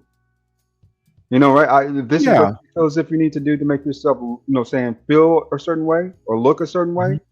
Mm-hmm. I'm with it. I might even supply you the funding to kind of help that along, right? Because I get the benefit from that too. Versus you got to be stripped down. You got to have your natural hair. You got to have your natural nails, Now, the BMI thing, I'm with. Because a lot of people don't know why Black people are bigger than most races of people. It's because we have more creatine extract from our muscles. Right? Basically, creatine is what builds muscle. We have a lot more creatine, coming out of our muscles than most other people have coming out of their muscles. That's why we're the size we are. But a lot of people don't understand that, right? They don't know that. Well, I basically, and to a certain extent, I actually agree with the criticism. If you're going to sit there, get out and move your body. There are too many things you can be doing.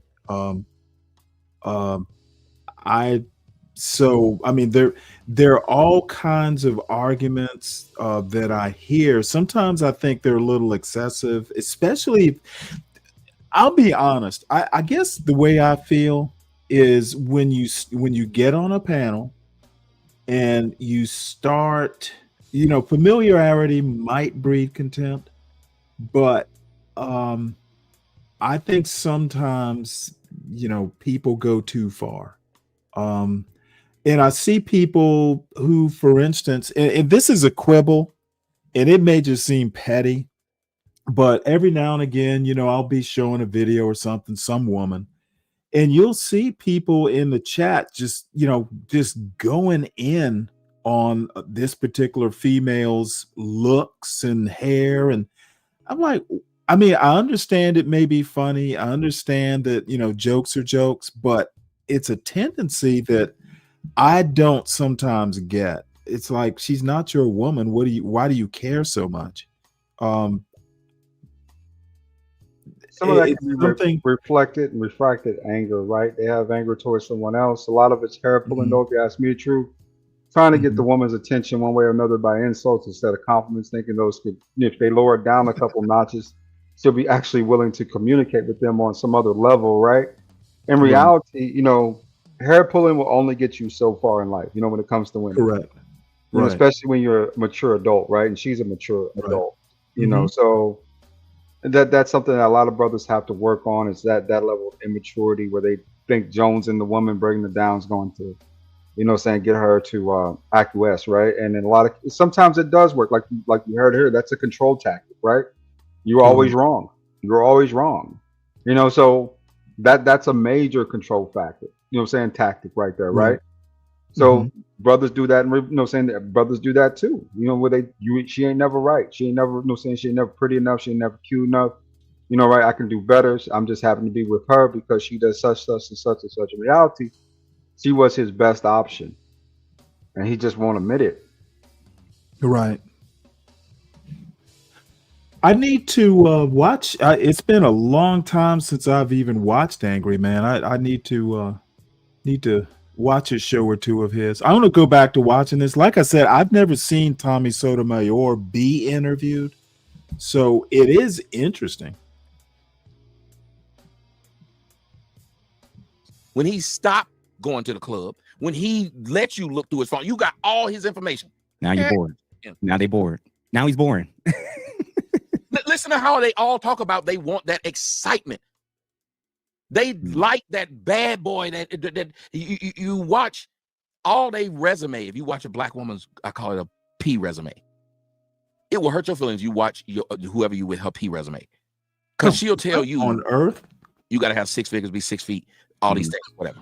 Oh, excuse me. And then you'll see a dude that slept with her that met her at the gas station. Wait. He didn't have no job. You know how many black women in Atlanta got Negroes living in the house with them who don't have no job? All he do is slang Dean. That's it. Yeah. Well, you know what? I guess all I have to say is thank God I'm 60 and I don't have to deal with this stuff. I run into women with homosexual boyfriends. You know what I'm saying? I mean, really here in Atlanta, it really is an epidemic. You know what I'm saying? She calls you up when she needs something, right? And you say, okay, I can smell another man's cologne in the car, right? So, you know what I'm saying? Where's your friend at? Is he, he's this, he's that, he's this, and other. They won't even ask that man to do the things they'll ask you to do. Because why don't these people go out into the hinterlands? I'm out in Carroll County. There are black women out here. What I've learned is, I'm not going to say there are none, because there are I would say a smaller sector of black women, probably about 10 to 20% of these women that are, when it comes to black women who are, I would say decent black women, you can actually be in something with, right? That makes sense. You two get a house together, you can build something together, you can have something together, right? That's about 10, 15 to 20%. But what you run into more or less is a lot of women who just kind of want it their way. Right? This, that, put it this way, there isn't like a 6 foot something dude. So when they move in with somebody, especially if they're getting free sex and everything else is paid for. There isn't a lack of the type question. Is that a function of age? Because I know me personally, I don't know that I would even consider getting married again. It was late when I got married, and at this point in time, I've lived way longer, on my own than I have being married or anything like that. I'm sure the older women get, and if you've got, say, a 40-year-old woman who has worked in corporate, and has lived alone a lot, she's just used to getting her own way. That could be a factor too. I would almost be like, you know what? I don't even think I'm going to marry this woman. If it happens, great. But, I'm not making plans with a woman who is 40, single, never had kids. You shouldn't even think that you might marry someone, with that sort of profile. And you hit something on the head with that, Stanley, because that's the epidemic that's happening to a lot of black men in their 40s, right? Mm-hmm. These women have kind of sort of tried to cage us into the point where, the only real options that they want you to have is them. These women who have finally come to the point of realization, right, and said, okay, I'm going to be alone, and I'm going to have to take care of myself, and I'm going to have to do these things for me for the rest of their existence, right? And they're not even sure if they can keep it up, especially with all the other stuff going on with AI, automation, SNAP benefits Right. actually being divulged, stuff like that. They're not sure they can do that anymore, like they were confident in that, right?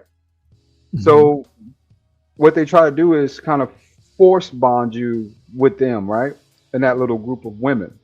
I mean, it's a larger demographic than the black men over 40 who are successful. Mm-hmm. You know what I'm saying? But once you look at it, it's like, what's the real benefit of being with her? She can't give me any kids. Right? She's selfish. Well, maybe she can, but it's a risk and probably one.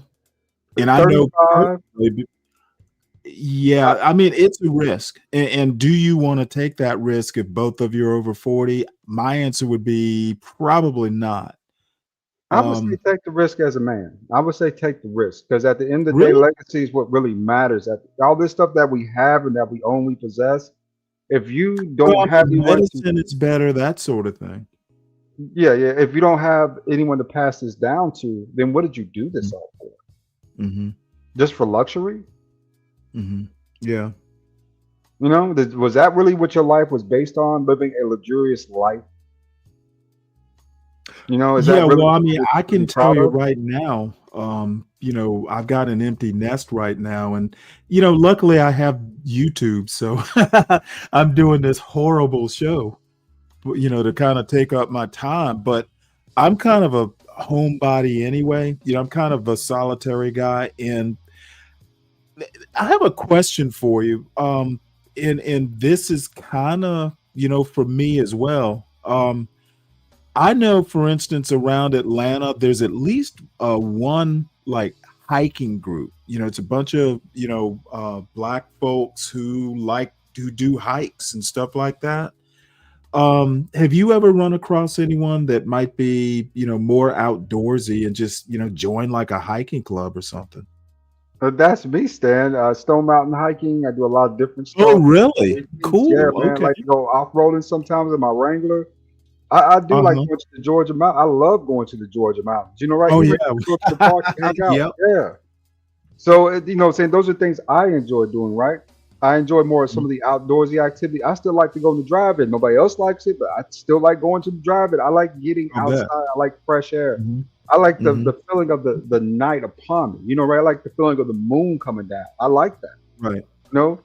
So, well, with a lot of guys and gals, though, the inactivity has caused them to get quite a big. And saying like you said, these Yes. groups are relatively smaller groups. Right? Mhm. And if the hiking groups that I'm with, you have a lot of white women in there, Asian women, Latin women. But keep in Yeah. mind Yeah. that the vast majority of them are already married and taken. Yeah.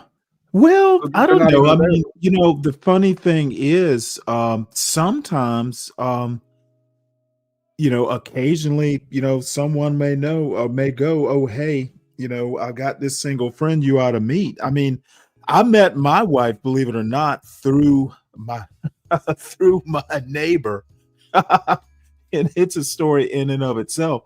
I think I was just curious, and I'm glad you do stuff like that because, dude, life is too short, and you will if you're doing something like a hiking club or some sort of outdoor type activity, you're going to meet people that women that at least you have a common interest. So yeah, just sitting on YouTube is what I don't want young black people to do. And And that's already a little bit too late, Stanley, because activity is down by almost 40% amongst black youth, right? But sex is down Mhm. almost 60%. So I guess there's a trade-off there for the Yeah. black youth. But for me, like I said, after this, I plan on going to the gym a little bit later as soon as traffic dies down enough where I'm at, because I don't want to get caught in that traffic trying to get to the gym. But I Right. believe in staying in good health. I believe in staying in shape. I believe in conditioning. Right? I believe in all the stuff, saying that helps you grow as a person, right? Correct. Self-development, I think, is extraordinarily important, especially as a man. You have to develop certain things yourself. And I think a Right. lot of brothers, saying they tend to, not have that type of instinct, right? Because of how they've been trained to be. So, I Right. mean, it's going to be interesting to see how things go in the next 20 years, because I can see the black community being down to 3% by 2053, just because we're not making Well, babies. yeah, I mean That's that. Yeah, I'm pretty much with you on that. Um, so what's up, Big J? Not much. I'm more of the fan of the school of Scott Galloway, right? If you really I know want who he to, is. I haven't listened to him a lot. right? If you want to destroy the manosphere, right, and destroy people like Tommy, right? You got to, in order to keep young men off YouTube, whether they're white or black. Since we're talking about black men here, since you black, everybody, most of you are black, so we got to create something that you got to create something, some type of infrastructure that they won't be so hard pressed. Bring back community. There's no sense of community, right?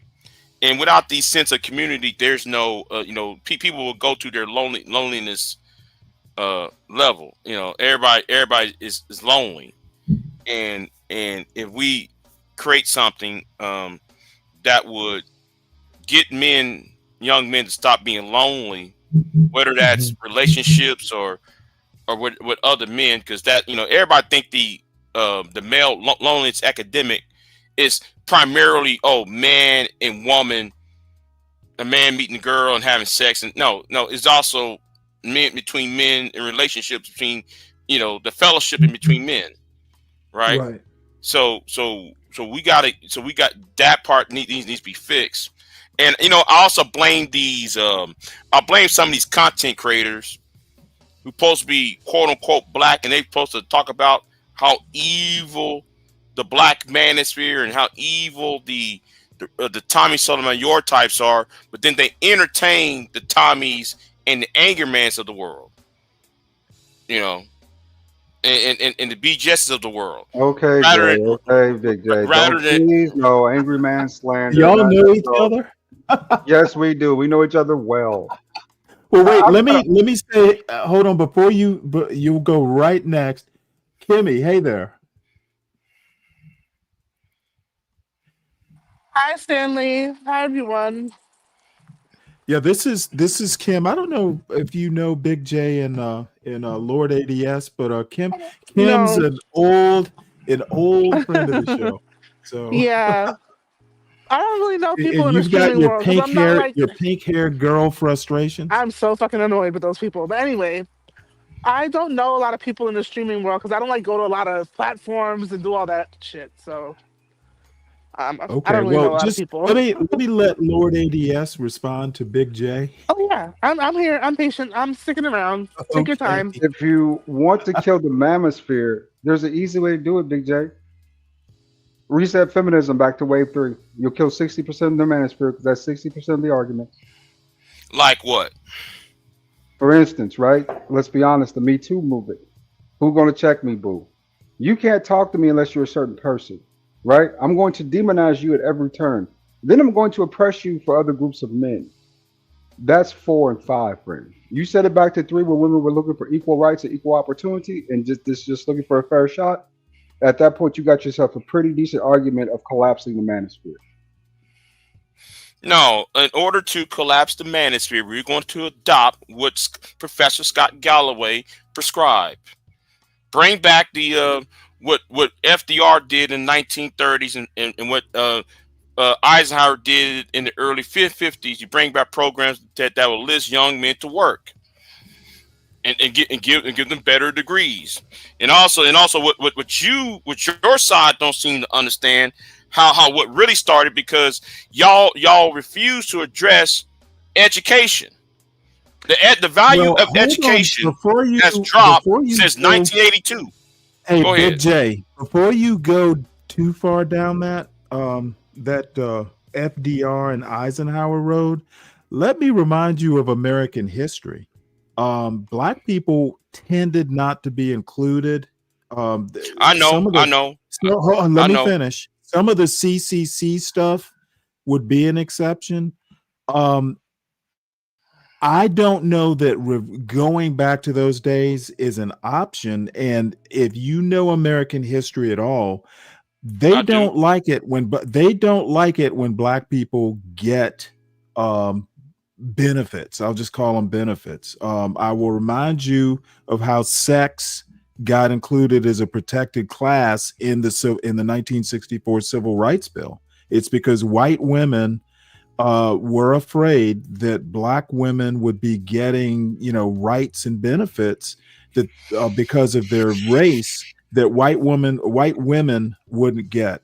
I've got a couple film clips of what's her name, Martha Griffiths, I think her name was, literally saying that. So that's not an option, is my point. You're not going to get Black people getting these benefits without a whole lot of white people complaining about it. But that's why, though. That's why I'm more about saving America than worry about black people. Because every time we go through this conversation, we have to go to the racial route. You and I will disagree. There are people that would burn America down before they see Black people get ahead. Well, like history seems that because the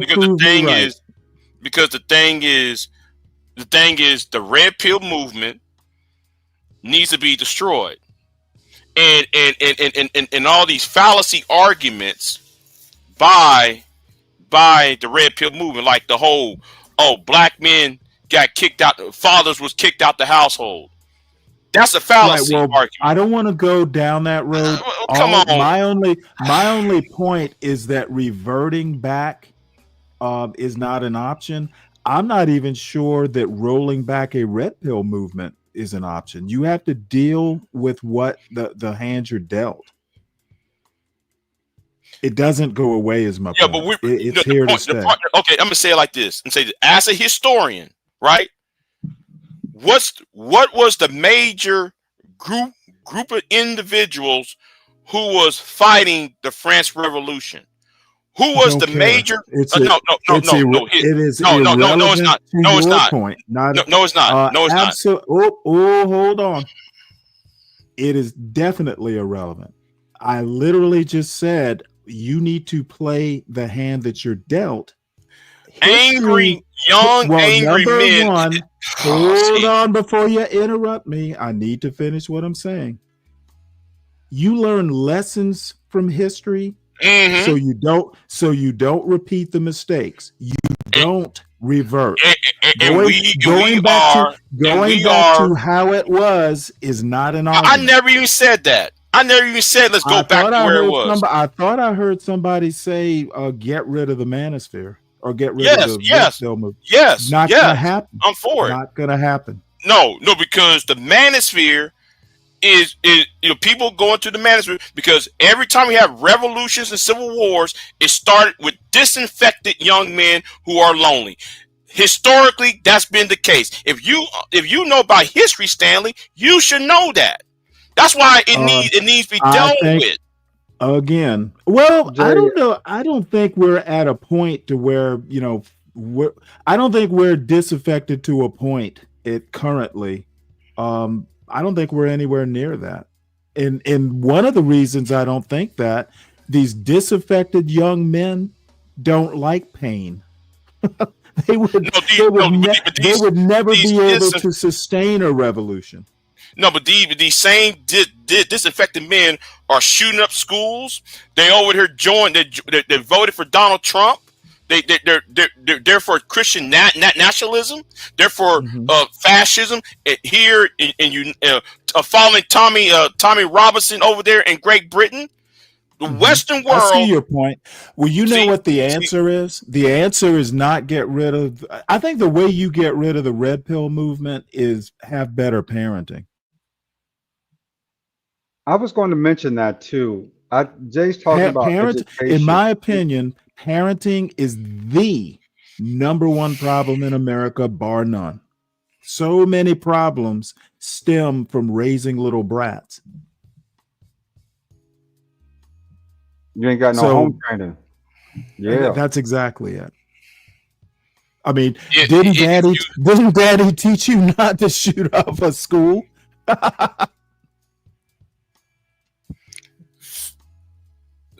The thing is, right? Disinfected men are going to be a problem, and it needs to be addressed immediately. And you address it. Number one, figures you don't address it immediately because it can't be. No. Yes, it can. Yes, it can. You got to create policy. You got to create policy. See. So we're going to create policy against men without creating policy against the same women doing the exact same thing. See, this is the problem, Jay. No. Shame, blame. No, man. You want shame, blame, and explain.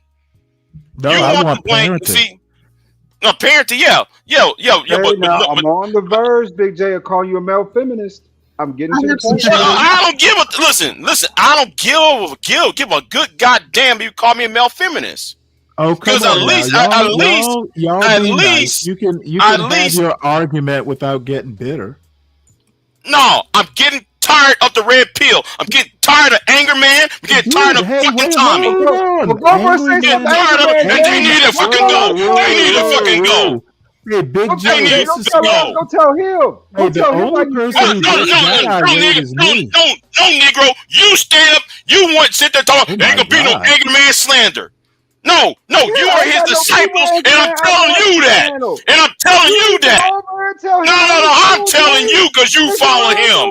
You follow him. You follow him. You want to do? You follow him. Why not go to him directly, Jay? Because he blocked me like a bitch. And then though he got on live stream and pulled guns out on me. Because the bitch nigga pulled guns out on me. That's why. I want that bitch nigga gone. No, y'all crazy. You going crazy. Do you realize that femicide? Hey, quiet. I'm talking. No, be quiet. I'm talking. Do you know that femicide is increasing in Australia, Great Britain, Canada, and United States, the English-speaking nations? I'm sorry to hear that. The English-speaking nations, femicide is increasing, and you can link it to the red pill community. You can, the MGTOWs, the MRAs, and the black. You can link that to them because each and every one of them cases. Look who they're watching. Look who they're watching. So the men you said that are creating this are to put an end to this. Watching these channels, right? And but again, though, you know, SBE content. Let's bash Keisha. Let's bash Keisha over the head. Well, let's bash Keisha over the head. Let me interrupt here. Well, number one, let's dial it back a little bit. And number two, I already made the comment that, you know, these shows, they're not solving problems. They're just, you know, they're kind of talking about stuff that's already happened. It's easier said than done. We're not rolling back a manosphere. The boys are already disaffected. We're going to have more problems in the future.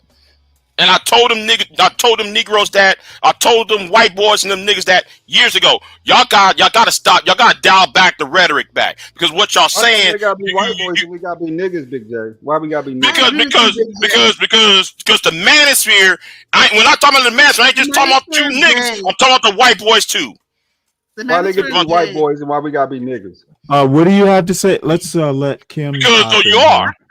I agree with Big J. I think it needs to be rolled back. It's just so gay. Like, how do you roll it back? It can't be. It's here. Just shut the fuck up. They just shut up. Just shut up. Stop talking about it. What? Ban their channels? Take away their free speech? See, this is that control thing I'm talking about. This is that control thing. And then the male feminist backs up this bullshit. No. I never said anything about banning channels. What I said. What I said though. You produce policies. It's on both sides. You produce policies. You produce policies. Hey, I'm talking. You produce policies. You produce policies where young men are less likely to go to YouTube and to be less lonely. That's what needs to happen. That's how. Let's cancel out for both sides. You ain't looking less eyeballs on YouTube, the better. Sector of men. That's all you're doing. You're looking to attack a certain sector of men. You're not looking for feeling lonely is not maybe what we ought to do is do mandatory military service. Like feeling lonely is not a social media problem. Solution, what you would say is, I want to be done with the extremes and the radicals on both sides of that. But no. It's just attacking the men again. Here we go, attacking the men. Go ahead, Jay. Keep attacking, you feminists. But false arguments. Yeah, but here's you want to produce false arguments. Like, oh, we kicked the men out the household. Do you know King v. Smith, the Supreme Court case in 1968, actually tell you can't kick the man out the household? So why y'all lying? And now all these Negroes, I'm talking about the niggas now. All you Negroes are repeating what Lee Atwater, Patrick Buchanan, Lee and Dan Quayle been saying for the last 50 damn years about black women, and you niggas sit there and took it. Oh yeah, man, Dan Quayle's right. Oh yeah, man, Lee Atwater's right. When most of the pregnancies that was 75% came from teen pregnancies, it wasn't no adults doing it. So when y'all keep on, it was 75%. No. Your own argument. No. I'm not undermining my argument. It was teen pregnancies. It was teen pregnancies. It was teen pregnancies that they kept on using, and it was skewing the data. They were skewing the data, and you Negroes who can't research, y'all refuse to read, y'all refuse to do research, and then y'all just regurgitate y'all selves all the time. Y'all using white conservative talking points from 1970. Jay, you gotta stop this for real, bro. You make yourself look bad when you do this type of stuff. Slow down. No, I will not be over-talked. I will not be over-talked. Just like you can't tell when you're talking and when you're not. Your mic is going out. No one can tell. Because I ain't gonna even go in on your internet. I'll go back on mute. I disagree. Big J bringing the ruckus. I like it. Go ahead, Big J. What's good, y'all? What's good? My bad, Kimmy. What's up? What you got on it? I just feel like this whole manosphere. I think what Kevin Samuels was speaking about in terms of getting the black family structure together made a lot of sense. But I think where people took it makes no sense. It really doesn't. I've seen men ruin their families because of the manosphere shit, thinking they can get younger and better, and they're all fucked up now. Next, I think a lot of the manosphere is gay. So is that a minority of men, like a small group of men, or is that the majority of men done this? You see that? Right there. This is the problem. Y'all like to use outliers for arguments. And it's weird to me. Okay. I judge y'all based on y'all's leaders. No, hold on. I judge y'all based on y'all's leaders. Who is your favorite manosphere? Who is your favorite manosphere, sir? I really don't have one, Jay. I really don't have one. Why you said there won't be no angry man slander? Because at the end of the day, you talk about angry man and he ain't up here. And like I told you, Jay, I'm talking about examples. I'm using examples. Jay, I'm listing down names. Over to angry man and tell him how you feel. See what he said. See, no. You're pitching water for him. And I'm really getting tired he already did that. As a matter of fact, if I recall, Big J, didn't AM pull like a gun on you on stream? Yeah, twice. And threatened to shoot me. So be quiet. I agree with you, Don. And I think now we're windmilling for the white manosphere with Don Hart. I can see what type of panel this is and what type of group of guys. I'm gonna go ahead and let y'all figure this out. I'm gonna do something else. They call me up. Well, let me before you go, ADS. He's gone. This is like the first time I've ever taught Black Manosphere. I don't usually do it. No, you don't. No, you don't. As a matter of fact, I avoid it like the plague. This is where I feel like Dawn is correct, because there's only so much mudslinging white people, like white men and white women, do to each other. Oh, wow. They don't make it a cultural norm to talk shit about their own people, to the point where other people from other racial groups and ethnic groups look at them like, what? That shit is crazy. You know what? I kind of disagree. I have to slightly disagree with you, Kimmy, because it may not be to the same degree, but it's not that far off. The white manosphere got a lot of infighting that goes on, shitting on each other, because a lot of it is about going around bashing white women the way black men. I wouldn't say that. That's Kimmy. not true. I wouldn't say that. Yeah, that's not true. That's not true. That's not true, Kimmy. Yeah, Kimmy. See. I used to hang. They definitely do it. See, Kimmy. I used to hang around with the white manosphere guys. They do the Gamergate controversy. That's how I came into. Yeah, I've seen them. I've seen them ask a chick, a white chick, what's their body count without even knowing their name. Just the second question, and if they say anything more than like 2 or 3, you're a whore. You're a whore. You don't. Your hymen's not. I've actually heard one of them. Your hymen's not intact. How much to get this whore off the, like, bro? Yeah, it's they got their own sickness over there. It just, Big J will probably know more about the history, but at this point, the spaces don't. They don't. I don't want to say come together, but they're different worlds at this point. It's hard to know, like, when things happen on the internet, if that's how they really feel or are they doing it for views. For me, it's kind of hard to tell. For me, that sounds like doing it for views.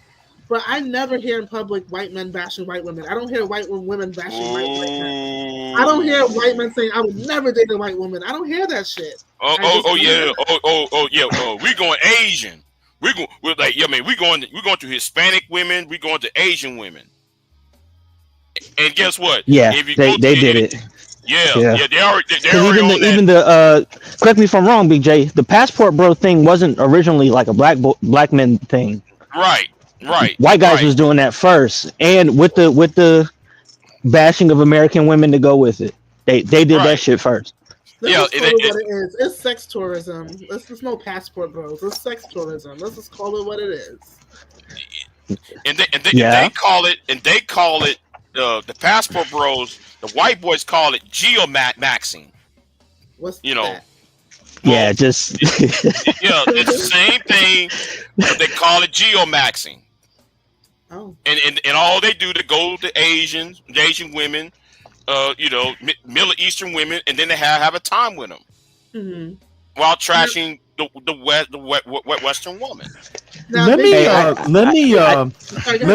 me make one point though. If you've ever been to the Middle East, believe this or not, Saudi men and other, these richer, oil types, they come to the West and do stuff like that. Believe it or not. I believe it. Because they think Western women are loose. Yeah, and that's the interesting thing, because it's bigger than the actual manosphere, right? If you go to these different parts of the world, they're having, to a certain degree, the same problem and the same responses to said problem.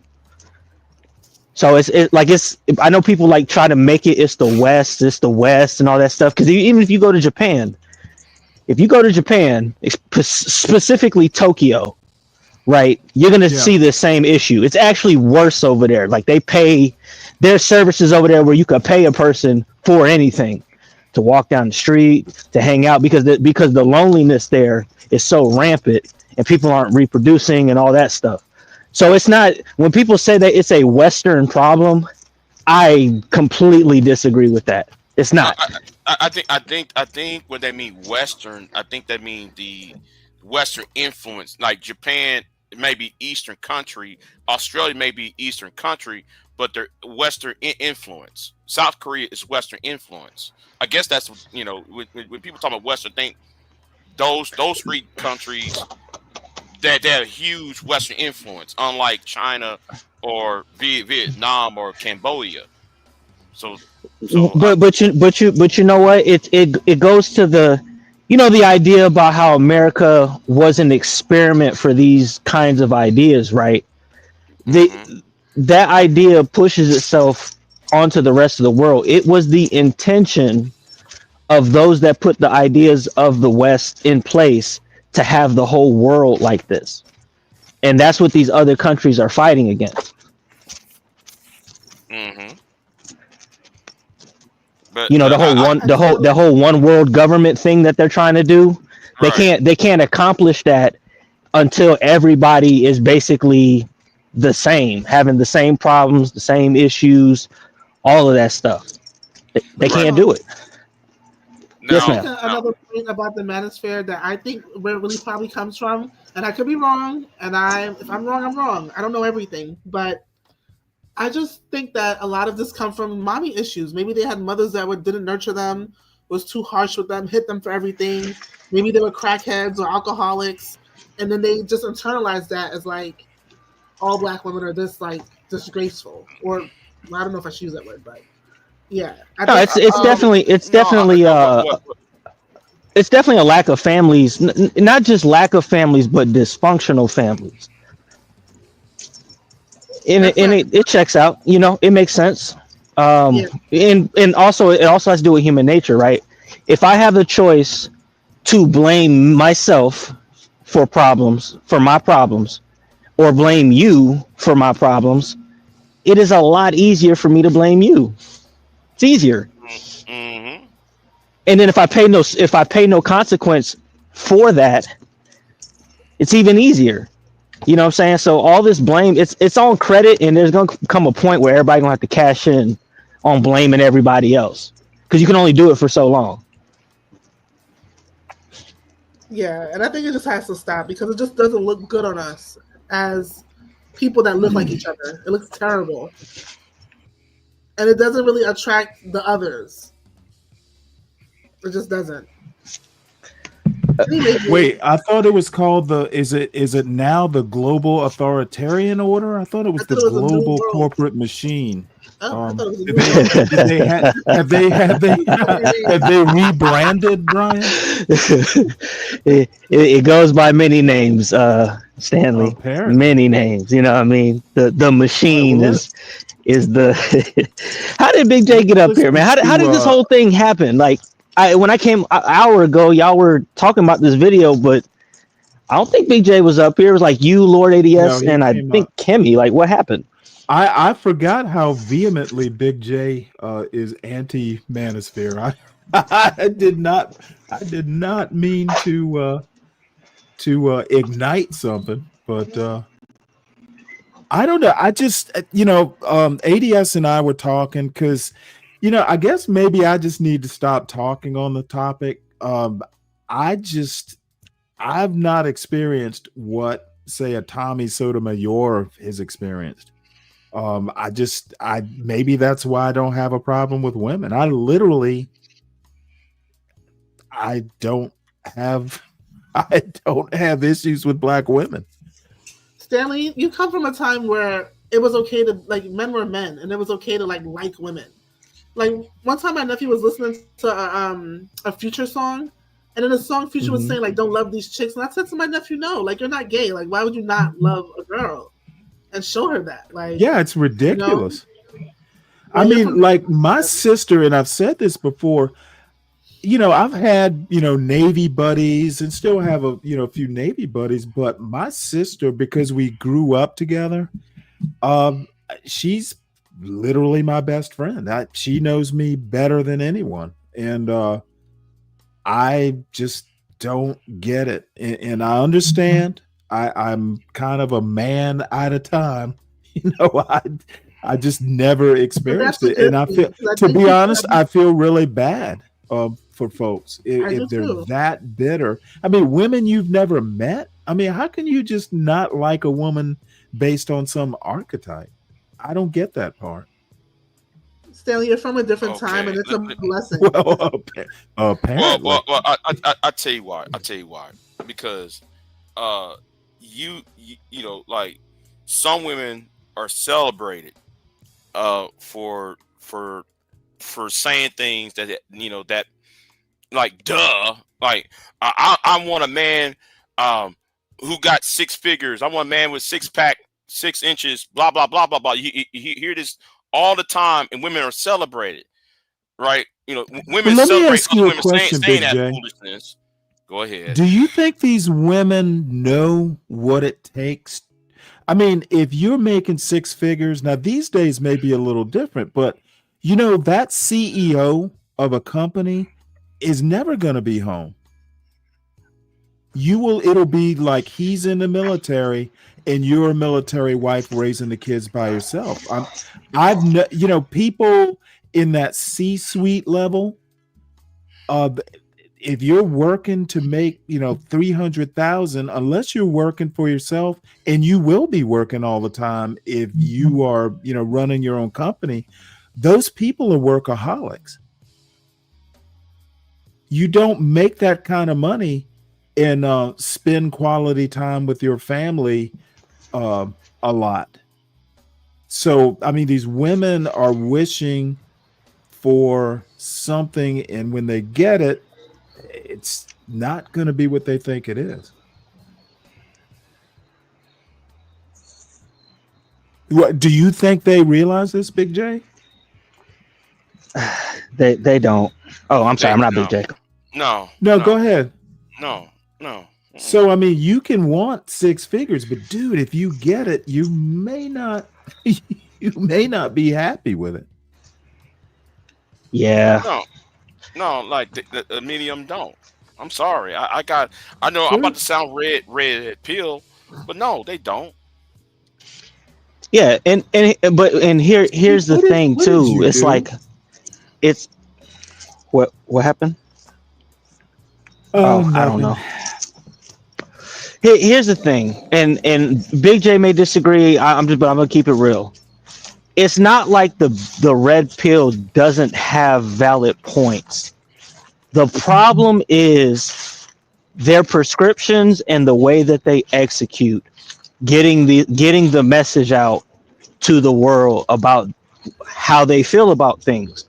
Because I'll listen to certain guys, and it's like, if you weren't such a weirdo, I could understand what you're saying, because I don't fully disagree with it. There is these problems do exist, but I think the way that they handle the problems and the way that they just the way they deal with it it's extremely it's off. You know what I mean? Like, a lot of this stuff are things that I learned from my dad when I was a kid, that older people now, like in their late 20s, early 30s, are just figuring out.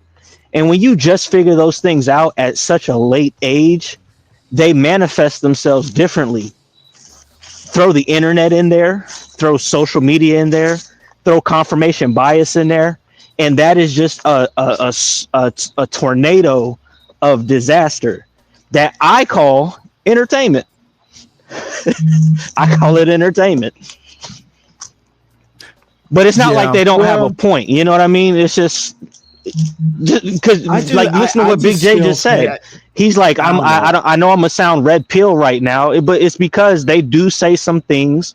Every movement that grows from a position of a kernel of truth. They're not just outright lies, but it's the extra stuff they pile onto it that fucks it up. And I'm here for it.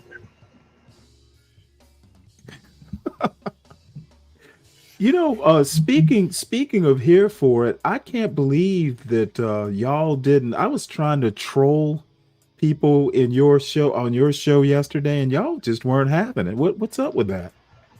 Oh no, I seen it, bro. I was laughing. I seen what you was saying. I just wanted to see how Trey was going to take it. I guess he was too busy though. I was like, SKC, roast his ass. Don't worry about the ad hominems. Use them. Well, Deacon Dave, what you got? Well, I was wondering if Big J even seen the debate yesterday. What debate was that? It was SKC versus Trey. What's up, Big No, J? I don't care. Yeah, I had a SKC. I don't care for that. I had a debate on my channel. They were debating the CGA and Andrew Wilson debate, but they were also the main thing that they were debating about was risk mitigation versus risk avoidance, and it was interesting. It was interesting to say the least. It was fun, man. Big J, do you ever show Scott Galloway on your show? I talk about Scott Galloway all when I have time. Yes, I do about Scott Galloway. Okay, I mean I know who he is, but I emailed him. Oh, did he really? I actually emailed Scott. Yeah, I emailed Scott Galloway. Yes, I did. Okay, well, because there is he did something with Fareed Zakaria, The Collapse of American Virtue, and then there's another one. We may look at him tomorrow. Because I know who he is. I've never really listened to him a lot. The one time I listened to him at length, he was talking to Heather Cox Richardson. And so, I'm more, she's my favorite female historian. So that's really, but he seems like a good guy. Yeah. A lot of the red pill don't like him because he's, because he sees the problem. He sees the problem that I'm seeing. Because if you talk to these Zoomers, they're talking about going to civil war. They're talking about, we voted for Trump and we followed Charlie Kirk to have us a Christian nationalistic view, and then we want to bring fascism. It's going down that rabbit hole. Having been a military or Navy person, I'm not worried about them. If they do it, they're going to have to do a whole lot more than, they're going to have to emerge from their basements. I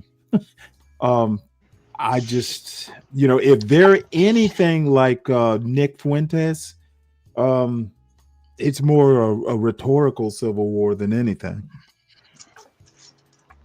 Yeah, I don't see them taking it to the streets. I really don't. Most of them are fat as most of them are fat as fuck, ain't shot shit. If it did go to the streets, it would be it wouldn't last that long. They trying to talk about it like it's gonna be like a LA riots kind of situation or like 100 years war kind of deal. It's like, nah, it's not gonna be that.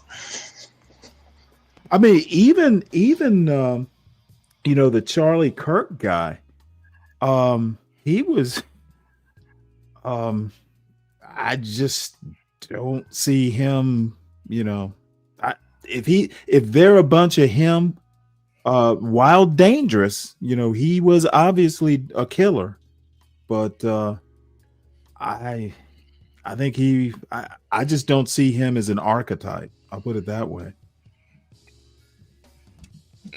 Well, the way I see it for him, for somebody like a Charlie Kirk or Steven Crowder, I see them as there are two types. There are the brains, and then there are the muscle. The brains, the one that keeps telling you, America's lost, and we need to make America great again. And then you got these the mud seals, the white mud seals. They're the one put their hands on his heart and said, now there's a historical word. The mud seals. The last time I heard that word, it was like reading about Robert E. Lee. Right, Robert E. Lee. What's the name? Andrew Johnson. He was Abraham Lincoln's vice president. He was called the Mud Seal Right. because he was. Yeah. So yeah, the Mud Seal term. You know, you see, I'm with I talk about history on my channel too, though. But yeah, I mean the Mud Seals, the white trash, or actually the Mud Seals. You know. Yeah. Now let me ask you a question though. The one observation I have about people like Steven Crowder, I would never call him a brain, dude. He's a personal fuck up. True.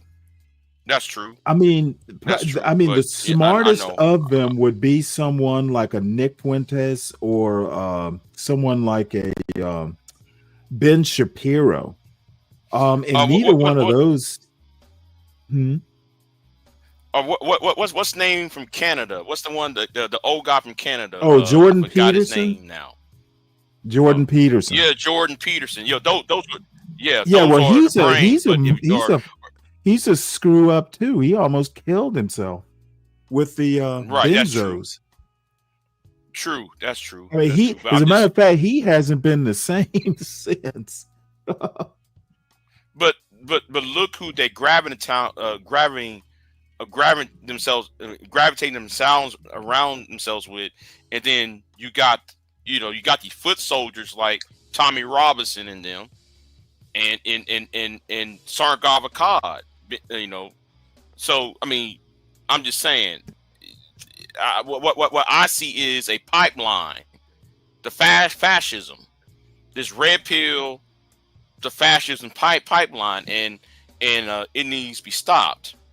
Well, see, the thing is that I fear someone more like a Stephen Miller. Yes. The Tommy Robinsons and all those guys keep winding up in jail.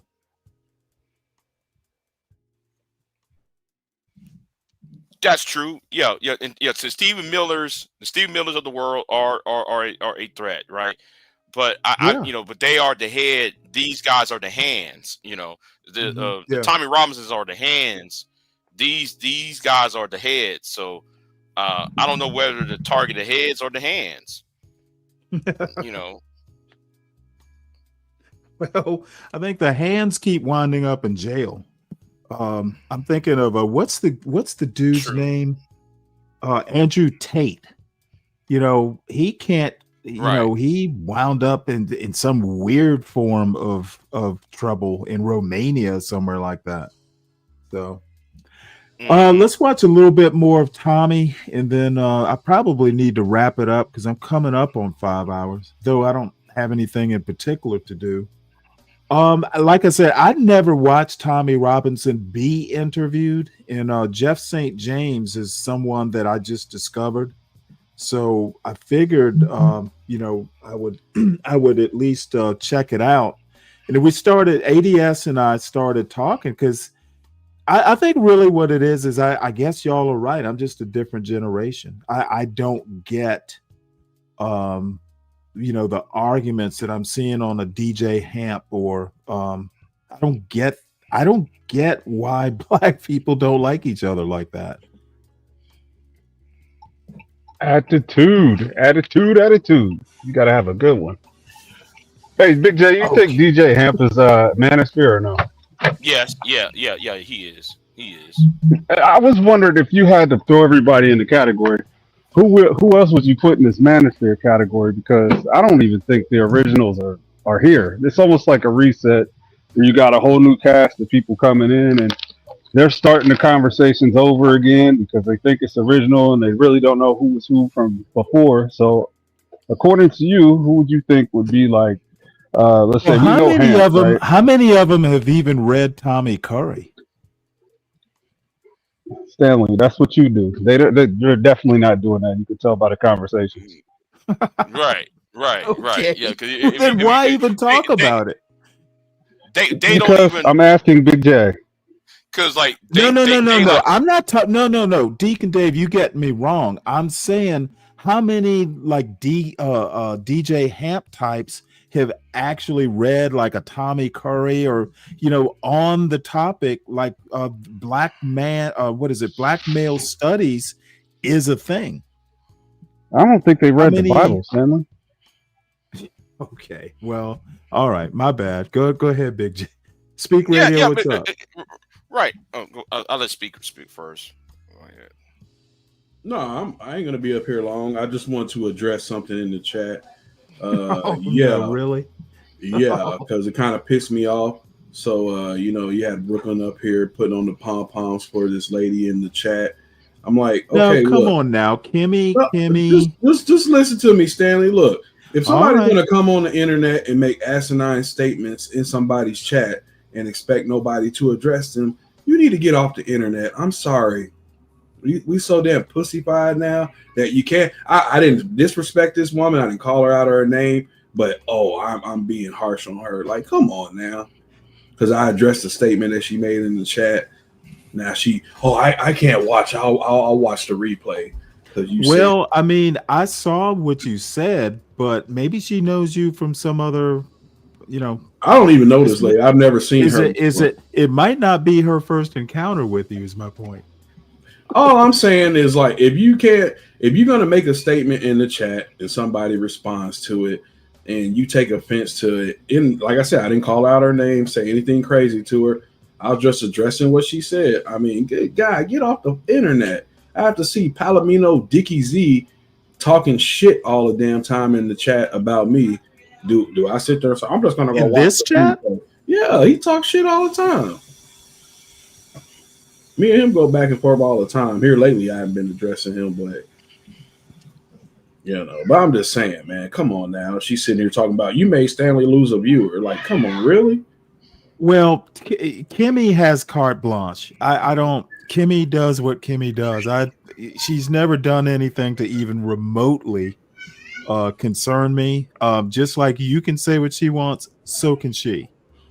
And as far as Dawn goes, the few times that I've interacted with her, it's always been, in the comment section or something like that. She seems like she's a solid person. So don't be needlessly harsh. I'll put it that way. Because I saw something about telling her she couldn't multitask or something like that. So that's harsh, Stanley. Come on now. Well, you know what? You didn't, like you said, you didn't even know who she was. I just made a comment to what she said about she was talking about the black manosphere, talking about deleting black women need to be deleted. And I said, oh, so we're just not going to talk about Cynthia G. Okay, well, okay, you know what? Did Cynthia G threaten to off someone? Well, she did make the comment that all black male babies need to be aborted. Let me. Even though I hate Cynthia and I'm one of Cynthia's enemies, I'm gonna be fair. She posed the question: why won't we delete black male babies? It was a form of a question, but however, you're right. But my problem with black men when concerning Cynthia G, y'all can't even debate her. Some of y'all, she come up in y'all faces. What, Jay Prince didn't debate her? Right. I mean, yeah. But when she asked what has black men built, y'all couldn't even answer her the question, and y'all just keep doing the same thing over and over with her. Every time she asks that question, what have black men built? I mean, there are about 4 or 5 multinational corporations like Millennial Steel, North Carolina Life Insurance Company. Y'all could have named those. Y'all could even name not one black thing that black men have built. She keep asking that question, and y'all looking stupid. How about Famous Amos? Right. No, right. Well, here's the deal. Those. Now I'm thinking of CT tried to do that same stuff, and he was talking about like a Microsoft or something, something of that magnitude. And there are all kinds of reasons why that's just a disingenuous question. However, I went up there and you know what? I basically said, well, CT, black people have built families. It's an institution, and it is considered, family is considered an institution, and black people still build families, and no one was actually able to counter that argument. Yeah, It's but not Stanley, a you don't know who Cynthia is, hold do on you? one second. It's a disingenuous question, and sometimes the messenger is matters. And what is CT built? It's always people who haven't built shit themselves who are asking that question. Well, it's the same example of like Imperius talking all that shit that he talks. What has this man done? He hasn't done any fucking groundbreaking shit. I mean, families literally build societies. And I think building a successful family in and of itself, even if you're poor and you had to live, a life, hand to mouth, raising a family, it's probably the best thing one can do. And we see the results in American culture currently of failing to build good family structures. And Big J, I get what you were saying with the Cynthia G thing, but my whole thing with Cynthia G is I never really like listened to her just in full, because the times that I did, all I heard her do was shit on black men. And I'm like, why would I want to sit here and listen to 2 hours of this shit? But I'm like, you're complaining about these men and you end up getting pregnant by the same type of motherfucker that you complain about. So I can't take you serious. Right. And here is the kicker on this, right? The man that she got pregnant with was impregnating the other women who had the same talking points. Yeah, so it's like they don't believe in what they're talking about. I believe it's a grift to make money, because there's a space for it. Oh, shitting on black men, you can get paid, just like there's a space for talking negative of black people. That's in right now. So that's gonna get you some money. It's a big grift. It's a big grift. I don't know if anybody caught that Jason Black show, the last one, where he was going over Oprah and was like the results of her show from back in the day. And I kind of thought she was a matchmaker too. No, she was actually just a feminist, but like her Cynthia impact G? No, Oprah. The impact of her show. Oh, hold on. Before you go any farther with that, Kimmy says she thought Cynthia G was a matchmaker, and so did I, for that matter. No, she's talking about the other chick that was from the radio station. I forget her name. Kendra G. Yeah, Kendra G. She's thinking about Kendra G. Oh, yeah, two different people. Okay, yeah, I got you. Yeah, that's what I'm saying. I don't think you know who Cynthia G is, man. But if you would have used the example of family to her, she would have said, "Y'all leave that.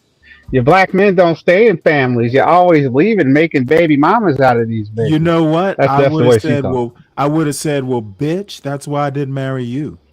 Oh, you would have a good time going back and forth with Kendrick. Yeah, she's Cynthia banned off YouTube. She's banned off of YouTube right now. No. She's already back.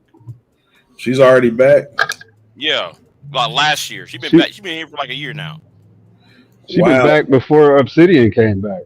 Yeah. So you mean Tommy lasted a month and they brought Cynthia G back and she's lasted for a year? Yeah, but Cynthia's flying under the radar. She's not really saying she's talking trash, but she ain't going all out the woodwork like she used to. Is this her? Yeah, that's synthetic G. Yeah. Yes. Interesting. Would you go? Stanley, you going? 1,000 subscribers. I see she was looking at Brooklyn St. Michael or whatever his name is. She probably called him a dusty beta male coon too. Would you go? Really? Wow. Would you go, Stanley? You going? Would I go where? Cynthia G. Would you? I'll watch a show or two. You know what the hell I mean. I mean, sure. Why would I be afraid? Of course, you know what? After what's her name? After my experience on Bomb Cherry, I definitely won't go if I'm drinking.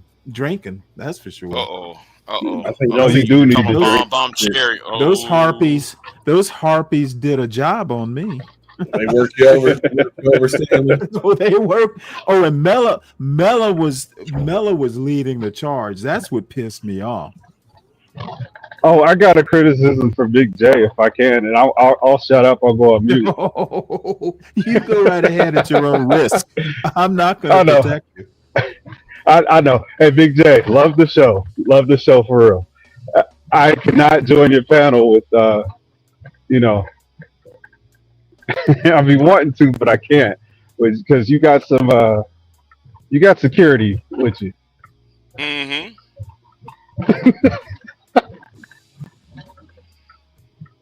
Okay. Yeah. I beefed up my security. Yeah, what's going on?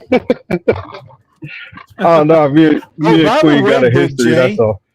Hey, Big J, I was listening on Rogue C's channel when you were up there with Bomb Cherry and the gang. Mm-hmm. That was you were pretty entertaining. Yeah, I was. Yeah. I had to make an appearance, and I left. So. Well, your best work was on Sharon's channel. Yeah, I stopped going over was there. Was that recent? No, that's like last year. Or 9 months ago, like 10 months ago. Yeah, I stopped going over there. Because I saw what was going on in that back chat. And I said, you know what? Since I saw in that back chat, I might want to contact my lawyer. Damn. And like that? Yeah. It's like that. That's why you don't see me going on over there. That's why you don't see me going over there. Yeah, I'm about to sue. There about 2 people on there I want to sue at this point. I saw what was going on in that back chat. Damn. That information had been passing around. Yeah, I saw it and I clipped it. He needs to shut the fuck up too, though. Him in Brownsville. Yeah, Brownsville. He'll say some crazy shit, and you know he won't clarify it. And just roll on past it. Yeah, I don't really join panels like that, man. I question his sexuality, number one, and number two, how do you be a man and even say half of the shit you say? You call yourself a man. And the thing is, how you gonna call every other black woman queen, but yet you gonna call your wife a queen? See, nobody ain't caught up to that part. See, that I peep game. You ain't calling your wife. Well, maybe his wife is a Tsarina. Isn't she Russian? No. You mean Xena, warrior princess? No. Tsarina. That's a Russian. No, you're talking about Sharon. I'm talking about Brownsville. Oh, my bad. Yeah, okay. Yeah. I be peeping game at that. Like, huh? What? Okay. Yeah. Who do you consider manosphere now in 2025 since everybody gone outside of Fantastic and DJ Ham?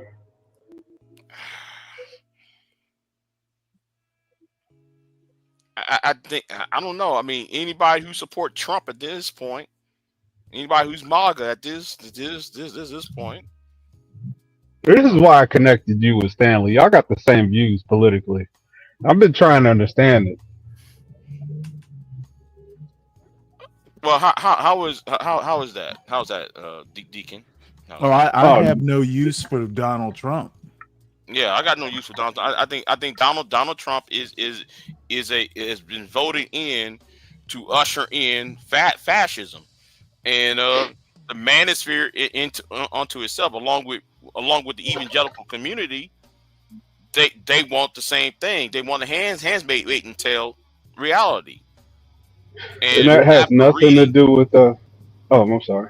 And after reading the Project 2025, and also seeing what policies that's being quietly implemented in the administration, and I see these management dudes supporting, and even the evangelicals supporting what Trump is doing. Big J, can I ask you a quick question? Some of the reactions to black women losing federal jobs, it was almost gleeful. Right. Big J, can I So ask you guys are big government type guys, huh? No, I am anti trashing black women who are working. That doesn't mean anybody who doesn't want big government is pro Listen trashing to black what women. I just said. Whether Oh, you I heard what you said, but you big government unsolicitedly added part, that. the big government part, that is just your warped far right view. The women Oh, were you're working. absolutely right. They were not on welfare. They were earning a paycheck, and people want to trash them. I find that despicable. Yeah, because during that whole shooting, when in New Orleans that happened in December, right? Last year, December. Oh, and it showed that black FBI agent sitting there with the mayor of New Orleans. Oh, that's a DEI hire. And you hear black men join with white men saying that. That's DEI hire. That's when I'm looking at y'all say, y'all got to get, I want to chop some of your heads off. I want y'all niggas gone. Because I see it. I agree with you, Big J, because it's like the talking point now. No black man of prominence got there without DEI or some fucking, he got help. He didn't earn his merit. And I have a problem with that talking point.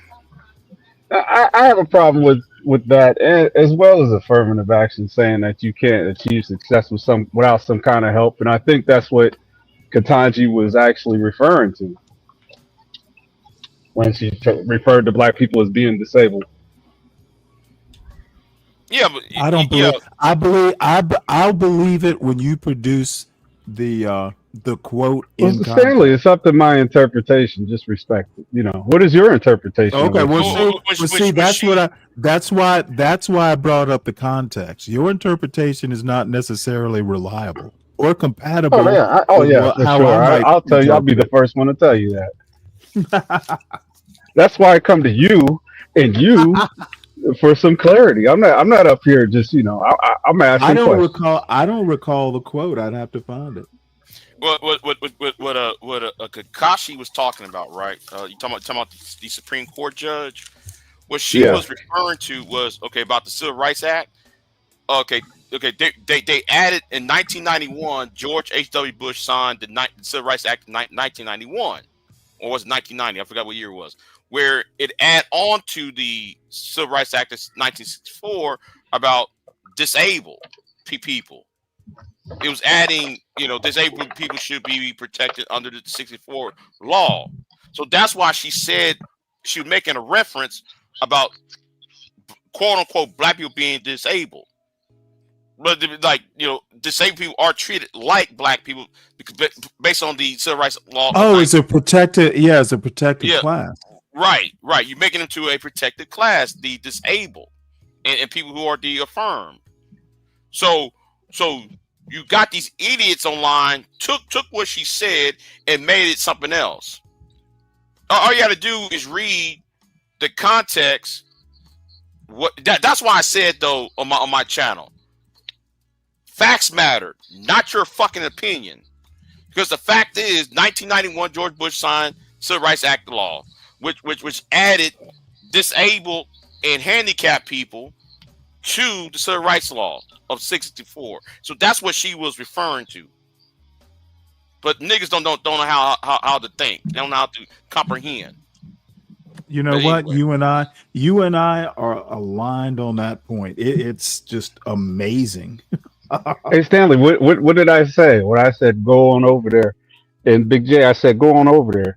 This is exactly what I was talking about. Y'all lying on this shit. I kind of see it a little bit different, but that's fine. I like listening to you guys talk because you guys are good with the words. You put them together, even though I still may disagree. I find it fascinating. I want to hear my new girlfriend here. What does she sound like? I don't even know what her voice sounds like. I don't like this hairstyle. The girl of the week? What? Oh no! Go ahead. Go on. That was kind of funny. What did I say? You talking about that woman's head? Yeah. He's gonna crop weird... this. He's gonna crop this and send this to the printer. I guarantee it. Let me give you a context how she sounds. She sounds like a black Fran Drescher. Oh, really? Yeah, Oh, that's a good one. Oh, I got to Nasally hear voice. this. Nasally. Is she from? Is she what? Fran Drescher from the Bronx? Yeah, well, in the nanny, how her voice is in the nanny. Yeah, I forget where she actually. Queens is where she's from, or something like that.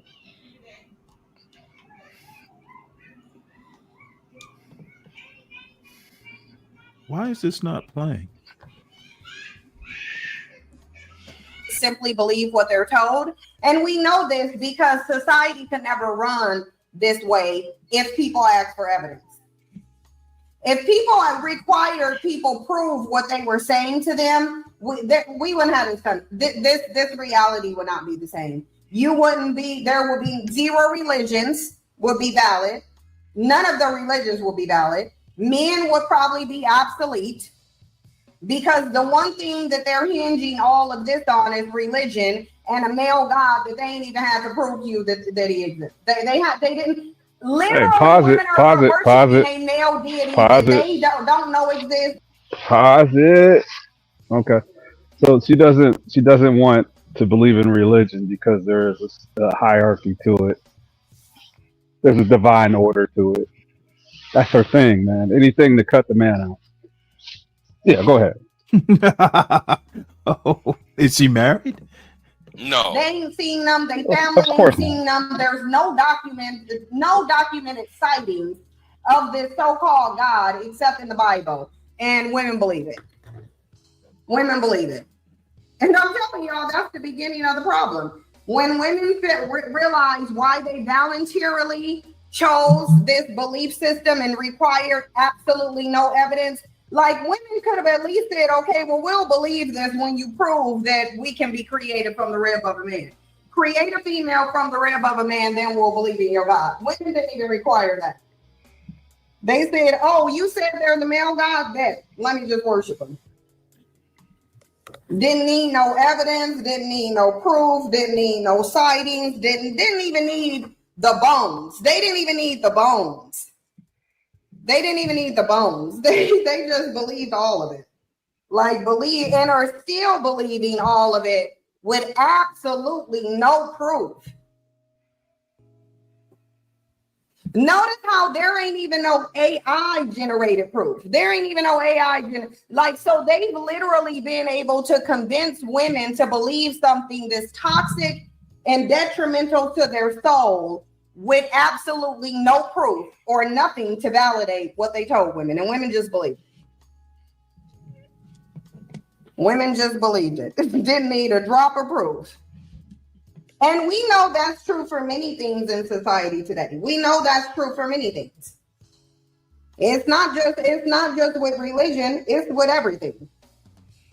It's with everything. I see every day as I'm sitting online, I see people creating videos, literally just making up stuff, and I see a bunch of people in the comments. Oh, I like the way she says literally. Any evidence at all, but just believing it.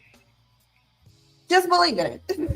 It blows my mind every day. It blows my mind on how easy it is to get people to believe stuff and they won't question it. Because if we lived in a questioning society, we would know if we lived in a society where people question everything. We do not live in a society where people question everything. We live in a society where people believe without evidence. Stanley. Meaning most people here are illogical and faith-based. Stanley. Because if you're believing in religion, you are doing so based on faith. You're not doing so based on evidence. You're doing so. You think you could listen to a whole stream of that voice? Depends on what she's saying. Yeah, this is about the best you can hear from her. But because I remember she did the whole Who Choose Better series. I was thinking about writing a legal brief against her because she took her fans to go all the way around America, go up in interracial couples' houses and take pictures of them, and then she talk shit about them. Wait, hold it. See.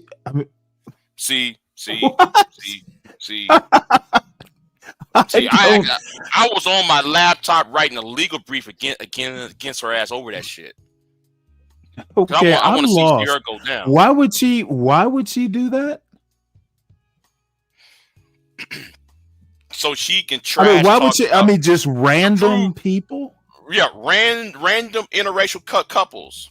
Oh, look, see, to prove the fact that black men will only go to white women of less the only black men, the only white women that black men would marry are mud seals.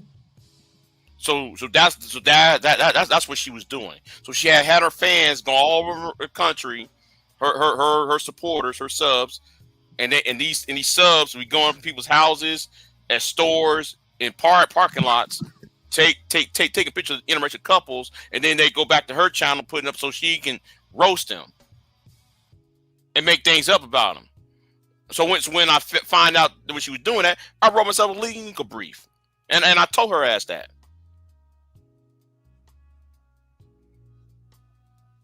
What was her response? No, she thought lowly of me, right? I meant what I said.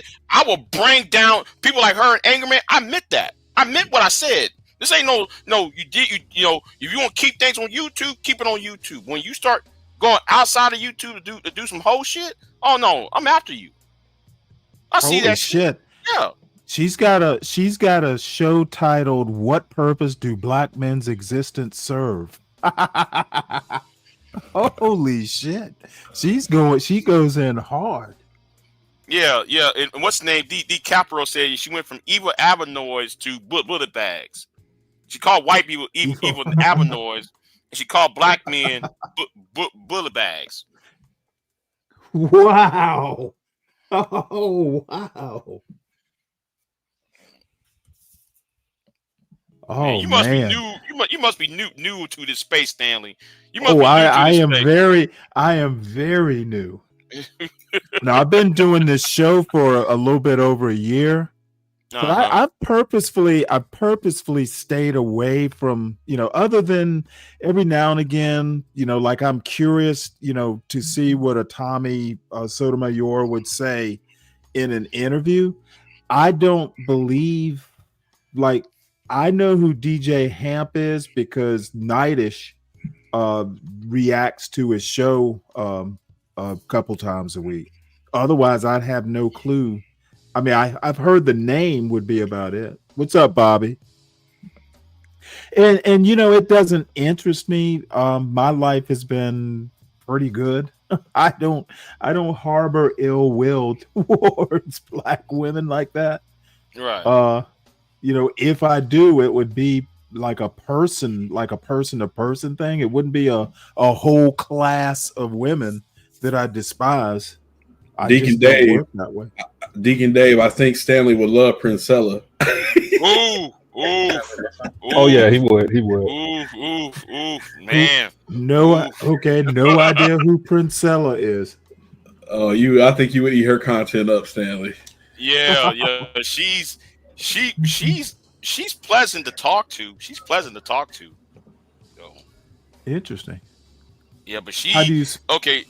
Yeah, she thinks men are evil, and she's mostly like, ladies, be careful of men. Men are devils, and Yeah, she's on that tip where it's like, y'all know how men are, so don't expect anything else. She's been on Willie D's show. Yes. Yeah. She's one of those chicks that. She's one of those females that reads the Duluth model and just, turns it into an extract. So it's real strong. They just lean into that real bad. Did y'all happen to see her in Charleston White's? Yes. Yeah. It's bad. That was. So I can't believe how much Charleston White was agreeing with her. So she's like a psychologist or something?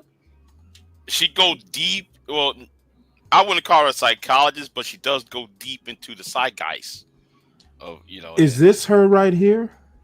Yes. Not psychologist, Miss Andrews.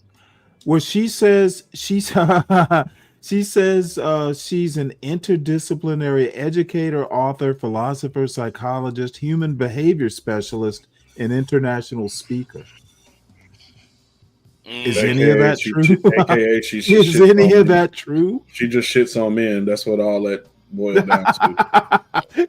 But I do have respect for her though. I like talking to her though. I do have respect for her though. She is a cutie pie. Your boy, Angry Man called her out, and she never pulled up.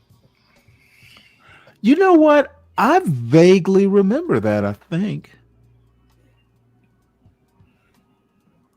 Yeah, well, you know what? I guess she'll be another one I have to look up. Look, like I said, I just don't.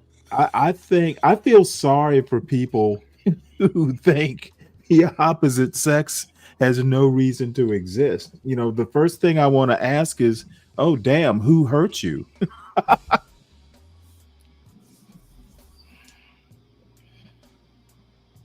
Yeah. So But let's anyway, go back to this cutie. I don't know about all that.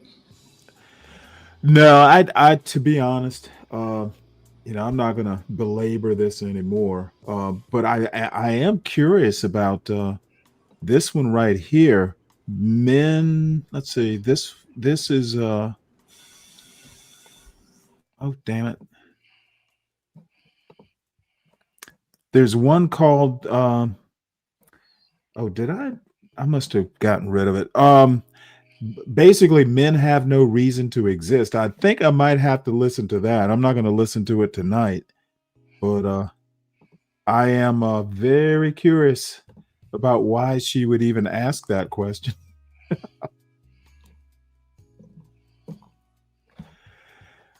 All right, well, let's see. Food stamps is back. Oh yeah, that's right. What do you mean they're back, Bobby? I know that a court ordered Trump to pay by tomorrow.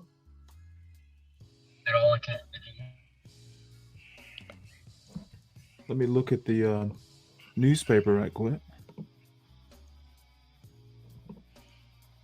Judge orders Trump administration to release full SNAP benefits by Friday. So bullshit, boo. We'll see. We'll see whether they comply.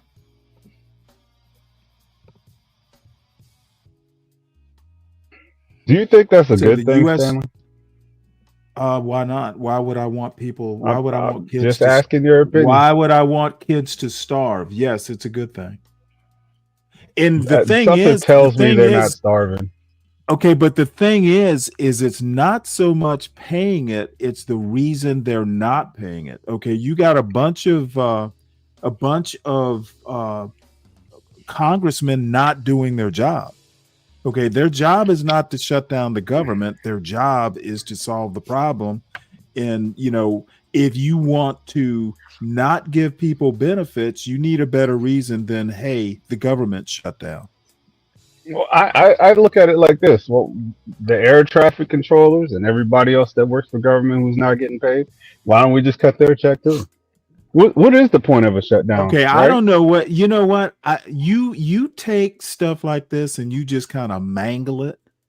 Yeah, you make all kinds of like weird comparisons.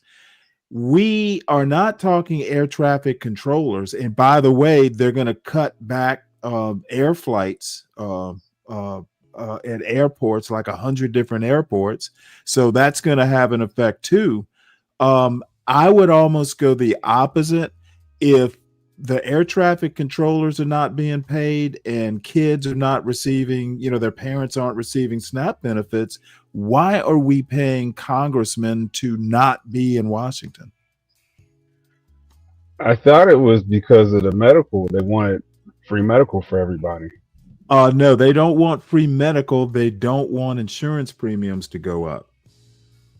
Insurance premiums go up by giving everybody the coverage, medical coverage. You know what? Once again, you want to take everything. Where's the lie? Well, the lie. Wait. just because you tell the truth, that means you have a point. Well, you were going to say something. Go ahead. Let me not be No. distracted. I do have a point. Let me not be distracted by your silliness and your reductive. It's not even deductive reasoning; it's reductive reasoning. If Call you're it what gonna you want. not pay people, If you're not going to answer the if question, you're not Stanley. going to pay, you didn't ask a question worth me answering. If you're not going to pay out benefits, then congressmen should not be paid for not being there. The House is not even in session. What is the point of the shutdown? If they're going to pay people, the point of let the me finish the shutdown question. is the point of the shutdown is that MAGA will do anything to fuck with Obamacare. They haven't been able to get rid of it, so they're just going to poison the well. I don't think that's exactly right. That's not. And correct. I do. They were trying to expand the coverage. Where am I lying? Tell me how I'm lying.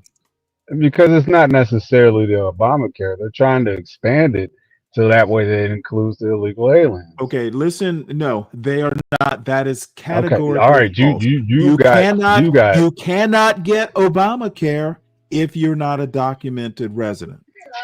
Well, they're expanding it so that way they can. They are not expanding shit. That's why listening They is are important. not Because expanding you don't shit. understand what Now context now they're holding who's out lying? for. Now who's No, lying? that's exactly why it's shut down. No, you are exactly incorrect. See, this is what I suspect. All you far right MAGA types, you depend on people being stupid enough to buy bullshit. And I guess if you get on some panels, they wouldn't be able to rebut it. But I am capable of doing that. That's why I came to your panel. Again, the only thing that's going to affect illegal aliens is emergency room care. And you're not going to leave people to just die by denying them emergency room care. Mm-hmm. That's in America is better than that, even with Trump as president. With Trump as president, you're suggesting that it's not at that. I'm suggesting the White House didn't need a ballroom. if Trump wasn't president, we would not be building a grand ballroom. I sometimes wonder, I try to understand at what point are you actually directly affected by Trump being president, other than what? My soul hurts with him as president. Well, right. Well, somebody like myself who's in the agriculture culture, his tariffs ruin the agriculture sector. So yeah, them tariffs that all the farmers supposed to send all their food to China, and Donald Trump destroyed the created the tariff that's destroyed trade with China. That actually hurts me being in the agriculture space industry. So I remember you said you were a farmer. Yeah. Or you have a farm. Yeah, I have cows. Yeah. Okay. I grow livestock. Yes. Oh, that's cool, man. That's cool. Much respect for that. Stanley, what do you have? Because I was directly asking you how was your affected. Other than emotions, Jay has a legitimate reason. I have outright scorn for those who were crazy enough to vote for Trump. That's all I got. Wow, that's sad, bro.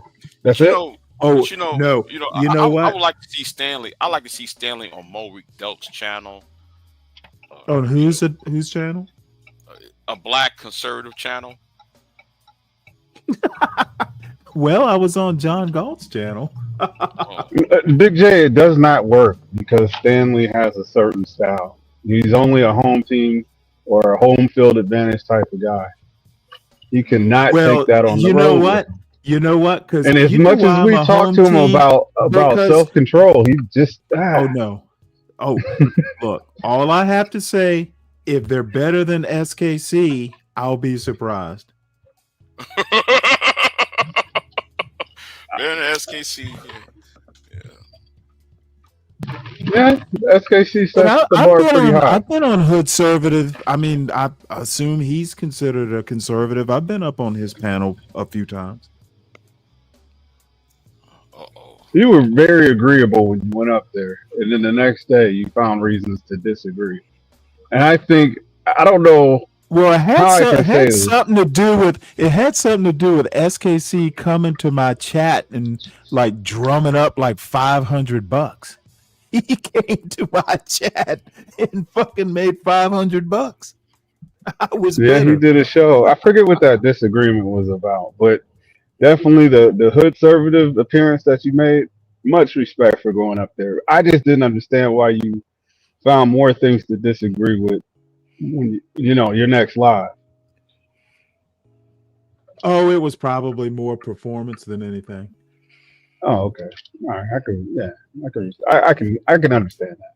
But no, I don't agree with their politics. Hoodservative is particularly bad. In my opinion, he's particularly toxic. There have been one or two things that I will agree with him on, and I don't think he's a bad person. I just think the way he thinks is unusual. I'll just say that. Sometimes he's on third rail. I get it. Like most people can't follow that. To adopt a certain context and to follow that all the way through the abstraction. Oh, well, I can follow it. He can go in and out of that, and it's. I think it's a talent because you don't meet a lot of people. I think Hoodservative lives in his own world. If he ever lived like with people who actually like, he's almost like he doesn't do circular logic. He does pretzel logic. And I think he does it on purpose just to make it difficult to follow his arguments. I don't find that. I find that bad faith. I don't find it a talent. Yeah. It, like they argue in bad faith, kind of like. Now I like to see you go against my arch nemesis, BGS. I've listened to him before. I don't particularly. I think he seems to know a lot about economics. I do know that Blacks Who Defy, like, dude, he has nothing good to say about BGS. I don't know if you know who Blacks Who Defy is. And Blacks Who Defy, he's probably the smartest like black conservative I know. Blacks is up there for sure. He's up there for sure. Yeah, he earned my respect for sure. Yeah, he is just up there, and he doesn't do content though.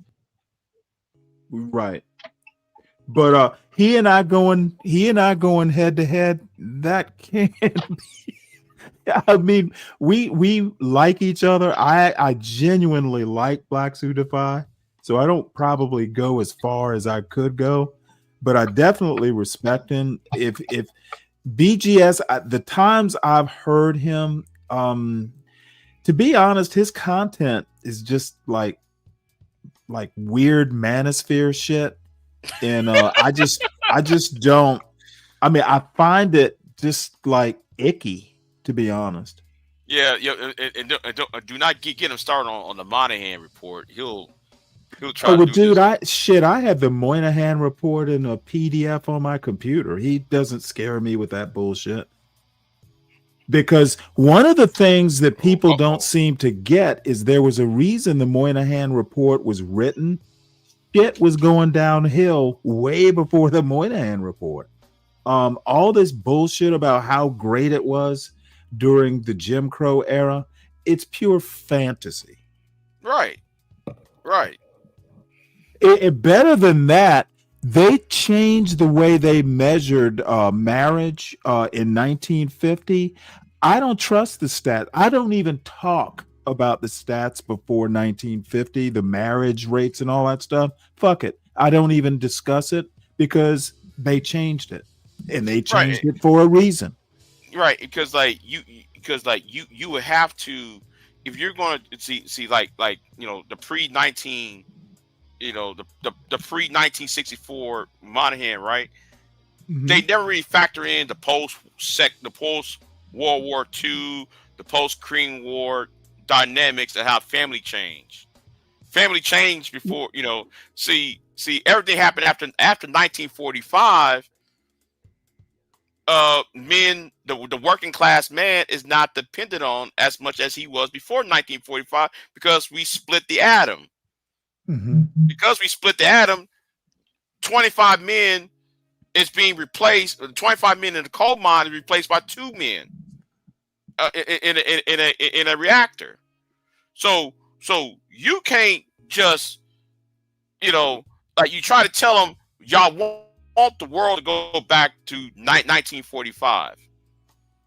I'm sorry, you can't. I mean, and then they want to use the Monahan report, when things was going. And you're right, things was going downhill before the Monahan. Well, but here's the deal. What people don't seem to be able to figure out is that, especially in the South, and you're in the South, you're in Alabama, I'm in Georgia, I'm in Texas. Oh, okay. I thought you were in Alabama, but here's the deal.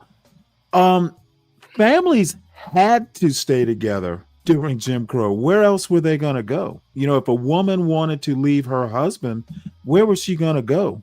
Nowhere. Little Ludowici, Georgia. In Ludowici, where is she? I don't think that they got together thinking about going somewhere outside of where her husband. Okay, you don't know what. This is the bullshit. You want to bring this modernism into old conversations, Dave. That's such bullshit, Stanley. You're gonna stand here and take it. Where the I'm fuck here for it, go? but you can't be. What do they call it? Hey, what you think is immaterial. All you got to do is think a priori. How is somebody gonna even be able to afford a divorce? Black lawyers during Jim Crow, a lot of times the judge wouldn't even let them try a case.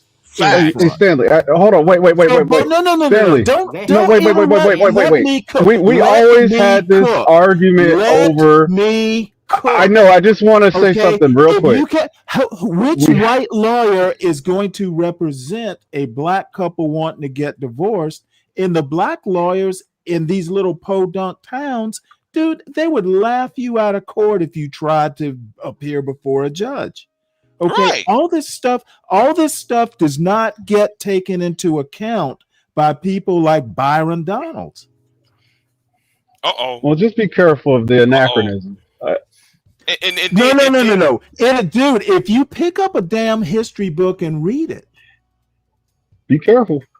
I listened to a guy tell me that Jesus wasn't God in the flesh. I heard a man say that today. Okay, I have no clue what you're talking about. What I do know for fact is that, if you were living in Ludowici, Georgia, and you wanted to get away from Miss Seeley couldn't afford a lawyer. There would be no black lawyer in town, and if there was, they probably couldn't even get into a court to be heard by a judge. Right. So there are all kinds of systemic things about why the black family stayed together. They had no choice in a lot of cases. And that's why though some men have 2 sets of families. Exactly. Right. That's part of the reason why you have 2 sets of families, because the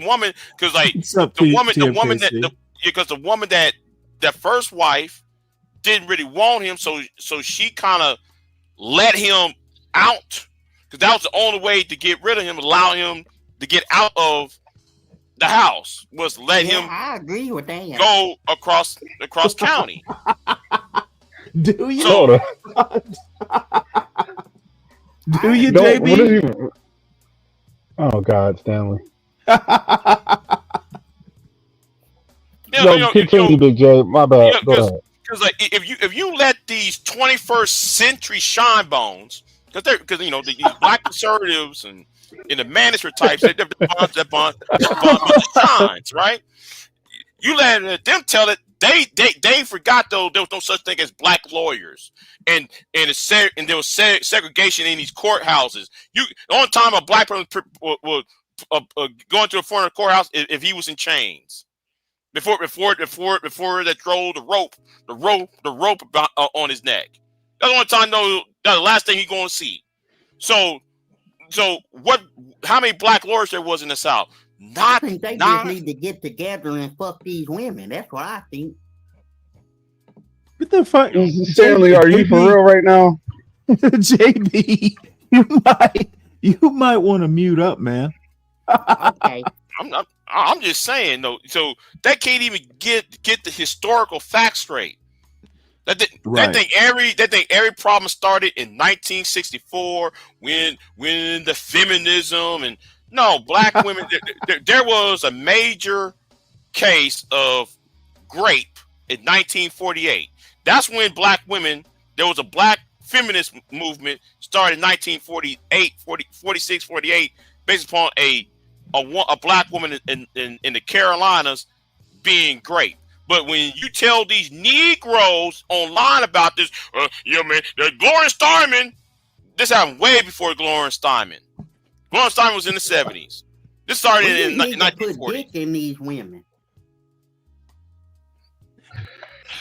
We don't worry about JB. He's probably he's deep into his mason jar right now. What you drinking, JB? Moonshine. Yes. You know I love me some moonshine. Big J, you can't have a serious moment over here because it things happen. It tends to see, as soon as people start actually enjoying talking history, that's when the fucking starts. I just don't know what it is. I just don't know what it is. What is it with this channel? Stanley, I'm drinking moonshine. I'm supposed to get ready for. Dude, I need some enforcers myself. I got a bad thing coming over here tonight, Stanley. This is exactly why Big J has enforcement on his channel. Why are you even talking? I'm talking this channel. I'm gonna let you get whatever you got on your mind. All right, I'm not doing it today, JB. All right, buddy. I apologize to step on your little toesies, but I was just trying to tell Stanley what I was gonna be doing. Oh, I'm sorry. What did you say you were gonna be doing? I got a little bad thing coming over here tonight. I'm supposed to give her all these answers, but she wants $5,000. I'm tired of giving my money to these women, Stanley. I don't know what to do. Hey, Big J, believe it or not, this is not an act. You said what? Hey, TMKC, how you doing? Where you been? You said what? Hi. How you been? I need to be quiet. Yes, I be here sometime. Oh, okay. Nice voice. All right, lady with nice voice. Oh yeah, I apologize for my language. I'ma shut up. Okay. TMKC, I have to take special time to say hello. She's been the prodigal daughter. I hope she didn't hear how I was talking. I'm sorry, man. Hey, you know what? Don't worry. She couldn't understand your accent anyway. I know it kind of seemed like the mama lady and All in the Family. Oh, I'm sorry, ma'am. I didn't mean any harm. He got a big mama voice. I don't remember his voice sounding like this before. Big mama, because I'm getting drunk on that moonshine. Shit, you be hitting high notes in about 5 minutes, huh? Yeah, that's the plan. Well, I was gonna say, Big J, it is refreshing to have someone who has some sense of history, because Lord knows, I will talk this stuff and people will just, oh, Stanley, you're lying. No, you because lying. a whole bunch of times. Right. They sit there, well, you're being a male feminist. No, I'm not. I'm telling you historical facts. Y'all don't read. Yeah, I mean, you try to tell them. You can't believe everything you read, though. Well, we can't believe everything you say.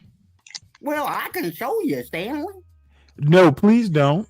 Save it for your little Mexican jumping bean. You shouldn't always believe the history the winners wrote. We got to have all interpretations. Well, the thing is that I will go back and read something like Black Reconstruction. I have no reason to doubt that W.E.B. Du Bois was telling the truth. There are Black historians in our American history who I just trust implicitly. I had a debate with someone, a Black guy, like maybe 3 years ago. I was talking about how they bred slaves back, during the slavery days. And this dude fucking just up and down. No, that's a myth. No, that's a myth. Well, dude, W.E.B. Du Bois wrote about it. And as soon as I say, oh, well, haven't you read Black Reconstruction? All of a sudden it changed. Okay. The people, if you don't believe the history books, the good history books are gonna have their primary sources. You can go read the shit yourself. But it's not always true, though, Stan. Okay, motherfucker, when's the last time you read a history book? Shit, I don't even know how to read. Okay, then why are you talking about what's true and what's not? Yo, You he's literally serious. haven't read a history book in a while, so how do you know what's true and what's not? Shit, I just hear. Again, History, the actual history books will give you their primary sources. You can go read it yourself. I never know because I can't read. Well, I would never know if you hadn't mentioned it. If I had what? Dude, can you even, how do you know you're actually, does your mason jar say moonshine on it? Hell yeah. Okay, well I then can you smell can that read shit at from a least, mile you away, know boy. at least one word. I can smell that from a mile away. Can't get that by me. Right. So the point I'm trying to make is that if you don't believe the history book you're reading, go read the primary sources or the footnotes. All that stuff's out there. I just said I can't read. But Okay, you can dude, read it because it has a moon and a sun, a moonshine bottle. I can barely hear you. No, right now he's probably seeing 2 of everything. So reading, he's Shit, Stanley, he's even when reading, I'm not he's seeing reading two of in everything, I duplicate. can't read, man. All Don't right, try to thank make you, fun of me, JB. Bubba. So what I'm trying to say is you got to trust someone. Trust W.E.B. Du Bois. And by the way, Black Reconstruction is like it is shocking how good a writer he could be. One thing though, since you bring up Du Bois, right? I wish Black conservatives would stop putting the image of Booker T. Washington up there, because I'm sorry, Booker T. Washington's the biggest coon in the world. I'm sorry, Booker T. Washington's a coon. Well, I'm a little bit more There it is. sympathetic because he did a lot of stuff. He did a lot of stuff behind the scenes that you would approve of. There was a public facing Booker T. Washington, but he was funding some causes that I'm not going to be that harsh on him. I also think that in 2025 you don't have to make a choice. You need both. You need Booker. You need to read Booker T. You need to read W.E.B. and then you synthesize the two into your own opinion. Right, because I read a book called The Presidents of War. It's a book that came out about 10 years ago, right? And they were talking about the Spanish-American War and how Booker T. Washington was doing this. We need black soldiers, join the war, because the black soldier, he went to President McKinley and talking about, you might want to recruit some more black soldiers because we can take the Cuban heat. We can go to. Hey, excuse me. Can I ask the question? I don't want to interrupt. Can I ask the question though? Go ahead. Is these people black that you're talking about? Yes. Oh, okay. I'm sorry. So that's why William McKinley was it? yeah. William McKinley was black, but I'm talking about in the context. I'm just kidding. Like the context of we invading Cuba, invading Puerto Rico, invading the Philippines, and doing all this atrocities, right? He wanna want us to be a part of it to prove ourselves that we are Americans by being a part of atrocities and war crimes. That's why I said what I said.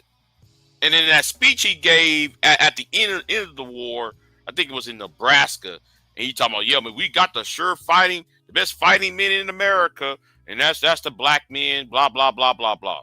I'm like, Negro, how did that bring in freedom when these people spit in your face, and you over here talking about though we send us to San Juan Hill and save Teddy Roosevelt on that hill, and yet though we ain't giving the accolades, you know, and because of tropical heat we supposed to withstand. You know, I can't stand Booker T. Washington. I'm sorry. He just well, I understand, but I also want to point out that black soldiers participating in, you know, atrocities, not the first time in the Spanish-American War. Remember, you know, there were black soldiers out on the plains doing Indian fighting. Right. So it's, you know, I can understand his thinking. Where my heart used to be now. He would. Like I said, I'm a little bit more sympathetic now. I think you need both. I do have problems with Booker T. Washington, but I'm a bit more sympathetic than you are. Okay. Well, anyway, because I mean, he was a great man, whether you like him or not. Well, that's true. That's true. I'm not taking away from him, but I'm just saying. I just some of the things he be saying, I be reading, and I be like, that's some buck dancing, you know, wanting some button-up biscuits dry type activity, you know. So anyway, but thank you for having me on. You know, it's kind of like my father used to say. He's still around, by the way, but he used to say, Stanley, there are going to be a lot of things you don't want to do, but you're going to do them, you know, for your family. So I kind of look at it that way. All right. Hey, Big J, nice talking to you, man. All right, Dave. Take it easy, Dave. Yeah, it's probably time for me to wrap it up. As much as I'm enjoying myself, I did get to see some old, like I hadn't seen TMKC in quite some time. So I'm glad that she's back around. And a couple of folks showed up at your. Oh wait, Big J just left. For the folks who joined from Big J's universe, thank you for showing up. Please subscribe. We do occasionally actually talk like history and news and politics. That's pretty much what I want to do. But towards the weekend, you know, it does get a little interesting with the fuckery. So, but it is time to wrap up this show. I had a great time. Bobby, good to see you. Mike, I'm sorry we didn't get to chat, but I will be back tomorrow around 1 or 1:30. And we didn't get to Helen Andrews and a couple other things. Cynthia G, now that I know who she is, I guess we'll add her to the rotation for tomorrow as well. So everybody have a good night. Stanley, can I say something real quick before you go? Sure. I got an icebox where my heart used to be. Now it's filled with moonshine. You got a what?